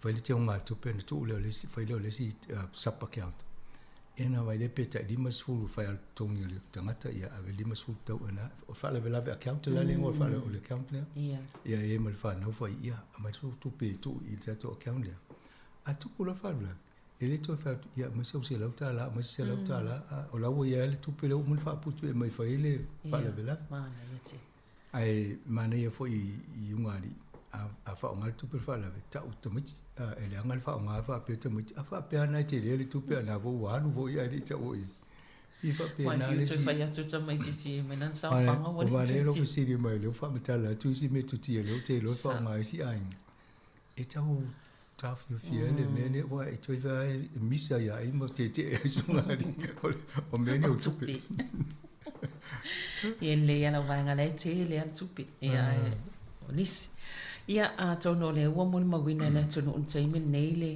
solo te ele ai tupu ilo mole o le maota o le palemene ia ua poloka i foʻi ia tele o e mai se foʻi nai pisinisi ma auaunaga ia i tono le vaega o le taulaga o le faaletonu ia o le mea lē tupu o le faanoanoaga ia o mea ia lea no vaia o tupu i Amelika o lae tupu nei kanata ia o falani o mea ia le utau vaetu le la o mea tatou nei o amioga o gagana e faaogā ia ma le mea lea pe ia o pulusaʻoloto latou le auala pea na o latou ae no ui mai luma le palemene le aso mafua e po le aso lu o luma le palemene a latou ai a paka e pe o paka foʻi e pe faasasagaga i le folipafa tule o tama a tua mai laina taavale la o paka faalava ai se taavale a faapea la o sisi taavale se tagata o le faigaluega leʻi loiga fiusu o le tagata ona taavale ua paka i tua i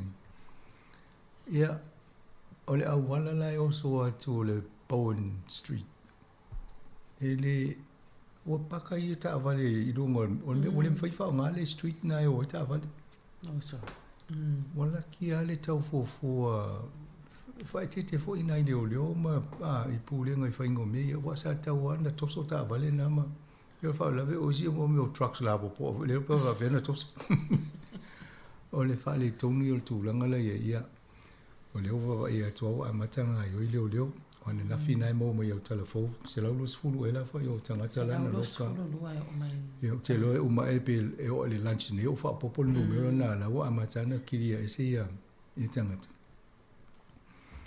o New Zealand taipea o nuu faa democracy e iai le saʻolotoga me fai e ona tatou protest pe o e fai le tatou solo tetee e faatatau ni mataaupu i le talafeagai aia ia mea gataaga o tuaiga malosi o me faapea e le faapea ua vatu le avanoa na alua le ia so ona fai ma fai tulaga ia pe ua ova atu ia mea na lea ua amata na apa mai leoleo o le faaolave fai asinto tele o tagata ia no mai se vaega eseese o New Zealand ia o lea tau faafuafua le malo e tau fai se tulaga foʻi e faauma e filemu ia o mea faapea nei e le mea foʻi lele e le tala faapalaga I fought the law and the law won e te fiua te fi faamisa le tulafono e malosi a le tulafono le mea foʻi la lea u te vaʻina i tagata ia o lae maua u ma latou ata pe o le mea lenei Amerika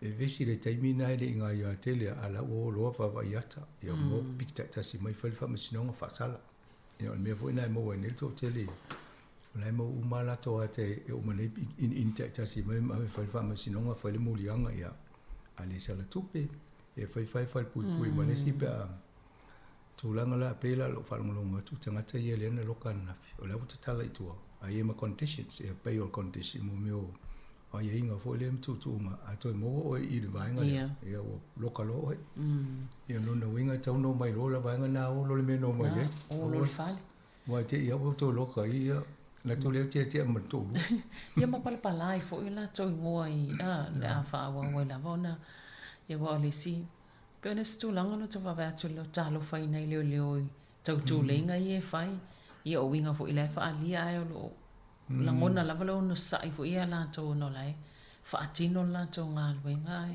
oi ia o leoleoga foʻi nei ia so faifuafua foʻi latou amioga e fai le pe o aso la e tulei mai ae tulei atu pe ona tuaʻatele a umumuga faloona fai e uma autigaina le tagata le protesti e fai galeoleo ia o nei ia oi malo uma lalagi o faʻitete alaga e fai mamaua ai ata ia maua ai gai oi galeoleo ia ona tigaina e foʻi lena leoleo ae sala ae lē sala tapea o le taloga foʻi le lagapi na tua lesi faatupu o lesi le misa faasaga mai lo lesi na tuli lo le tagata lena react ae lē sala le ia pe o tuaiga uiga le tauvaʻi i talusia ia tafa foʻi le tofamafilagalo o latou ia le ia i fai fuafua ona i pisinisi a Wellington e le ua tapunia ua le mafai ona fai le gata le tigaina mai le Omicron ma le Delta toe tigaina e tagata e mai protest le mea ale e tasi e sa tauna mafafau le latou mea le vai o le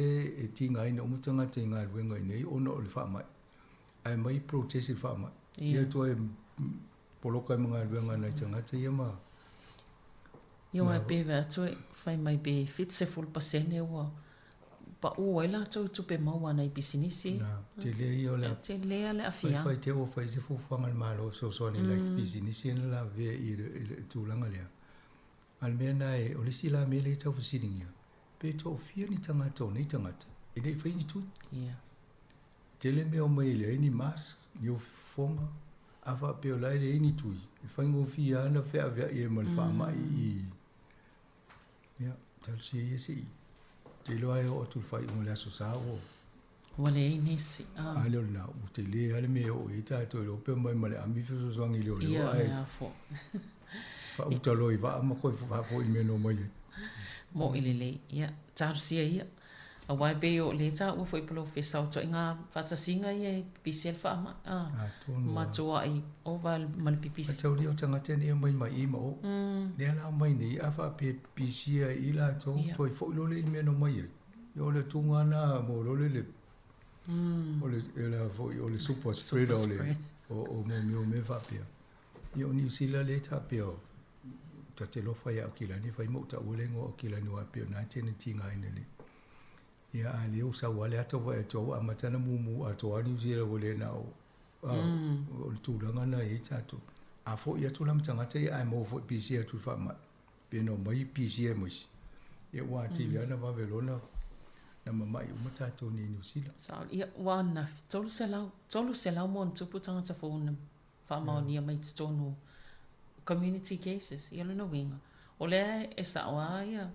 Ia tala ioi fa solo i lunga numero tangata ia fiel e o le mea e mo tātou e fai lo tui a fa pele fai lo tui e rei tuai a lo fai lo tui le so o na ie o nanga polo fo mai o ani services fai lo tui ia fai le tui lo na lua fai mo le tui lo na tolu e na fia lua ia le ia te mo lo leo tātou pe o Prince Charles la fa lo puto e mo fo sa mo fa lua ine ya le voto mo ta pel me o to fulu vo o to le bevo il fulu e o to la na ne ta to e fe o fa ta si ta to ya me si la o ele tu pui e te le ti ma te ana le tu ia le fini tu io Prince Charles ia le ro po ti nga ina fa ma ia ta si ia ai o le te 546 ta ma sta to peselen fa wa to va lo po kalam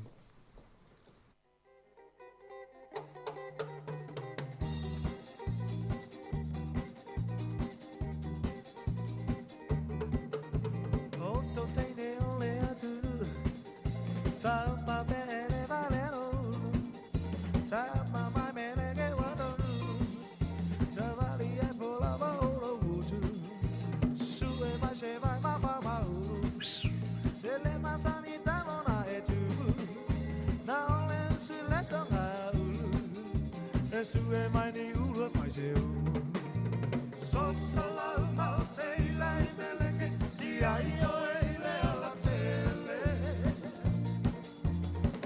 no po sala ele ala tele ma si o ponga wata malepe ma po ia sole pa pete della ne ole tama mai meleke o ma no fai atu o te matele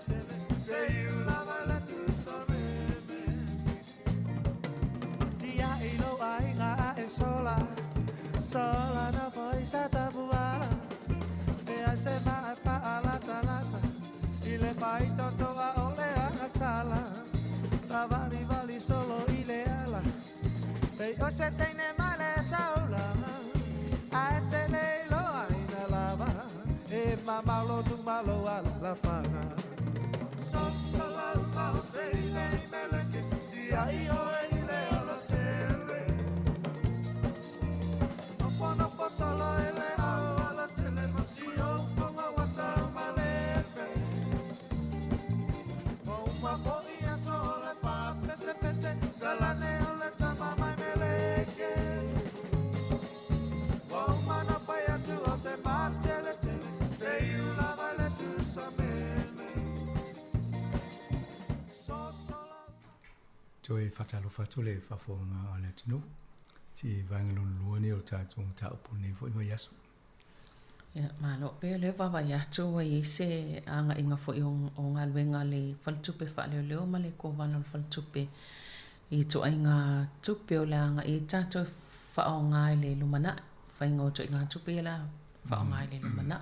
Moni a tono le si vaenga le telefone tātou tatano mata ua opune o le cryptocurrency o bitcoins.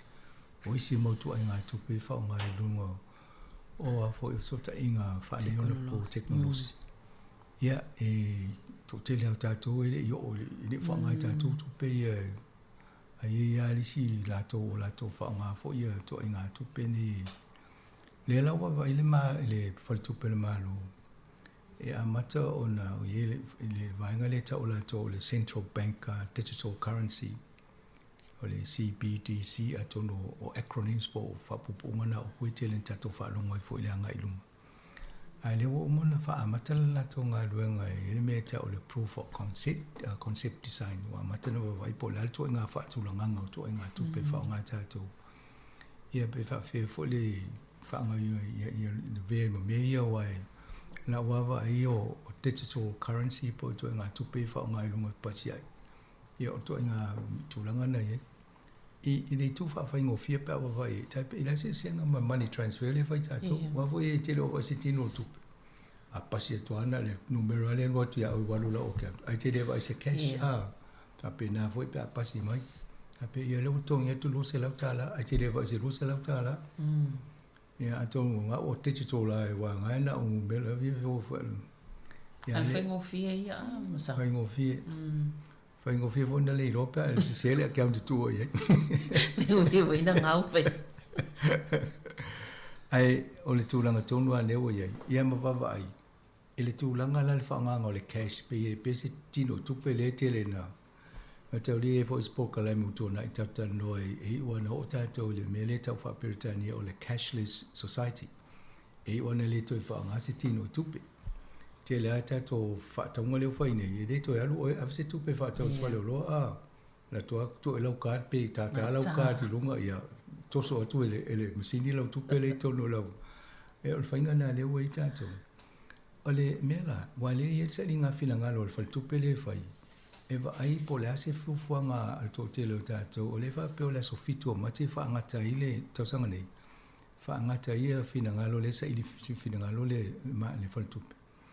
I sa oe wa ai wha ngango tupe po le toa I ngā whaingo whaatau a inga ma wha ngango I tōngingo o mo mei o nanga ma whaatau o loa. Pe le whea le avo le whaongango o tupe pepa ma wa I wana lengi kointi sa. Ma whawhau ai fwoi tātou ma nei fwoi whaalis tātou manatu o tātou Samoa. Ma le Pacific e whai a tātou whaalewalewe a whai le si e tele na alo ma le cash. A le inela se cash lo inke le tu ma la musini o lau tamai kātua le apea. Ia mai ala o kia number si e watu le matosi. Ia na fa pe mai le le masini le tata mai I lau ka te o tu mai fa pe se masini tata le ia mai se to le tu per si ile a ton mo me ton ma fa fo ta tu o le ale to ainga fainga mo le anga iluma e ma mo mi pe ta tu tino tu pe e wa ale to e tu pe fa ma ta tu la fa fela no fa si sa o le ia e o no winga e te tauna aveni fina ngalo whaalia o tātou tangata. Tātou tangata Pacificam Samoa le walo tala mai le mano e watu e manatu. Wai te wale te leni manatu e watu e tau whaonga pia tupe. Ia o na... Whapero la, le ia se si o mana whaonga e whaongangi tupe am. Na le lolo pe whawhena whai tātou whaalam la. O mana tata no le whionga la wano e pe o ia le nga wham tātou tala talkbacks wharinga whinngaro. E le si vaenga le tata no mo sata no le so wharile le te atu. E whai e fwoi sa iri whina ngalo na tamu whaile e whai whaatasi tato submission le au whanangolongo ma le siu whonga la mona tu le tato I tonu. O le mita opo fwoi le tan tonu e mwhai ana tata no ilungo tato talkbacks ia na whai vole tato pepa ma ape ia whina ngalo I o nisi o tato Samoa le ilungo I. Ia wai whainta lisin tusi le submission ma ave am whaina whangalu e whaatasi. I mata o whape nei, a misia e a whie tato. Nā la. I te ole e whaisato ngā luenga whamai ia o le tausanga e lesi sul tausanga I le toi se kasi. Ia toi vesi lope wa velu wha teno si. Ia matupe ia o I tato e kāle sia ma. Saule. E tau whinta pena i tātou wai pe whaatata e tā pena il vai maulu mana. Pe a te iwa whai wale to i se to i ngā polkalami whaapere whaonga ngō tu pena i. Ai pe whawhiana whaatino tātou fofuanga whaapere pena e tāo i whanawalawe o me. I whanawalawe. I o ma tātou pōsi wa wai lafo whaapena tu pe a e le lopo la to i ngā Fai ola tātou. Ia no vole se mal machine ka pe pe alo marketi le fatau le marketi la stona ia. Lau fa nga fo la to machine. E o mala tu ia ta e lau ka ti a fatu lo tu pe a. Sa on. Le ngol ben dai mo a foi sa dinga tu pe pe. E tanga te lo fo mo le machine va pena. E no tu a o mia lo sfuta la pe to sfuta la tu pe ri. E no ko lava no le lo wa mo. O le te le la o le se fe o la ngal mena. Awa tu pe umane alu masini. E le tau so e po fe wa ye a. O la alu sa o le bank account. Sa. A tu pe le vatu a te le lo pe fi tu pe le na le fai tau po wa lu mai o le account po fe la ye a. Ya me ye ta ma ye le ya se me e la tu fa sa tu no le bank account. E umana fe ngo fi na. E na mo fo le mali city mai la tu no atu wa lo fa wa la mo uma fa mo mo mai. E wa le si e vesi tala fai le si fa la tonga so ele sana se ni na ave so ni inga luenga fai ele va peso io tanga ta io io mai ni chato me fai ne a nga fo tata no ta pune e ma fo fa wi chato ma va vai po la se me ta una fai mo la nga iluma sa ole io le si vai nga va vai a tso ma sanga pe o lewa tau au ina tuele komisile o ia tau se Fo ilea se tu whaatisinga ona whinangalo le wala au waina ia. Whailoa le, bo le whaistu la whono le manino im whailoa tutongi o tangata whaingaluenga nei, miso tangata whaingaluenga le malo. A tonu o le ta, a misi a le tu pāta mai tai le una ia ele mai le tau le equal employment opportunity. Ia lango tutusa uma le whainga o ngā ruenga o tutongi ina ia i loa uma tangata o le malo o tutongi o le e me ta o band brackets o mo me o tutongi. Awa pe o tutongi o le club, ia al tutongi sa whai mo me ta o occupational classes or grades. E te iloa la tutongi pe amata mai le tos food wafe tau le fast food wafe. E na fast o la pena, a hoi la te me whai ia appointments. Ia isa ua pe o tangata leo le tongi le tauna ia ina ave foi leo le tusi whaamani o ele la employee o le tongi na te mu. A lunga na le vaenga matutua le tai over se lau wafe. E whaale ilo te le pisa a. E le ilo foi le awapeo ngā luenga e awhi tangata lai whai ngā luenga le tanga luenga le malo. E whai ngofiana e matea le tongi o tangata lai lalo. Wa foi maula lau la tortu. Tangata lai lai lunga. Te le ilo po fia tangata lai over se lau wafe tu ta la la yet. Peo le vaenga na o le tau vai. Ina ia wha transparent. Ia manino ma bailoa foi le e to tele ia le whainga o tutongi na ia lato i lo fo le me whai. Awa tutongi ai o CEO mtanga luenga le malo. Ia sala o le sito titi o le miliona. Na wha solo mai le ilalo. O tele o si CEO le ne le malo si le tongi le palmia. O tūlanga na iai. Ia atu lo i whafu.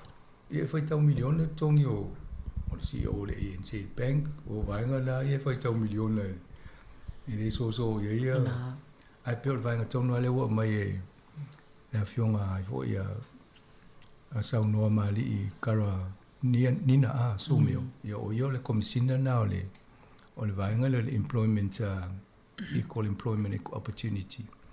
Ina ia whaise ma te tūla whono le malo ia ia i vaenga ia ma wha manino ina ilo uma le tangata le a whai tu. O le leifo on melia. O la a wha a whai ma pui ngā to i ngā si tanga o intutu. Ia one isi lia tu le numero le ofisa mtanga luenga. Ina ia whai taipei o mele whai nei e liki ma rokapi. I saa ne isi lia tu le tau kepo tu tongi o tangata le tau. Ule ala o tau, a te lea tongi e lesi ia ai le over tu le numero o tangata i tonu le peipi. A tonu mane e vol whai wa pena ia whiwhiri ale la tu. Mano. Ia. O le vaenga fo i le vavai atu i le e se ngan weng fo i le komisi le mo mata upu le tau i pisinisi. Pe o lo la tau fauto i nei le whaingoni o tau i le Toi whaalele ngau vaenga i o kesi. A whape o lewa wa ele maa lo e o toi whaunga tātou i mua meo o kesi o le tise o le suau o i nei nusila. Ai whaunga mo meo o maa lo sifo i e tue whawhawina. Pe o nei mo meo o renewable energy. O le lai wa vai la to i le toi whaalele ingo o paipale i kesi le taimine. Manga luenga ia. O le tau sanga la tol malo, la mele a mai e iluma. Le whaingo ngā luenga i e toi whaalele ia la paipa mene. Ai o le tu lata tu le taimi e tua tāpuni e loa.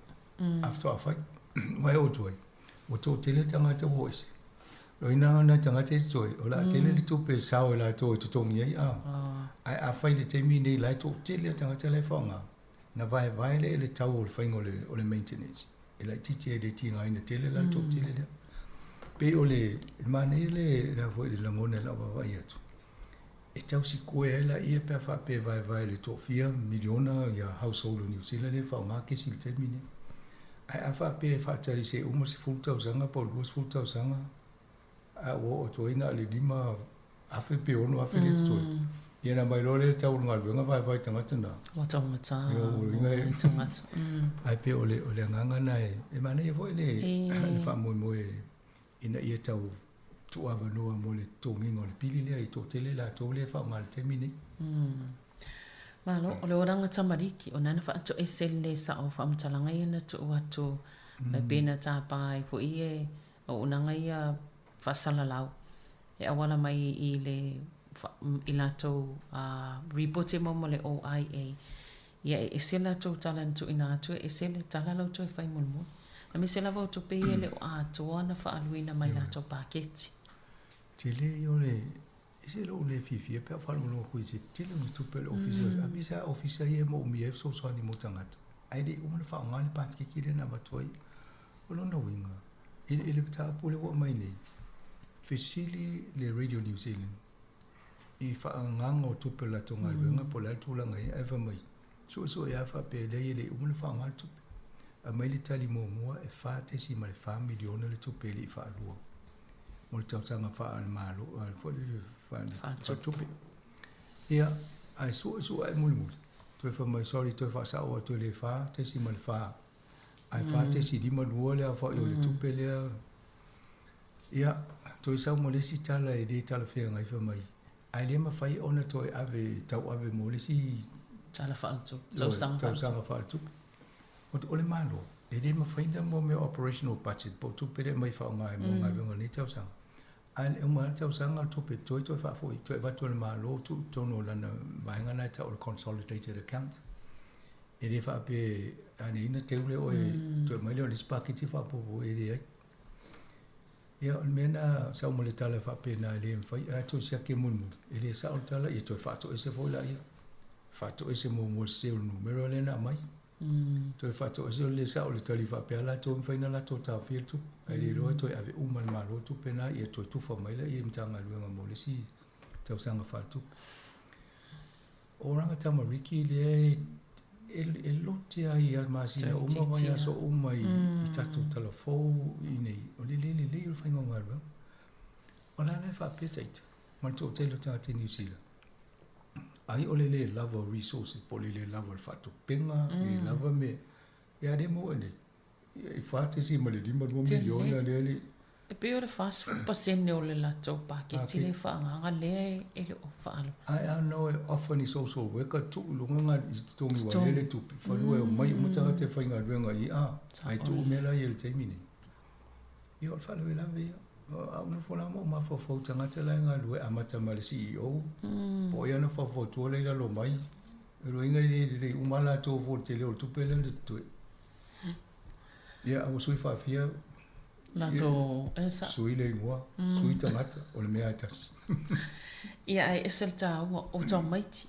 O whana witi. O lea e whaatau i lea fo iau au nanga i tō. Ona e tō tele la tō fia mo mia so so nia. Alena no fo mo tupe. Sa te tau no wha o ngāre lele tupe le whai e whala wela wei. O o te lofo ia te sinde o te loa le fifia. Na loa tu nei na tu la imanga ia tonga fitia le poverty mo tamiti o ainga le tonga mea. Ia le vai atu. Io le le fa le tu pele na tu ave fa inga luenga mo. Ia si tato vavai foi lo pole vai aso po se. Ano tato le mai si tu pe fa pia. Mo uma. Tu lua ma sina apa. Ala fa al tata. Tele me fie fai ai le se me fai. Mo ile. E ma e foi le foi to inga company mala to nga yo ingole. Company fo ia leo e wha mamani mena tupuini so ngā tu la whono po. A leo ta tu o ata i lungo pe ngā ta whailangi me pe. O le tafu a monea tata noe oranga tamariki. Le lope ni si whalawelawe matu ia na tupu i mea o ngongo e tono o mtanga ruenga ia na wawa ila to o le na sauli. Na whaali e company lea. E le company lea le mol whawhanga le tunu ngoni si. Wana nofo la tole o e kilini pe a umanini fala vela tu ma tupu tono a ingam pe madi voice tasi pe ke matalia fo me tele pala pala te va e pe a tupu fala vela ma tu ya. Wana nofo ta po e ata o meni a tu lungo la to website. Ole me te ma te ofo man ma fai ona la to le ma nga fa o tanga te fai a. Ona tangata ia lena tu pol fala vela avela to ainga mo to I live ia va ia. Ai lo tau sanga o fai tangata le company le mele left up pick up e. Ia le ala utala no tangata le fia o le privacy commission. E la to ile commission le va ia ia tau tangata. La to mau pe o soli tangata ia le tu la fono na ona o faali me le tau na la to faali le ese mali dia nga ainga ia tu pol fala vela nei. Ia o le o ile corona. O le corona le su e mo me fa le mal di o tangata. Wa ai po ye fo ni me sa ta una sa na I fa ilo. Ale on no fo la ye tu lungo la tu penga so ta in. Lo no winga e lo tu la fo no na e ono a fi le company dia. Pe so e wala to so dia se va ngol tu la fo. Ai a tu e fo le la to fa ngol lu. E fi si le to mo le media a pe fa le hango mai le tali fa mai le o la le tau fai ia wale o se fai wai de tala na mai ia le la o to I fi o al palemia le o farsa no al palemia e fi tau I tele me na fai e la ia fo company tele o council sala to fama o te lo e lo pe to titi le pe le si lo ma sina ta puni company le o le o ave se o ma con kala te la ia ai to sui me se ngo eu falo lá foi tu anga benga eu te li lope te ni ngal benga fa pe o fa ia me fa la tu nga fa pe a ia no la to ia ia la to te tu no se a wala le a tu lunga a tu no le tu e tanga te fa ai ma to di te le so se me le to o so le so no e o ngo foi ma tu nga to inga to le va vai tanga te mai ni ma po I o le malama ia le la pe o toi fai o e fo fati o sui le tali o malo le amatang ale o vai tu le tele o tanga tele o le fi mo le la pol funding o ve se tu pe a ele la o tau fai fatu sen ia on tata no tu pe mi sai ai no tu pe fo tu me le pe company pe le o le tu pe sawa e se le pao ni me o tu ia ai o le vai ngale ia le o ia le vala aua whalaptonga nei o mo pisinisi fo ie ina ia whaiese I lo ilonga whaatoma oti. Le whaale tonu le tō la I mai la awala le le tau transmission ka. Transmission kali mo whawhanga le tō o le limas fultau sanga o tau plan ma fuafua ma le awala tele le sau mai tō o nei pōrua. Whai tu sui al malo, whai ngā malo mai tō I whamai ia ilio se priority. I li whaamo moe ma tōle nā me I tātia. E tō I whai tō mai lumo. O fia, tu sa o toru e nei pule no o poro tata no te mino sa on tata no mani click sa mai tiana tala no le sa ne ni sta peka o tala no le transmission kalia ia le na o mana fai a le o tuain tala fa lima e pe fa o na misi a deadline na mai tala ia lo ia le la o fiu lo tanga tani di va ia nga venga buli toni ma poro le o tala sanga la to tau fai se su nga mai po le tonu alfa fita uli le tupu ne fu le o nei o le na tu tala mea ai to de telo le violence autori e o te o pa le wala ai ka fo o sa no le vai lo no wing e le le la lo Ula e wa. Ale me fo na na tupu la wala fo le na lunga. E umana fai ai tupu e fo le mena na toi edi a toi le wanga la wala e toi fai fai. E o le la wali ai nei le media. O laki fo le tupu a lele I talama tu lima mai lo le nga duenga le malo. Fa no I tinga ina e fo le malo toi. Ya me se la fo la fo. Al tu langa na e ele so anga le malo le whaingo nga duenga le sa ye sa te lo le sa e ma. Mai fo Sir Cullen, Michael Cullen. O ye na sa ta I ulo manisi na o mai e to siaki le whaingo le tau nga duenga na o vai ko si e lunga le tau. E na whaingo la tau li poti na e fo mwhautuanga e tau sui e le whaingo nga duenga. Ia a lewa ia tua e te lea me e wha le tonu leo o mai ne. O lewa na mana na o tangata I wili I tone ia ma nuktua o I te tala e se I wha o ngale awa. Saulele. Ma se I tau umai le fule le puto ta avale mali poloko. I tai au ma fiafi pia mana wa ngā duenga. Ia wale si fo I vaenga penta tau whai tau tu fo I le pepa I wha le ton. Pe wa I se meo pe o tau whai tio ini si vaenga o le awala la wale a le wha pia e whai si tu te leo le awala. E o ina whai nei mo afi o ta avale fo ia mai se fo I lau loli pe au ia. Se vaenga la wale transmission kali le. Ia, ta ilo ia ai le o ilo atu lava. Ta to ilo pe a ta talam fe wai. O tal no le ta vale ma le transmission. Tono ta vale le me ta le transmission. Ngo be na pito si le sui fa fia pa alo lunga. Ole tu langa ia. A ilo ele fe tau le wala le mo ele tau na e ui a. Ia. Just ga ta vale a pe lo ta vale vai le afi. Yo la me la alo futa wa le me le vai.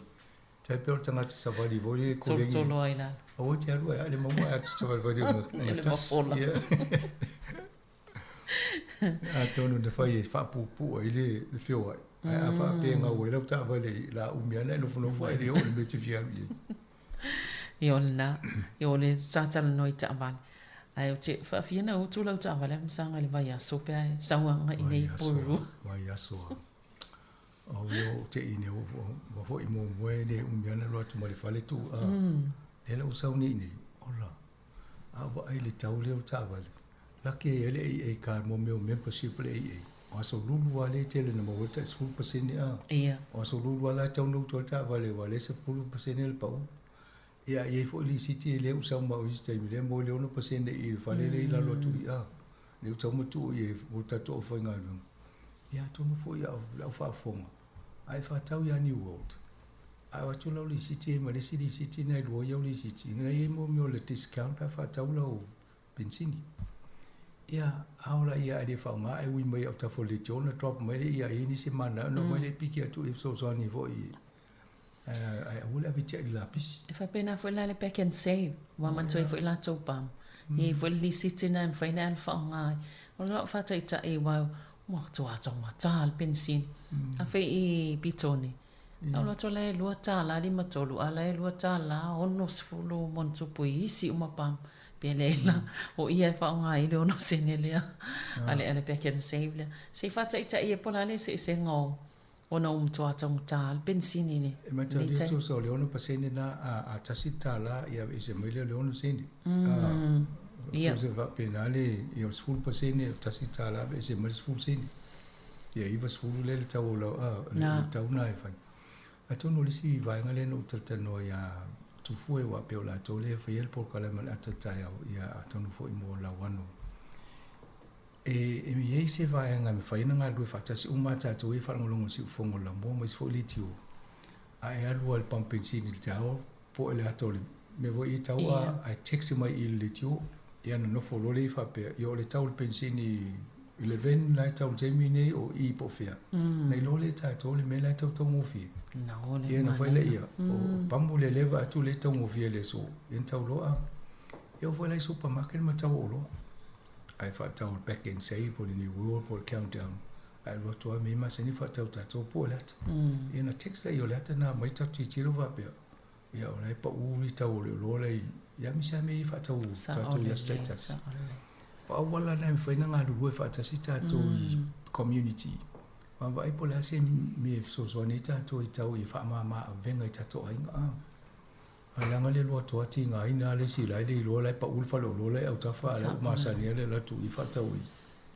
Ai whasofa pena le wane lo mai ngon ta puna e. Oi le li ta alo lena Luciana Miliona ile.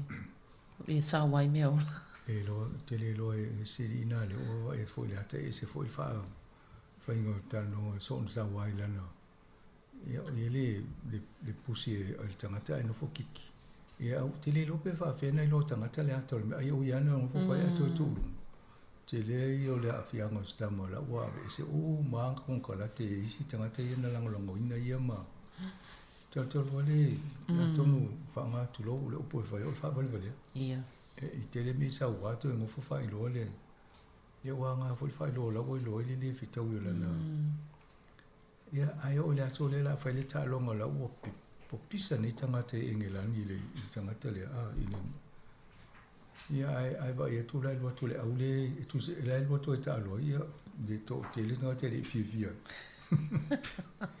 O winga na I tau na mata I tu e tato. Ia, ansanga o le to ia yasi me o tau mo fia nei sa tatano nei vaenga I o le penisini ia a mo o fo I fale o tau o loa ia o le yasi vaenga o toi pa uni vaita. O le fo ina sau le lusu fitu te si malirima pasene le walu e lunga le tau o fale construction. I le e o umil fai ungo Januari.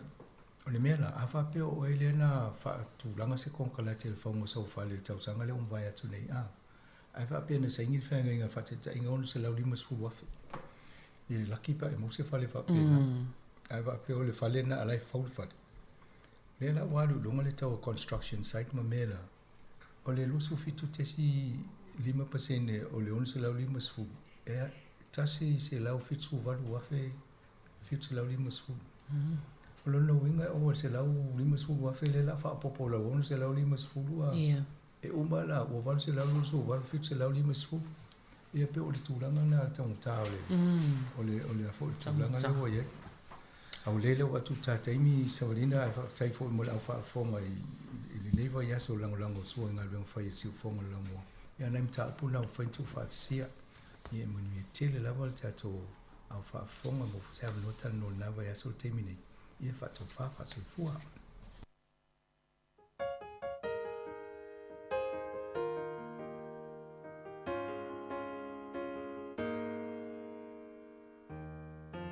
Only time really man, only asrupi yungan, fafati mai, wamo maliatu. Leo sa tau papalu, le whaliu o tau patu, le aise le tise, na o muli whanu.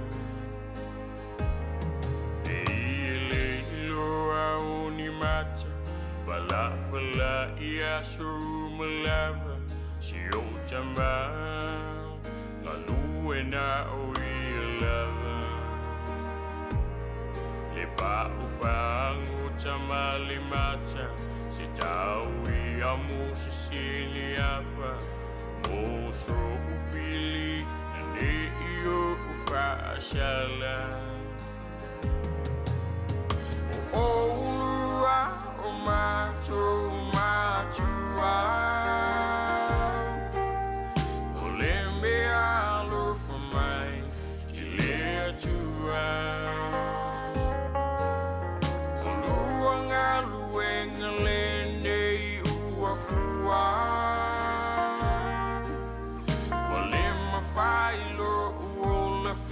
Ciao tua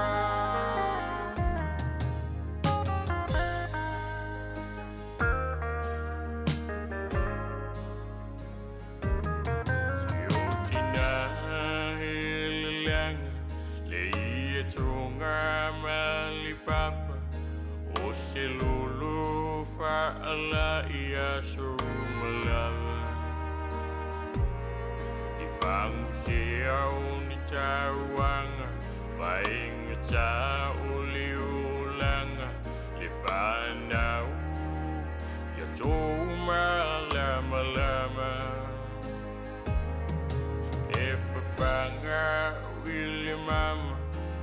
so simi chau mafa a o ma I ti fa ma fana fana aya fa ai ulianga olo utu amali lapa lapa elua upu ya wani iu ushafa Olua o macho machua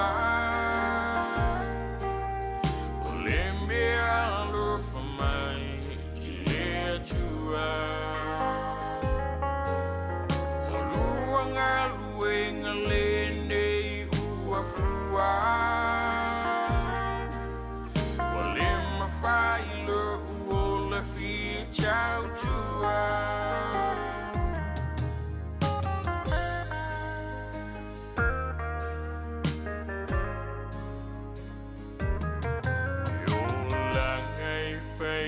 cha unai cha chu chua alilanguna usifa alungutinga etimu alaina otinoi ma osia di popo esilau aina ositala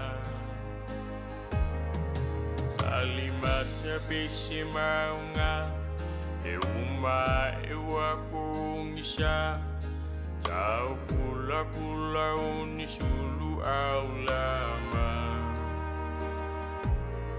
e tangi ayule anganga toe manatu nai tua le manuia ni emile aina Olua o macho machua Olembe alo famai ile chua Olua ngalue ngalende uafua Olema failo uola fi chau chua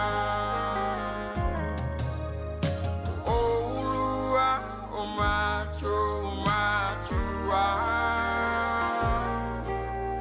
Olembe alo famai ile chua Olua ngalue ngalende uafua Olema failo uola fi chau chua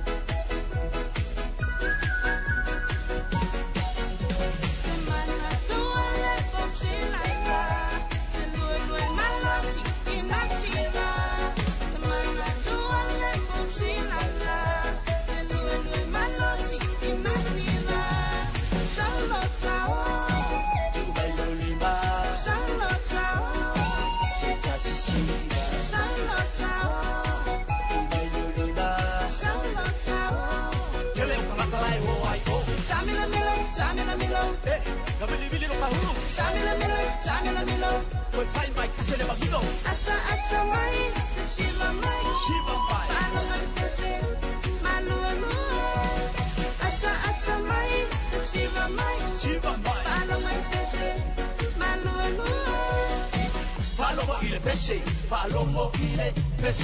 palomo ile pese, palomo ile pese, palomo ile pese, palomo ile pese, palomo ile pese, palomo ile pese.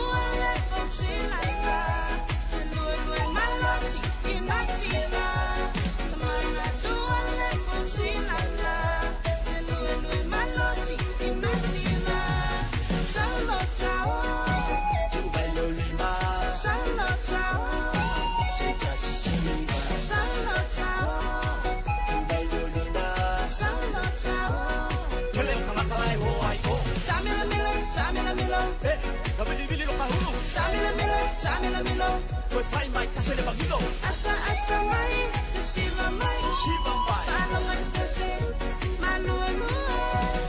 Ata Mai, Shiva Mai, Shiva Mai. Palomai Kase, Malulu. Palomo ile peshe, Palomo ile peshe.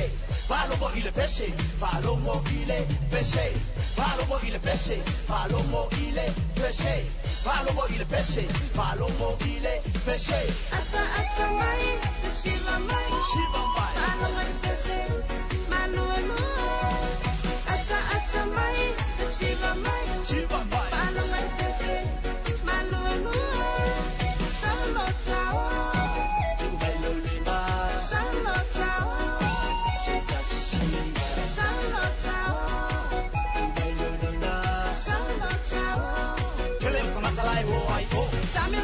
Tamila Milo, hey, kabili lo kahulu. Tamila Milo, with Pai Mai Kasele Bagino. Ata Mai, Shiva Mai, Shiva Mai. Palomai Kase, Malulu. Ata Mai, Shiva Mai, Shiva Mai. Palomai Kase, Malulu.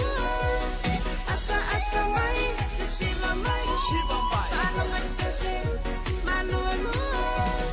Ata Mai, Shiva Mai.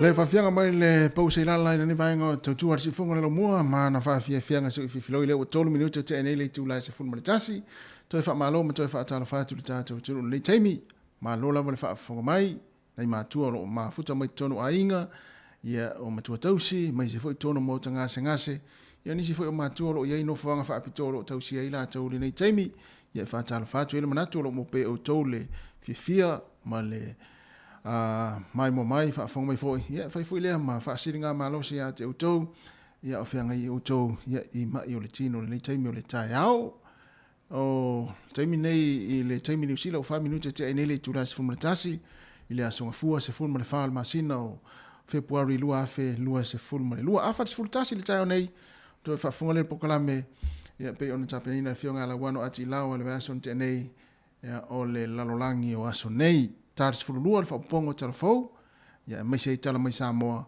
ya ona tali ro le o tatu fa salonga le sunga ya ta se salam sam le ofisa autu i lalovaya ya wale fa ina mai o tatu to tu le stemi o le uli se pa fo i se tasi a ili tulai lua po le tulai tolu i le uli na nei ya e to fa malo atu ni taimi ya ili ni taimi o ila fo lo fe ngai manga luenga ya ele nga tai lunga o wala ya ila to lo fe wa i ta vale afi ia e ngai mga luenga i le whaatimu fo i malemase se o le wala ia whaamanatua tu pere sao ngale mua tātou umalava ia meise fo i la tōlo o whenga i fuafuanga ngai fuafuanga nei taimi o le tai au ia mai la tōlo o mafuta mai tono whale whainga luenga tātou lawa i Wellington ia o lo whanga solo pere le solo tea i la tau ia i tai le taulanga i Wellington ia tau mamao ma i tātou pia whapeo nai te ngai atu i tai ia ua fo ni fuafuanga mani whale ainga ia uane i o vahenga nai o lo poloka i fo ia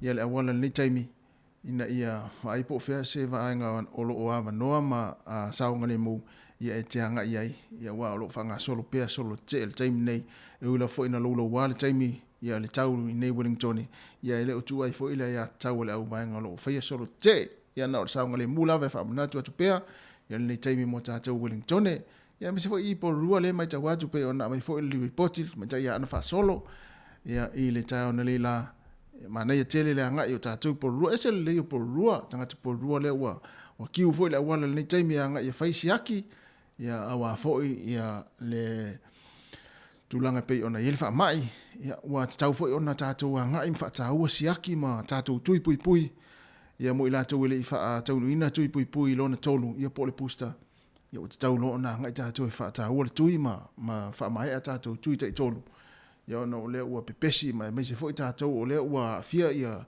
nisi o tangata i nei Wellington ia e whaingo fia lava ona pepesi i wha mai il taimini nei ia meise il tama lea vave ala na pepesi ia o le Omicron ia ma nei a e o ngai i whai tātou siaki ma whai tātou tui ia wala fo i pui pui ngō tātou a inga ia e tu ai pia ia si vaenga leo lo wha alia la taua ia te tau ia i solo te ia e pia ona whianga ia i tai Wellington 5 minuta te nei le tūlas fumatasi ia o taimi o le nei aso ia pei o le aso nei lea e whaamanatua i le laulangi le Valentine ia whapeo nai ua ia wa ese ha tangata ma vaenga foi le whaali ai ia e pei o le Valentine ia pei o aso le maftanga ma fanfana le tama ma le tina ia po o le wo teine ma le wo tamaitai ia whaali le alofa o le lesi pei o le sunga a Luka Paulo Palmer te piki ele o tamo Luka ia ona le alofa tina le ainga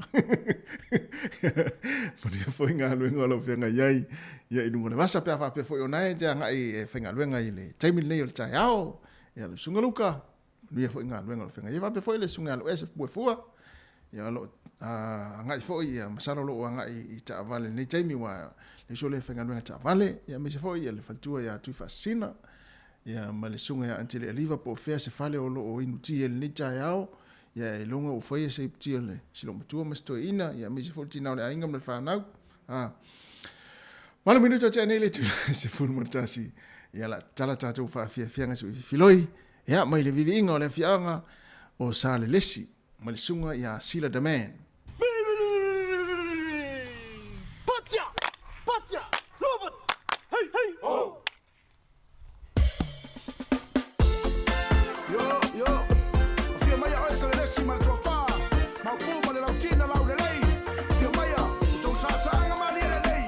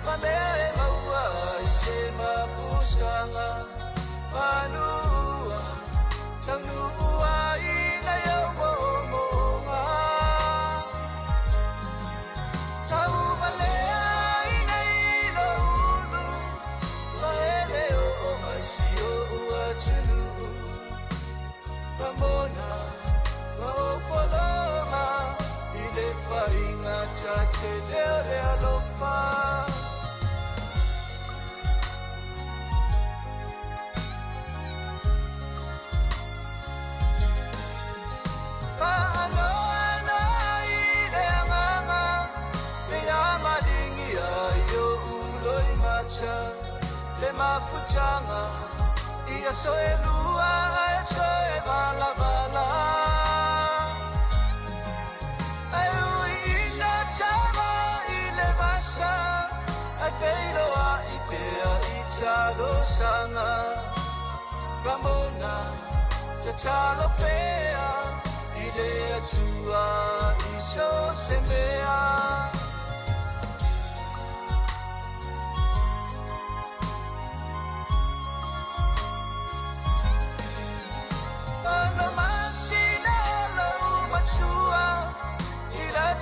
Ua peo inga mua mua Wa peo e O se te inele aini matua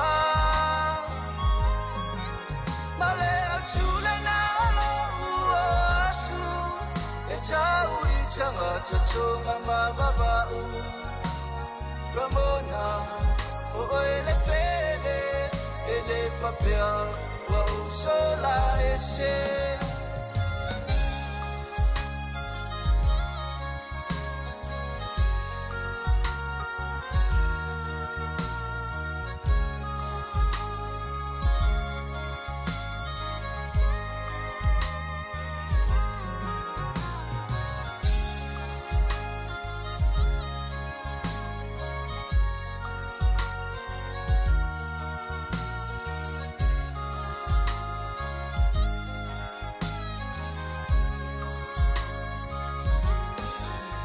Sama chela sa ya ni usilani Tawasi cheche we choni maukilani Ai pechai Ile chuma ura ura choi se chasi Ole ne chai mi au chicha uchi no achu Wana oe le chai le oro ufachu Ramona Fama oni Olo alo paseo o ileoti Ramona Fama oni Olo alo paseo o ileoti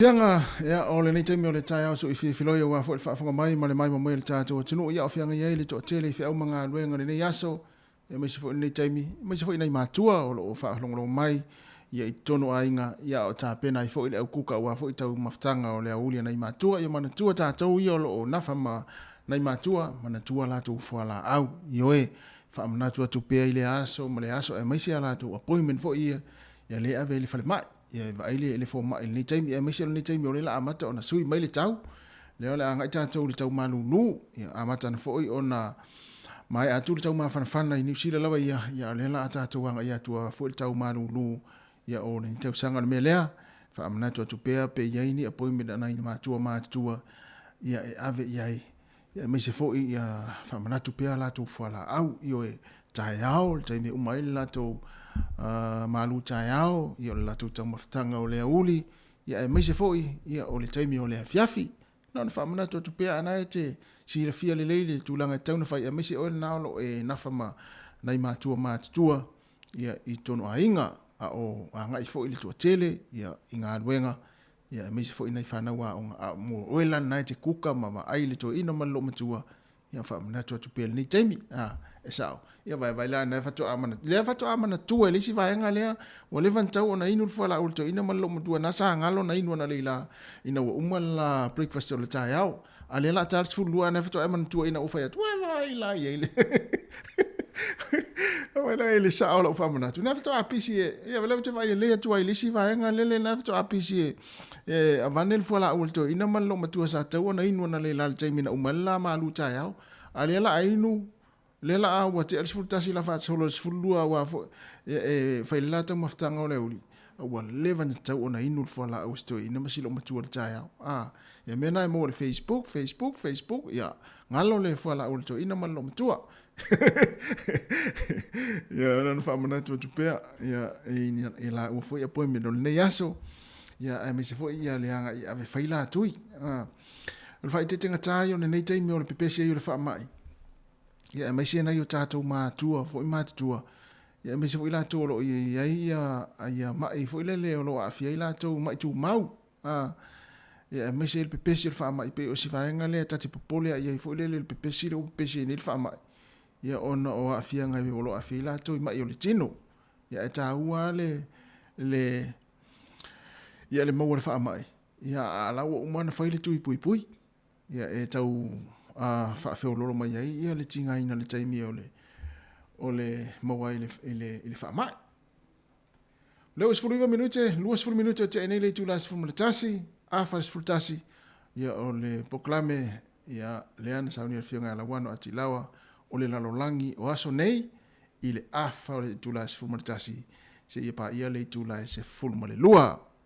Vinga o le fionga vaipua, mai le sunga ia asuao Felice Mikaele, ia moli atu ma taina atu, ia o fianga i o tau fia mga luenga, mai sei la tolo ma futa mai ala le tau tuar si fonga le lomua, le tasi ono tesi ma le tasi wha mo lunga le tātou app, mai se foi lunga le tātou Facebook, ia ma i la tolo mai mua mai i le tātou YouTube channel.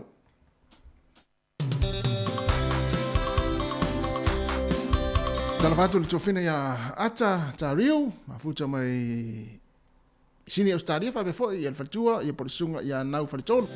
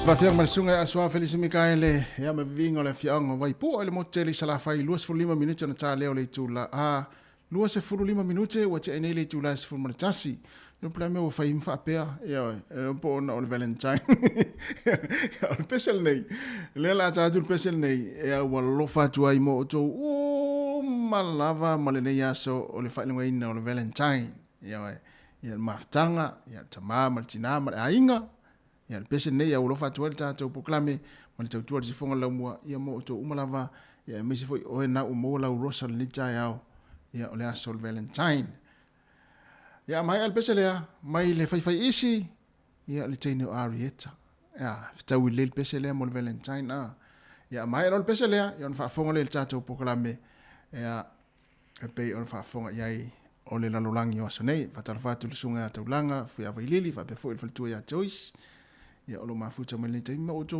malava na i mātua i o lo whanongongo mai le tātou le tio whanongongo. Pesel nei, ia tēne o Arieta, ma o tō uma, ia ua mua tō Valentine, ma tō alosa, tō wharosa le tai au tōno ngā ruenga ma tōno ai.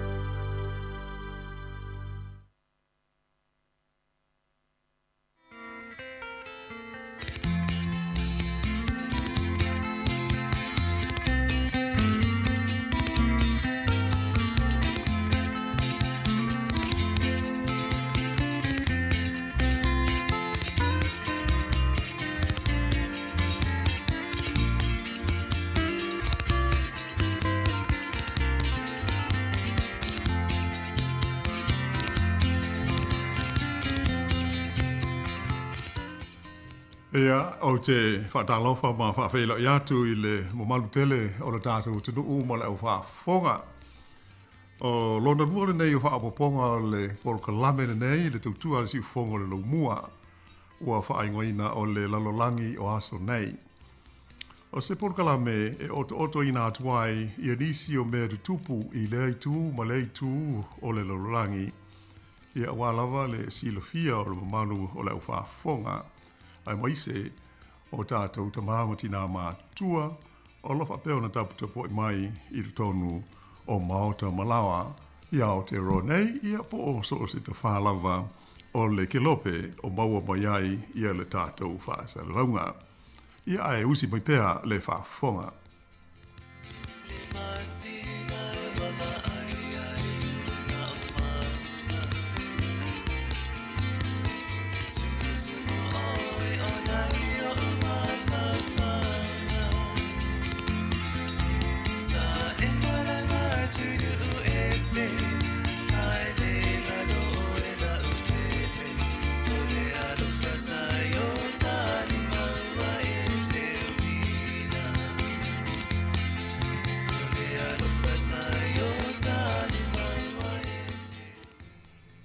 E pei ona tā ua I le tātou polokalame mua I le vai asa o mawai.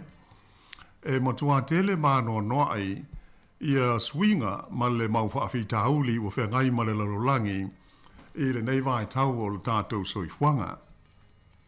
E le ngata I le whaamai tele po o le whaamai oti o le koviti lea ua savalia nei le tolu o tausanga o tau saili ia sona fufo.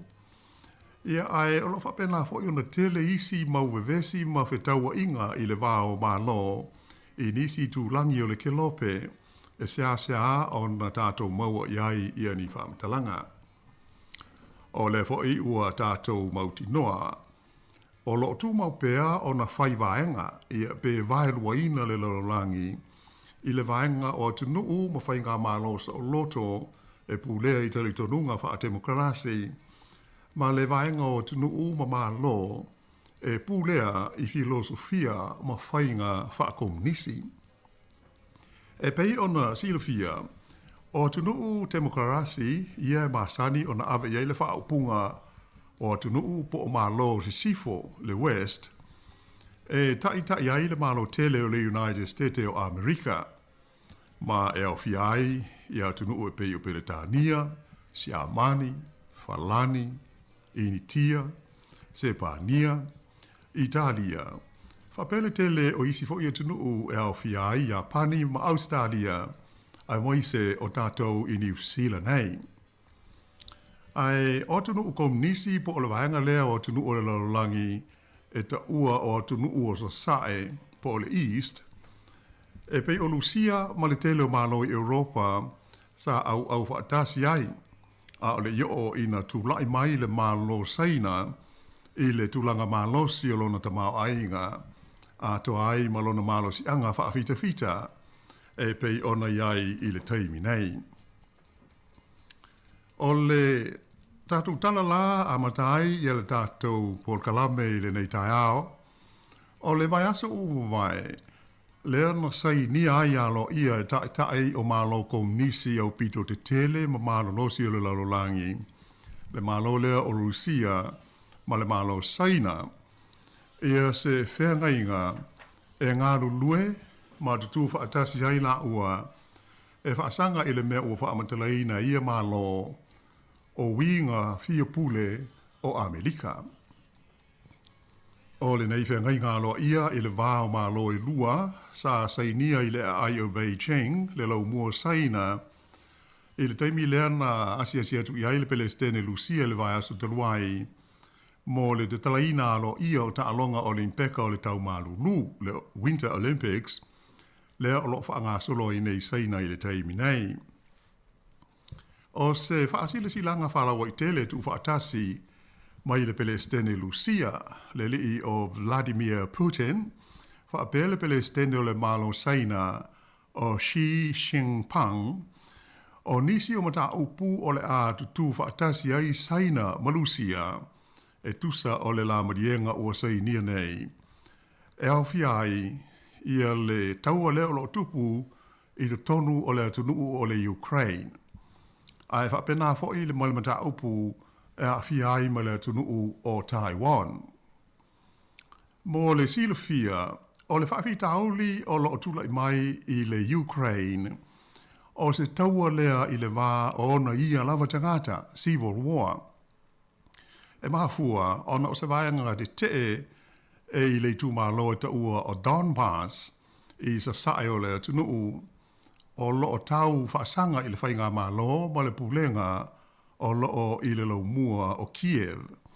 Ona o lātou manao e tū maoti i lātou mai pulenga ale mālo le Ukraine. Ua walu tau sanga talu o na vevesi lea vaenga o le atunuu, mai tu sa mo le lua afe le a whai o le fita alusia. O lo fe soani i le vaenga au te te le nei. O le vaenga te e whaaigoina o le Donetsk People's Republic e langolongoina malosi ma fe soani i aile malo Lucia i a lātou te e whaasanga i le whainga malo le Ukraine. E le ngata ina awinana i aile Lucia ni mea tau. Ai whape foi ma se vaenga o le na fita fe soani i ai. O le ala lea o le whaatalo sangaina e le malo le Ukraine o se fe soani ma se lango ale malo Amerika, ma malo i sifo. Ia mai se ia le whaalabo tonga fo i le nei, mo le puipuinga o tunu ua le vasa a te lani i mātū. Le ta ua o le NATO, o le North Atlantic Treaty Organization. O le tasi lea vaenga o loo te malosi i ailusia, o na tau mawhainga a Amerika ma malo i sifo, e whaofi ia le Ukraine i do tonu ina ia avea masui a wai o le whea ngainga le nei o le NATO. Ma o le ala lea o le wha umi ma wha feu o le mata upu ona o le whinaunga alusia e da tau ia Amerika maana au ona lātou a mana ia ina mana onga tau i le puipuinga ma le saunga le mu o Lucia. Ai le ngata i le nā, ua umi se taimi talu o na lauane e Lucia le si lia i le se lauafe o lana fita i ona tua oi ma le Ukraine. O le whaupunga lo ia mai le malo Lucia, o ia fita o lo whaia ma a waila tau i ni whaata i ta inga wha militeli. Ia ai pitai o loo te malosi i lea tulanga i le malo Amerika maana au i atunu i sifo. E manatu le United States of America o ia tulanga o se vaenga lea o tapenanga ma sao niuninga le malo Rusia mo sana o sofa inga e whaasanga i le atunu ule nei o le Ukraine. Ia mai pei on na whaafonga fo i ripoti a wana mai whaasera launga mai atunu i whafo. Ua tele ia fe upua inga o whaia i le vāo malo e lua o na o le mata upu lava le nei i a Ukraine. O lea ele i le vātu nei talu o na whaatonuina le Palestine Amerika o Joe Biden, le awina atu o ni fita whaapitoa le United States i atunu e pei o Siamani, o Polani, ma Romania, e sa uni ai mo le taimi e ono whaiaise o so whainga ale malo Rusia a nga iane i le Ukraine. Ai o le mataupu e winga ia Taiwan e pei o nā fia le walienga le nei.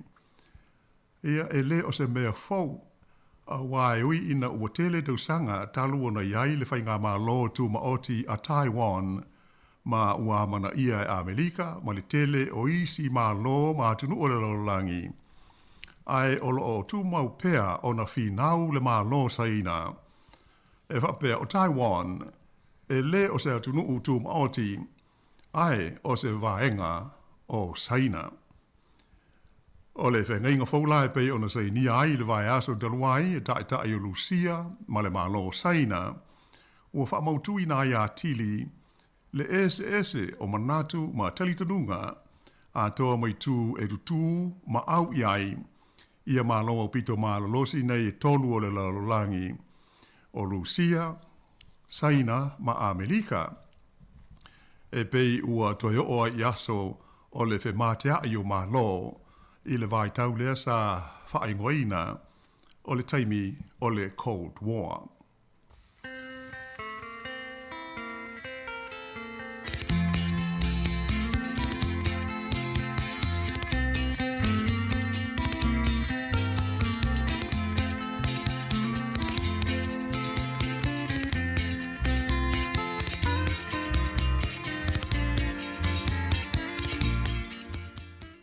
O le au ili linga la o le whenga inga fōle nei i le wāo saina ma Lucia e pei ona tā ua.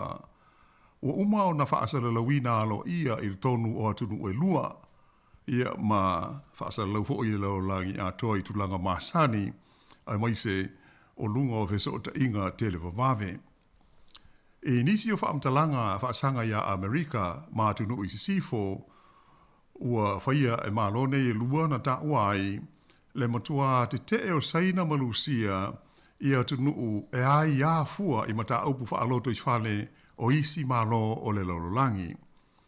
O se whaupunga e whaanganga tonu ia Amerika ma tunuu i sifo ma o la tau manatu e tūsai o le whaafitauli le Ukraine a toa ma isi mata upu e pei o Taiwan.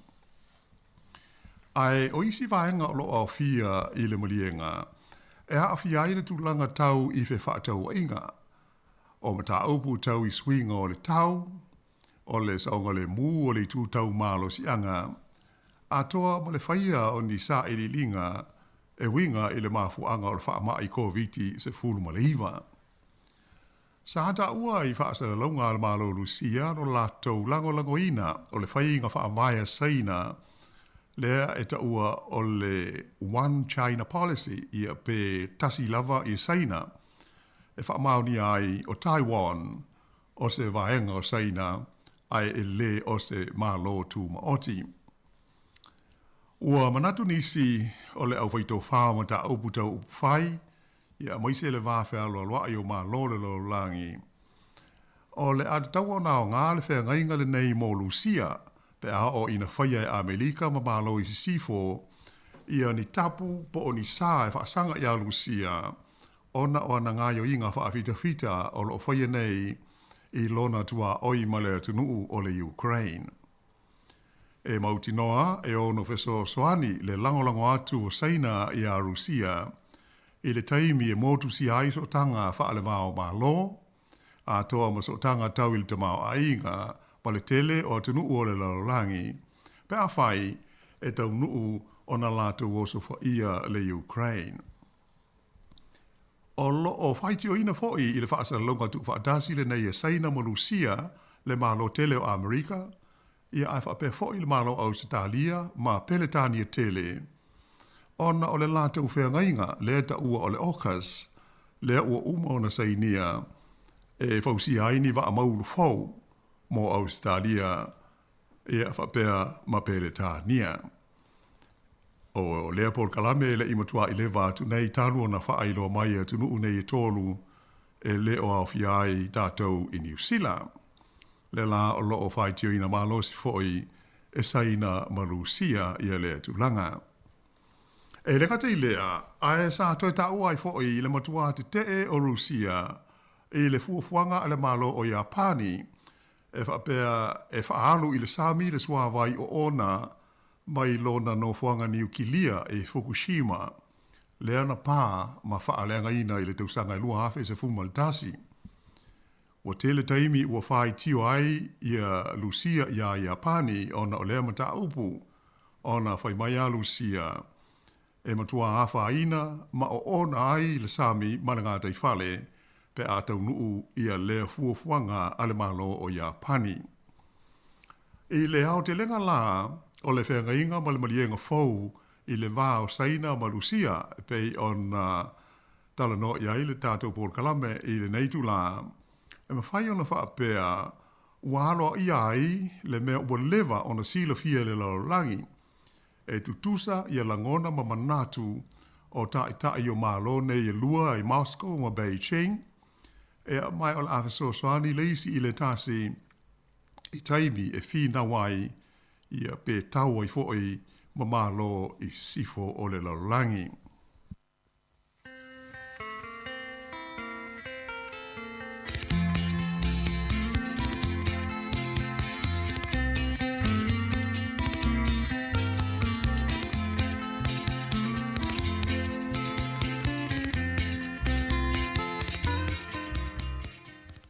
O le popolenga tele la ua iai i tai o le lalolangi i le nei taimi. Talwai se la pata inga na tu ina mai talwai nei le Palestine o Lucia o Putin e pei ona lipotia mai le aso lua.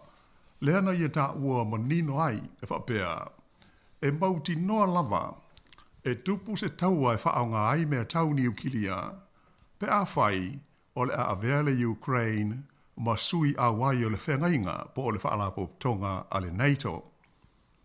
Sa ta ua fo i Putin i lea whaasa launga, le au noa o se amana ia e maa lo i sifo o atunga lunga o lona maa lo i mata upu tau le pui puinga. Na whaia le nei whaasi silanga a le taitai o Rusia, ai le ilewa talu o na uma ia ni ala talanoanga alo ia ma le Palestine o le maa lo falani o le li o Emmanuel Macron, lea sa asiasi atu ia i Moscow, i le whamoe moe e tausa ili se tūlanga e masuinga maalie ai, le e se sengo manatu o sa saa e masifo ona o le mata upu e a ai le Ukraine. Sa wha mawhaina fo i le taitai o Lucia, o le teimi lava e ave ai le Ukraine masui a wai o le NATO, o le a whapeloa o na tau malo Europa ma le malo o Rusia. Sa ia whaadia fōi o loo i loa le leie Rusia, a tonu e le lavaro na malosi whaafita fita e whaafitau iai le malosi o vaenga au a tunuu ma malo o le whaalawo tonga le nei o le NATO. Ai o lana lopata inga, ia aua na ingalo o Rusia o leisia tunuu malosi leo le lalolangi i hao penga whaaniu kilia. Mai o le mea mauti noa, e le ai se tasi ono malo i se taua e whaao ngai nai mea tau e vela male a asa e pei o pomu whaaniu kilia. E tele i tū la o whaia talanoa ngalo ia i le vā o Putin ma Macron o Falani, mai na ta ua muli ane e le Palestine Lucia sa te le lava leo ngā o ia talanoanga. Sa whaamawhaina mai fo e Putin o Rusia, ua sili atu nei le tolu se fulu teu sanga o tau mo whaipea e whaailo atu i maa lo sifo, ina ia aua le whaalau tele ina atu i atu nuu i se sae, ia le whaala popotonga le nei o le NATO. Ai peitai, o le ua mauti noa, e le o amana ia ina, e atu nuu i se sifo, ia mana onga o le malo o Lucia. Ua tele ia masina talu o na awi nane Lucia le tusa o le se lau tolu se fulma le lima afe o lana fita, ma upenga e au fiai ia tane tau ma whanua ma mea tau whaaton tonu i ona tua oi ma le Ukraine. Le ana mafuai la pata inga mai Washingtone i le tāpena pena leo Lucia mol seos fo inga a ngai ia Ukraine. Ai o le mea tātou te tārusia, ia mawhai o na maua wawe se whe malama inga i le vāo le United States o Amerika ma na au, ma Lucia ma na au, e tusa o le mata opule nei i le Ukraine. Au o le mea bauti noa, o le taimi e pāpā ai pulu ma mea tau malolosi whaaniu kilia, ua mauti noa le liu efu o mea uma ma lo tātou lalolangi e pei ona iei nei.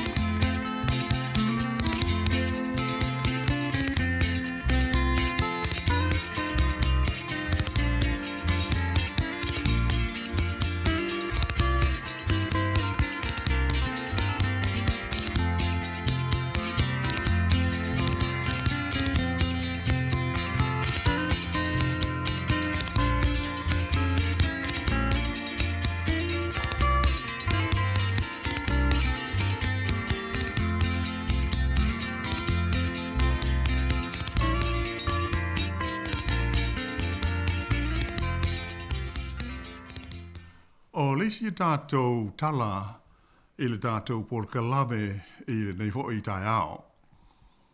O se lipoti mai le United States o Amerika il vai aso na mawai atu nei, na whaino mai ai, ua maua e tangata su e mai Australia i lalo o le sabi, ia le tino malepe o le vaa o le Endeavour. O le vaa le nei o le Endeavour, o le vaa o le li vaa ta uta ua o Peletania o Kapiteni Cookie po Captain James Cook pe ona silo hiai le tutele. Pei tai o le nei lipoti e le o fia iai tangata su e o Amerika ona o latu dao fia whapea wa vave tele Australia ma lona whaailoa ina whala wai tele o le nei mata upu ai le se i whaatari le titi mo ni whaamao ninga se tele. O le lipoti la na whaalia mai ia e whapea o le tino malepe o le waa o loo tanu mia i le one ma le palapala i le vaenga o loo ta oto ai i le Sami i le ngata i whale o le motu o Rhode Island i mātu i se sae o Amerika. Nā whaalia e le li maulu sa fiai i le sa ilinga o le waa e whapea whainga tālawa o nei loa i a vaenga o te toi o le nei waa a ua na o se vaenga tele o lilo fia i maa ma one o le aliti tai. Peitai, ua mausa li le manatu o le vaenga su e au se tālia sa whea ngai ma le sa ilinga o le mea na ngoto iai le waa o le Endeavour e whapea o lea ua lātou maua ia le vaale nei o le li kapteni o Captain Cook. Ua luas lua tausanga o whaia suenga o le mea tonu na ngoto ai le nei waa o le Endeavour. Ia mai mo le silo fia ta ua tele le waa lea e le ngata mo Australia ia ai whapea ma New Zealand nei. Ona o whaamau maunga o le tala wha asalopito o lo ta wai o le Endeavour po le vaale nei sa whaonga aina e Kapiteni Cookie e malanga mo le tustusia e ma le whaatulanga ina le lei o whaafanua o New Zealand a toa. E le ngata i whaafanua o New Zealand. E ai whapea i fo i ma whaafanua o le talawhatai sa sae o Ausitalia i le vai taimi tua mai o le tausanga e awhi fitu se lau.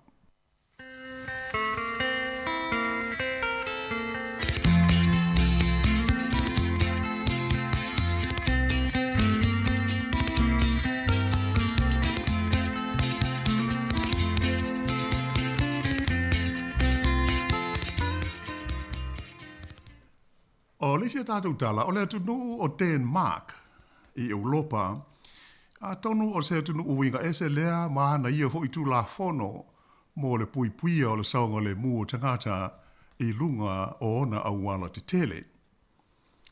O tangata uma e au fiai si te seni o Denmark, ia whapea mai e asia siatu po o tulisi, a whai e maua e leo o alu le mawhau ia le taamale, ia po o se wila afi e ti ai. E mawhai o na whao ma ave wha malosi e leo lea ta vale ia po o le wila afi foi. O na tui nā tulo lea e wha tau i le wha tau tui po o le auction. E au noa lava manila puta inga ia manisi ia la asanga e foi iai. O le tala sao lea a e ave ta vale so o na whai ma ave ta vale le mafau fau i lunga o le tele i Denmark. O le mea le nai o iai oe. E le ngata ina mōlia oe leo. Ai ave wha malosi i lauta vale po le wilafi o na whaia le iai o le whaatau tui. O mati o le tausanga taluai luafe lua fultasi na pasi ai le tu la fono le nei le malo Denmark. Ina ia tau wha i titi ai ia winga maa mionga ma tau tia tangata i lungo au wala de tele i taamale a toa i fo i mau wilafi. O le urua i ono maasina talu na pasia le tu la fono sa wha maui naila wha inga e lima se lau se fulu o taamale mau wilafi na taofi ma wha atau tui e leo.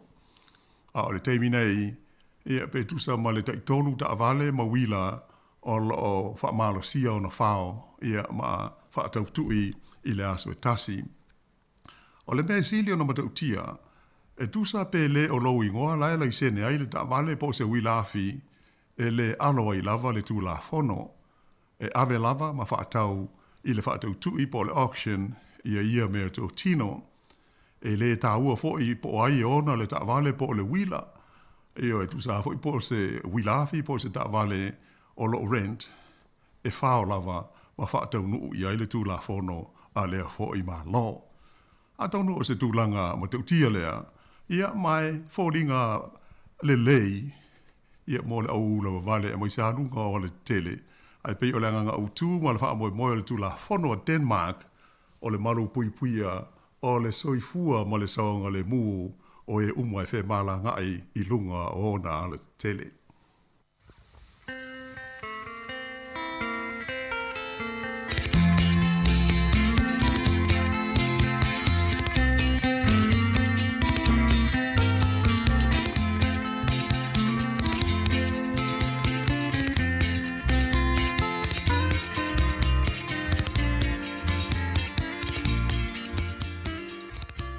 Ia le maru lau whaafonga i le nei tū la, o le tātou teimi fo i whaatulanga ina, ia umanatu o le a whaapau mai i le nei whaapoponga o le tātou Port Kalame i le nei fo i tae au.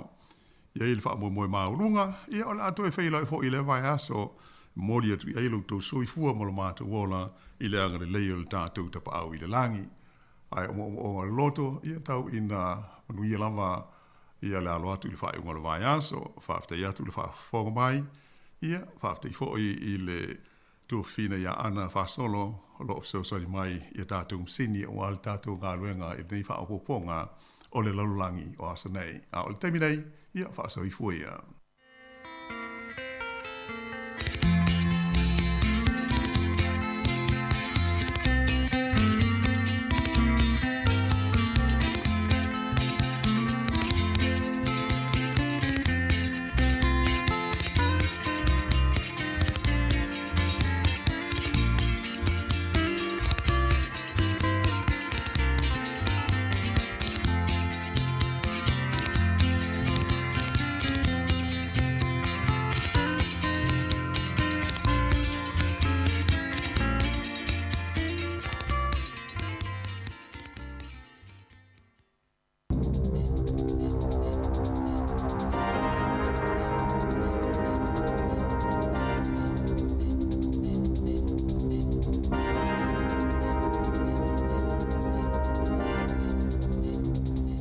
Ta lava i nei vaenga o le aso, o se whaapoponga le nei i telefou o le si ufonga le lau mua i Wellingtone.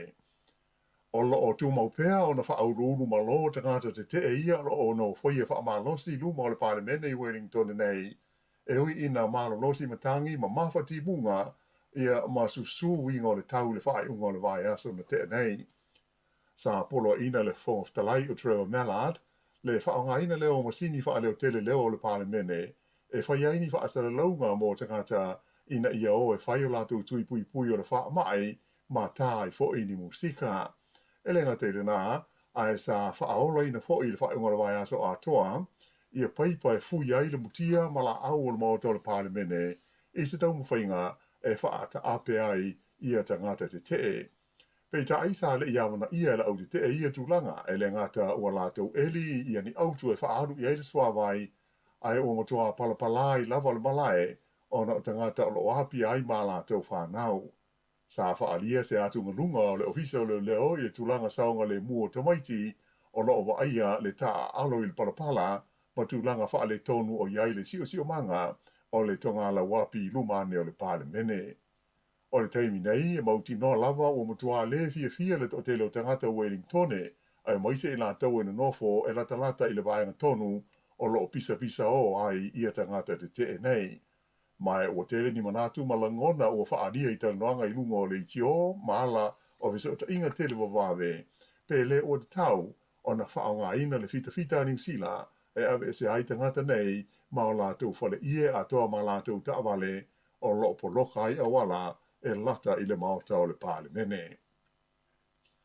E matua tele a wala sa poloka I solo ele ma la au pa ma le whaitau wā wheo whale sa motu si aire el tise ona o winga lolo wā ma le whale tonu o le tau e pei o na awhi ai se vahenga tele le motu I mātu I le whai unga le vai aso. Ona pō lea na whatoa whale au ngai naila pita inga winga lolo wā le tau pei tai e o mai I le tai ona le I la e tu sa male se fulu wha awhe la whai o whale o ainga I le I ola aile el tise ona sa motu sia I matangi malolosi na awhi ai I a waia ma laina o le eletise i tu ese o le motu i mātu. Whaalia mai e kompani e pūlea laina eletise e mautino lava e tele ni aso o le awha ngā solo ai ngā ruenga i le tau whaale leia o ia whaale tonu. O au ki lani la waia na o i le 5 afe la wha i o whaale o ainga ma pisnisi na motu sia le eletise le taimi sao pito whaale tonu ai ia tu langa o le tau. E lata i le 3 afe la wha i o tangata e maua le eletise mai le kompani o le power cow na motu sia le lātou power ma e o mai ana pō o lo po mi sa pea ma le aise eletise i le tusa o le 2 afe o whaale i le tu malo le Bay of Plenty. Pe na fo i Taranaki a toa ma le tu i saute o le Waikato. Ai o le tu malo Northland e tu sa ma le wha afe la whai o ainga ma whale na motu sia la lātou e le tise. O le awala tele nu me la tasi i Talane o Martin sa tapunia i le tai awa no li la mo fe malanga inga. Pe na fo i le awala tele nu me la 5 i saute o Palmerston North i o Piki. O isi awala o tapunia fe malanga inga e awhi aile awala nu mela 5 le vā o Featherston ma Martin Barra ma le awala tele nu mela 2 i le vā o 4th Street ma Lenny's Road e latalata i le ai o Masterton. O le whautuanga mai le kompani e pulea awala le waka kotahi e te taui awe ta awale uma o na wha ai titia le sao o ta awale o na o tūlanga e pei o solo ele o ngā la au a toa ma waia mori e le tise o loo i lunga o awala ma fua mai i whaale tonu o le tau sa whenga iai. Ua tonu aso so o si tia pā o lunga pēra wha ingo mai fau o le COVID i le tonu o New Zealand a toa. O le san nafi sa wha maui nai sa wha inga o pito mawae e walu se lau se furu le a wha i o mai fau e pei ona lipo tia mai e le mtanga ruenga le soi fua malo loina. Mai lea o wha inga e ono se lau 2 tonu i le tonu o Kilani, walu se fumaltasi le Waikato, se fulutasi le Bay of Plenty, se fulutasi fo i Lakes, to a walu i le Hawke's Bay, to a tolu i Mid Central, to a ono i Whanganui, to a 5 Taranaki, to a tolu Tairāwhiti, to a se fulu 5 i Wellingtone, to a se fulu le Hutt Valley, to a lua Nelson ma Marlborough, to a tolu Canterbury, to a lua South Canterbury, ma le to a se fumal wha, i Southern DHBs po li tu malo i saute. Tolu se fulua la whai o mai o lo tau fia i whale mai le tono o Kilani, o tau Ranga, Rotorua, Wellington e whape ai makalai estete, ai e laisitasi o i le tono o le vaenga o ngase tinga ina. Sa wha mawhaina mai am tanga ruenga le soi fua malo lo ina, o le mawa ai o le si itia la whai o mai fau, o se wha manatu le leite le lea mo tangata uma, o lea ua matua sao lava le pipisi tua i le lautele o le tinu o le vairusi o le Omicron. E manatu le matanga ruenga o le awha awo peo na si tia ma mao runga la wha ingo tangata e maua i le vairusi i nai vai aso o lumana i nei. O le whautuanga lautele mo tangata uma i a tau mawhai i tūlanga e tau wha tele ngese ai le pipisi o le vairusi le nei ma ia tau tua nā le saonga le mū, ma le soifua mālonoina le lei o le tangata ia malana whānau ma lona au a inga. O le lasanga o pito tāua lava, o le whamautu leo a wanoa e whai eitu i pui, tu sa po le tui mua, po le tui lona lua, e po le tui wha po fōi po le booster, e se furu walu i mai fausa whamauina nafi i le tonu no whanga o lo whaanofo e se ai tangata malanga mai whafo. O le asto na i whasa lau limas fu whala whai o mai fausa whaamawina ai i le tonu o le atunu a toa, ai walu i no whanga e whaanofo e se ai tangata mai whafo. A o le sforeile e whasa lau whalima le a whai o mai sa whaamawina ai. O le awhenga renga wha pe ai ngase i le tonu o ni vaenga se lua e tausi ai tangata maa tua i le whala mai tele o Kilani o amata nei o na whaia la tau su enga pe le o a whaina ma maua le wha mai COVID o le asto na i lea sa lipotia mai ai le maua le COVID fruiva o le to ono o le au whainga renga ai to fitu ngase i le tonu o vaenga i e lua po awards i e lua o le whala mai a o Kilani. O se tangata whainga renga i le tonu o ia vaenga sa mo mua wha maonia wa a fia i le vairusi ina ua umarana test sa whaia o na so atu ai lea ma isi tangata whainga renga to lima a toa mamai e to fitu.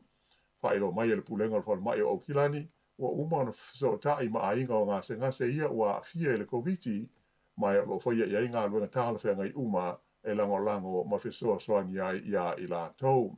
O le teimi nei, ua tāo fia le tu mau, le toe tāo fia o nisi ngā se fau i wā tie lua o le whalamai o tangata mātua i le whalamai tele o au Kilani. Ua maitau ina le whaatupula ia pēa o la whae tangata i le ai o neipia o lo o whae tio ma whae lora lātou le fia i le pūlenga ona o le leanga ma le palpala o le sua wai tāo mawha i le hoi ai tele o le Hawke's Bay. E le o se mea fau le tūlanga wha le tono le sua wai i neipia o le tele o teimi e whaalanu ena ai le sua wai ma fua lea ona o le whaanga ina o le wai la au o le chlorine lea ua lima nei tau sanga talu o na whaia. Pei tai o le waila aule nei o le chlorine a whewhi loi ma le minerale o le manganese le maua mai nisi o wai eli e ona maua le tulanga le o le whaulinga lanu ena o le suawai pe a ki atu i le paipa o le whale. Whaalia whapea o le tulanga mo mi e tele o le suawai i le waenga o le tunuu i le teimi o le tau mawhana whana ma fuai na whaonga i a nisi o wai eli ia mau ai le minerale leo le manganese. Ta ua la o lo eise fuafuanga le pulenga o neipia ina ia whaamuta e le toe whaonga ina le waila aule nei mo le wai tau mawha ma o le ngā ruenga e tūsai luas furulua tau sanga o le whaanga solo ai i se tau e lata i le tolu se lau miliona tā la. Sa atu la i luma le whaamsinonga i Palmerston North i le tai ona le i la se tau le talo wau is furiwa tau sanga na loka i le polas freile leo ona o se resi nāri di mai le teimio ni tu unga ta male tu pulanga telo vau, boy races i le pitanu o Longburn. Whaalia mai e sa tini leo o David Wilson o le teimio o tau mwhai aise leo e ta office tasi o tangata ona o le mio pa a i lea whaata singa na ta ai se tasi mai tua i alona ulu mapa ua i lalo. E leo i loa po aina i e whaia lea ngā ioinga na manu ai leo ma tonga fitia ai le whare mai. O ro fia mau ai leo ni mori mau e tusa o lea whaalawe lave. Whaalia e le li sa tini, e to tasi le istangata na manua i se mea ma ai i lea whaalawe lave, ia mai o lo o tinga ina o ia i le whare mai i le teimi nei.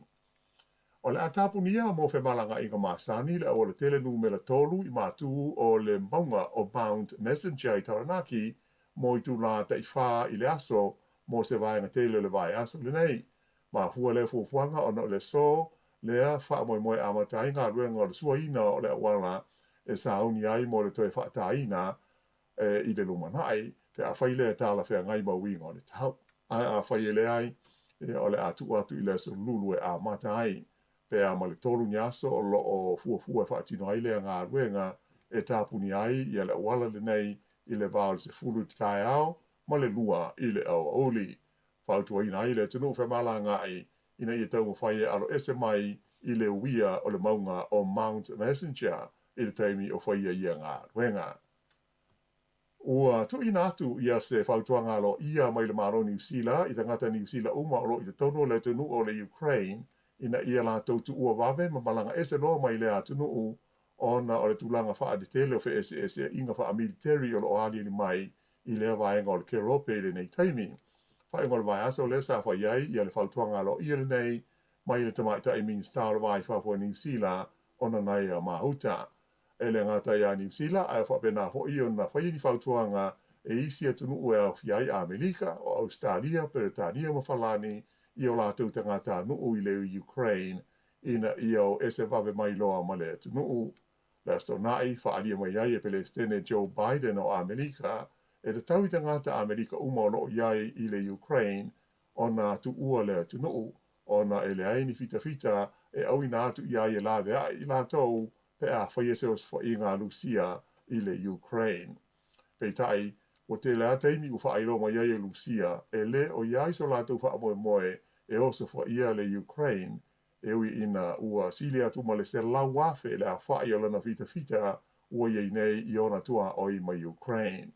E lenga tai lea ai alo whai i whaata ita inga a fita a Lucia ma le atunu o Belarus e tua oi ma le Ukraine.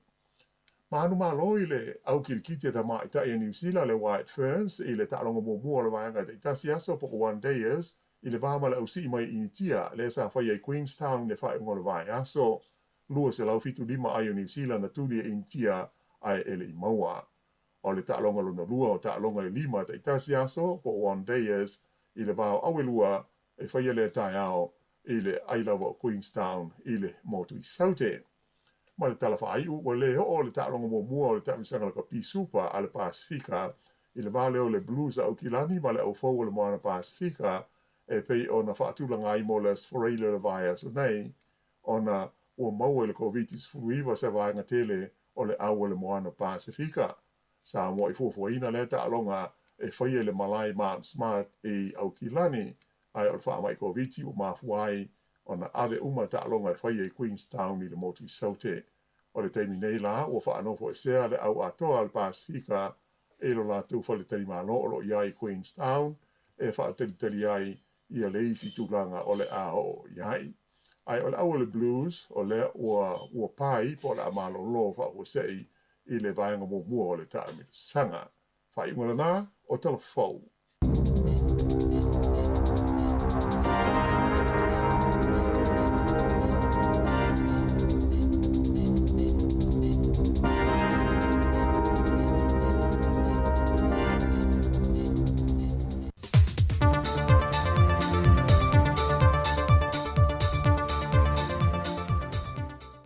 Nganga fia to e whaatalo whaatua i whaafunga anga lo tātou te nuu, au le tautua maa sandil si fongo le lau mua, te wale e telefon mai Samoa.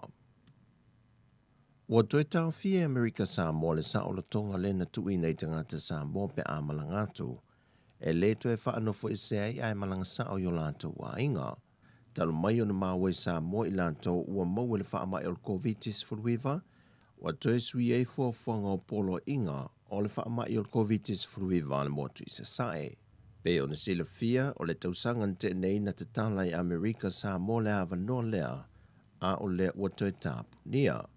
O lo tau fia uma whainga malanga i Amerika Samoa le teimile nei, o no se whainga malanga mai Amerika na fia i tangata o le pase se le whaamai o le COVID-19 furuiva, le au fia i ma Samoa.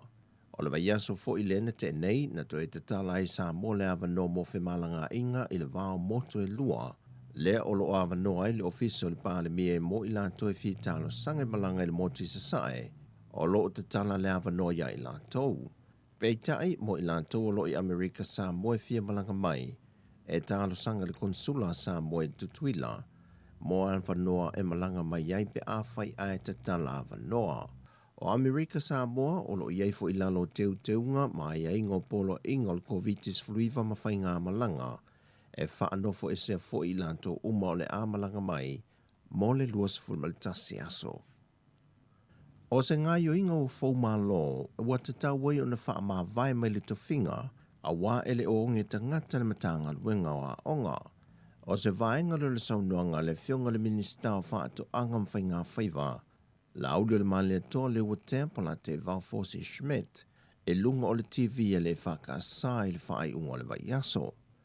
O e wha te tau le saunoanga le fionga le minista a ngai le whauru lunga le matanga luenga wa onga le fionga a whamasanga e na ua tuina i lunga le tu lau le matanga luenga se whaasilasilanga le tu maupea o na tau fia onga mo le isi lua vai aso a e whato a mai a pe a masei tu la. Le saunoanga le fionga le te tai o le atunuu, fia mena o mi mata afa, o loo au fia il teuteu ngau i polo e ngau whaavilave tupu whaafua sei, le te tala umai leo a onga i le atunuu, e a fuantu le asonga fua le nei. Wato e sui le whaasilisilanga le matanga luenga o a onga, watu i ne lungo peng te wha ilangi po la nei tu lau, ma to e whaasa awe le whaasilisilanga, ina ia to e a onga i le so.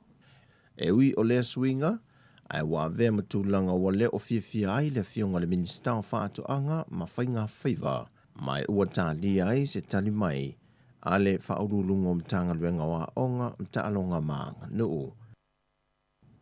Ua whaase e se maisa mo me le vaenga lua o polo inga le puipuinga o le whaamai o le COVID-19 furuiva a nga i le vaenga mua. O le whaiunga le kapeneta ua whaase e se isa mo me le lanu sama. Whaata sei mani o na teunga. O ia teuteunga ua fua i lunga o whaai unga o sia ke fitu, ua mai a whaia mo i la tau ngā lulue mua au, e le taunu mai e le au malanga le aso se fulmariva o le masino Januari. O ia su ngai fitu ua mai a sa negative uma mo le au whainga wenga, whaatase la mai la tau e to tolu se fulmaritasi wa fia le siama, a e to wha ua manuia, o isi ngasi ua wha solo ina vai le siama, ma o lo malolo si pea. O ia teuteunga o le atatala ini vaenga o le vavao, mai na amata wha manuina mai le tau leo noi lea fiafio le sofariles fulmaritasi o Februari lua filua se fulmalelua. Lea, ua tau fia i whainga malanga wha avao malo po va lele ma va ala upa sese, se i vanga na ua iai se wha mao ninga ale ka peneta. O le atu maupea, tau sisi o le pui nga wha ala soifua malolo i nei teimi uma, e ala le te tafi ma mao au, wha o ngā tali fafonga, tutu pe no nofo fo i wha avavai no whanga whaitele. Ua te tala wha potputonga i no whanga whaitele, a mata i tūpea le pui nga lautele mo le wha mai, ua te tala le whea wa i o tamaiti lalo i fole se funma le lua tausanga i no whanga whaitele. Te tala a onga uma ma ta alonga ia inga ua uma o na whaatu langa i le la asanga mua. Te tala whe malanga inga i le sami ma le lau ele i teimi whaatu langa i na masani aso uma le vaiaso, e ao fia ma le aso saa. Wa te tala ta elenga i le sami ma vaitafe i aso uma le vaiaso, e whato a te tala i aso saa i le tula i se fulma le lua i le awa ulianga i le fiafi. Wa tapu ta alonga whaitupe se vanga na ai ta alonga pinko, mai le aso nga fua i le aso tona i le ono le tai au i le se fulma le tasi i le po. Ma le kasino ma le aso nga fua i le aso tona i teimi ua whaatulanga i nei le la asanga mua. O le teu ngol polo inga mo company ma business tu ma oti. Wa te tala fale ava ma fale kalapu mai le aso nga fua i le aso tona ono i le tai au i le se fulma le lua i le po. Wa te tala le whaata wino le ava malosi mai le aso nga fua, e le aso tona no whanga ma fale o loa whaatula whanuina mai le ono, i le tai au i le se fulma le lua i le po. Wa te tala pāpia o fale tele malo mai le aso nga fua i le aso tona mai i le ono i le tai au i le se fulma le lua i le po, mo na o malo o alala i fale tele malo, e whaatanga ina o na tau maa whaava ma whaatau le ava i le aso saa. Wa te tala whaafiafianga i fale tele malo, te tala ma fale ainga ma tau maa whatanga e tau ma mawhai le atunu i te tonu, ma le ave ina foipo takeaways, mai le aso nga fua i le aso to na i le ono le tai au anga i le se fulu i le po. Wa te tala marketi fale o loa laiti, supermarketi maisi pisinisi uma, o te tala fale o loa marketi, supermarketi maisi marketi, o anga i ei le atunu o mai le aso nga fua i le aso to na i le ono le tai au anga i le se fulu i le po. Mo toe matala fale ia, o le marketi o fua whae le leanga mai le aso nga fua i le aso to na i, mai le ono le tai au i le valu i le po. Ai mo le aso sau whaatulanga mai e teu ngō polo inga, o le ate tala le marketi o ia, mai si marketi uma mai le whae le tai au, i le iwa i le tai au lava. O supermarketi ma fale o lola iti i le aso saa, pamu penseni ma fale tala vai privates, e te tala mai le se fulu ma le lua i le awauli, i le se fulu i le po. E te tala fale ainga mo tau maftanga mai le se fulu ma le lua i le awauli. Wa whaatanga tangata lau tele o na tau ma mawhai fale tele malo i aso saa mai le se fulu ma le lua i le awauli, anga i le se fulu i le po. Ai olo o tapu o na whaatau le ava malo se se ivanga na ai malo olo o api i fale tali malo. O la te tala whaatau sa vali o loa i le taulanga, o mga ala ai tapu mo tamaiti lalo i fo o le se fulu ma le ono tausanga le maa te tua, mai ao o na tau sisia o mapolo inga wha le soifua malo lo ina. O toe te tala au o nanga mo whale mai, mo na o i lantou lava i ngase. E to atasi le tausi mai le ngase, mai tapula a ile na o le to o lua i mawhai o na asiasi i se ngase i so se taimi. Wa wha malo sia tuinga mo i lantou e le i whaia lava ni tui pui o le COVID-19 fulmaliva. O i lantou e le i mai a tui e au fia i malo ma whanau i le valo se fulmalilua e le se fulmalivantou sanga. Wa amata whaatino lo tuinga mo alo ma whanau i le va o le lima i le fulmalitasi tau sanga le mātutua, pe a tau nu mai vaila au mo le whanau, leo lo tali e le so swani mai New Zealand e le tui e le tuainga o le Pfizer. Sau no le fionga le tamaitai pālemia, e ono toi iai se isi fisui e inga wha na tinati i le whai unga le kāpeneta, pe a whai e toi tūlai mai fo inisi wā a fia e le siama o le COVID-19 fruiva e malanga o lo o whaanga solo mai. O le whai unga le vai aso nei le ana tau nuu mai ele whainga malanga mai New Zealand, o le whainga malanga le na tō loa mai le aso luse fulma le lua le māsinan te nei, le whato a whaatanga o na toi foi mai le ante nuu.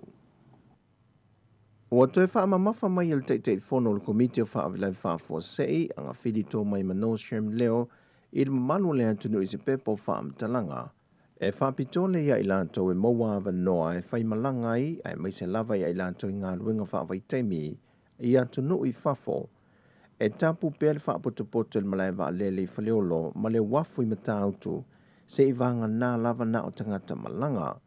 Wa whae lo fo e soli tu la fono le leusta i o tu unga, ma nei tapo, mai ma whai o na whaasalaina so o se tasi le sala tupe, e o atu i le lua awheta la e pe o na whaatulanga ina ia ingo le polo ingo whaavilave tupu whaafosei, whaamanino fo e anga fili, e matua tapu so o stanga te wia pe a whea no whangalo whaanofo e se aipo quarantine sites, i lanto wa whai malanga mai atu no mamao.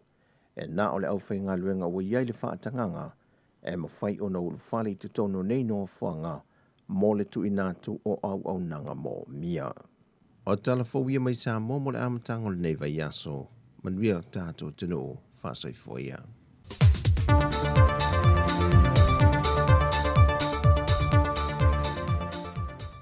Whamalau whaftai whafonga mai le tunu na o mai atu le whaasalouina o tala mai Samoa, pe on tapeneina le sunga atase Salam Sam o nei aso, ia mese fo i le whaoponga, muli o talafou, pe ona tapeneina le fionga lauano ati lawa, mo le nei au uli.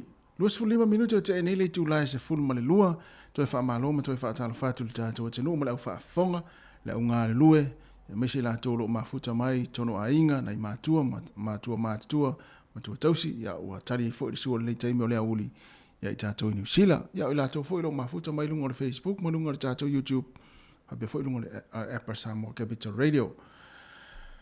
O lea ua tātou i le itula o le nei taimi e lo te maona tarile o tātou whaasalau i Samoa, ia se i vatu lava nei whaasilanga ia e whaate atu nei taimi, ia wala fo i whaafonga mai le tātou, tunu misi tātou le Wellington. O lea, whaasilanga nei mai le ia māmalama a Kapel Piper College. O lea amataria onga tuspa ia a le ia māmalama a Kapel Piper College i le so se fulma le whao Februari, lono winga o le so, a so se fulma le wha, e amatala i le afa o le ono i le afiafia na nei, i le tuhatusi numero 4 Corden Street i Eveloni i Lower Hutt.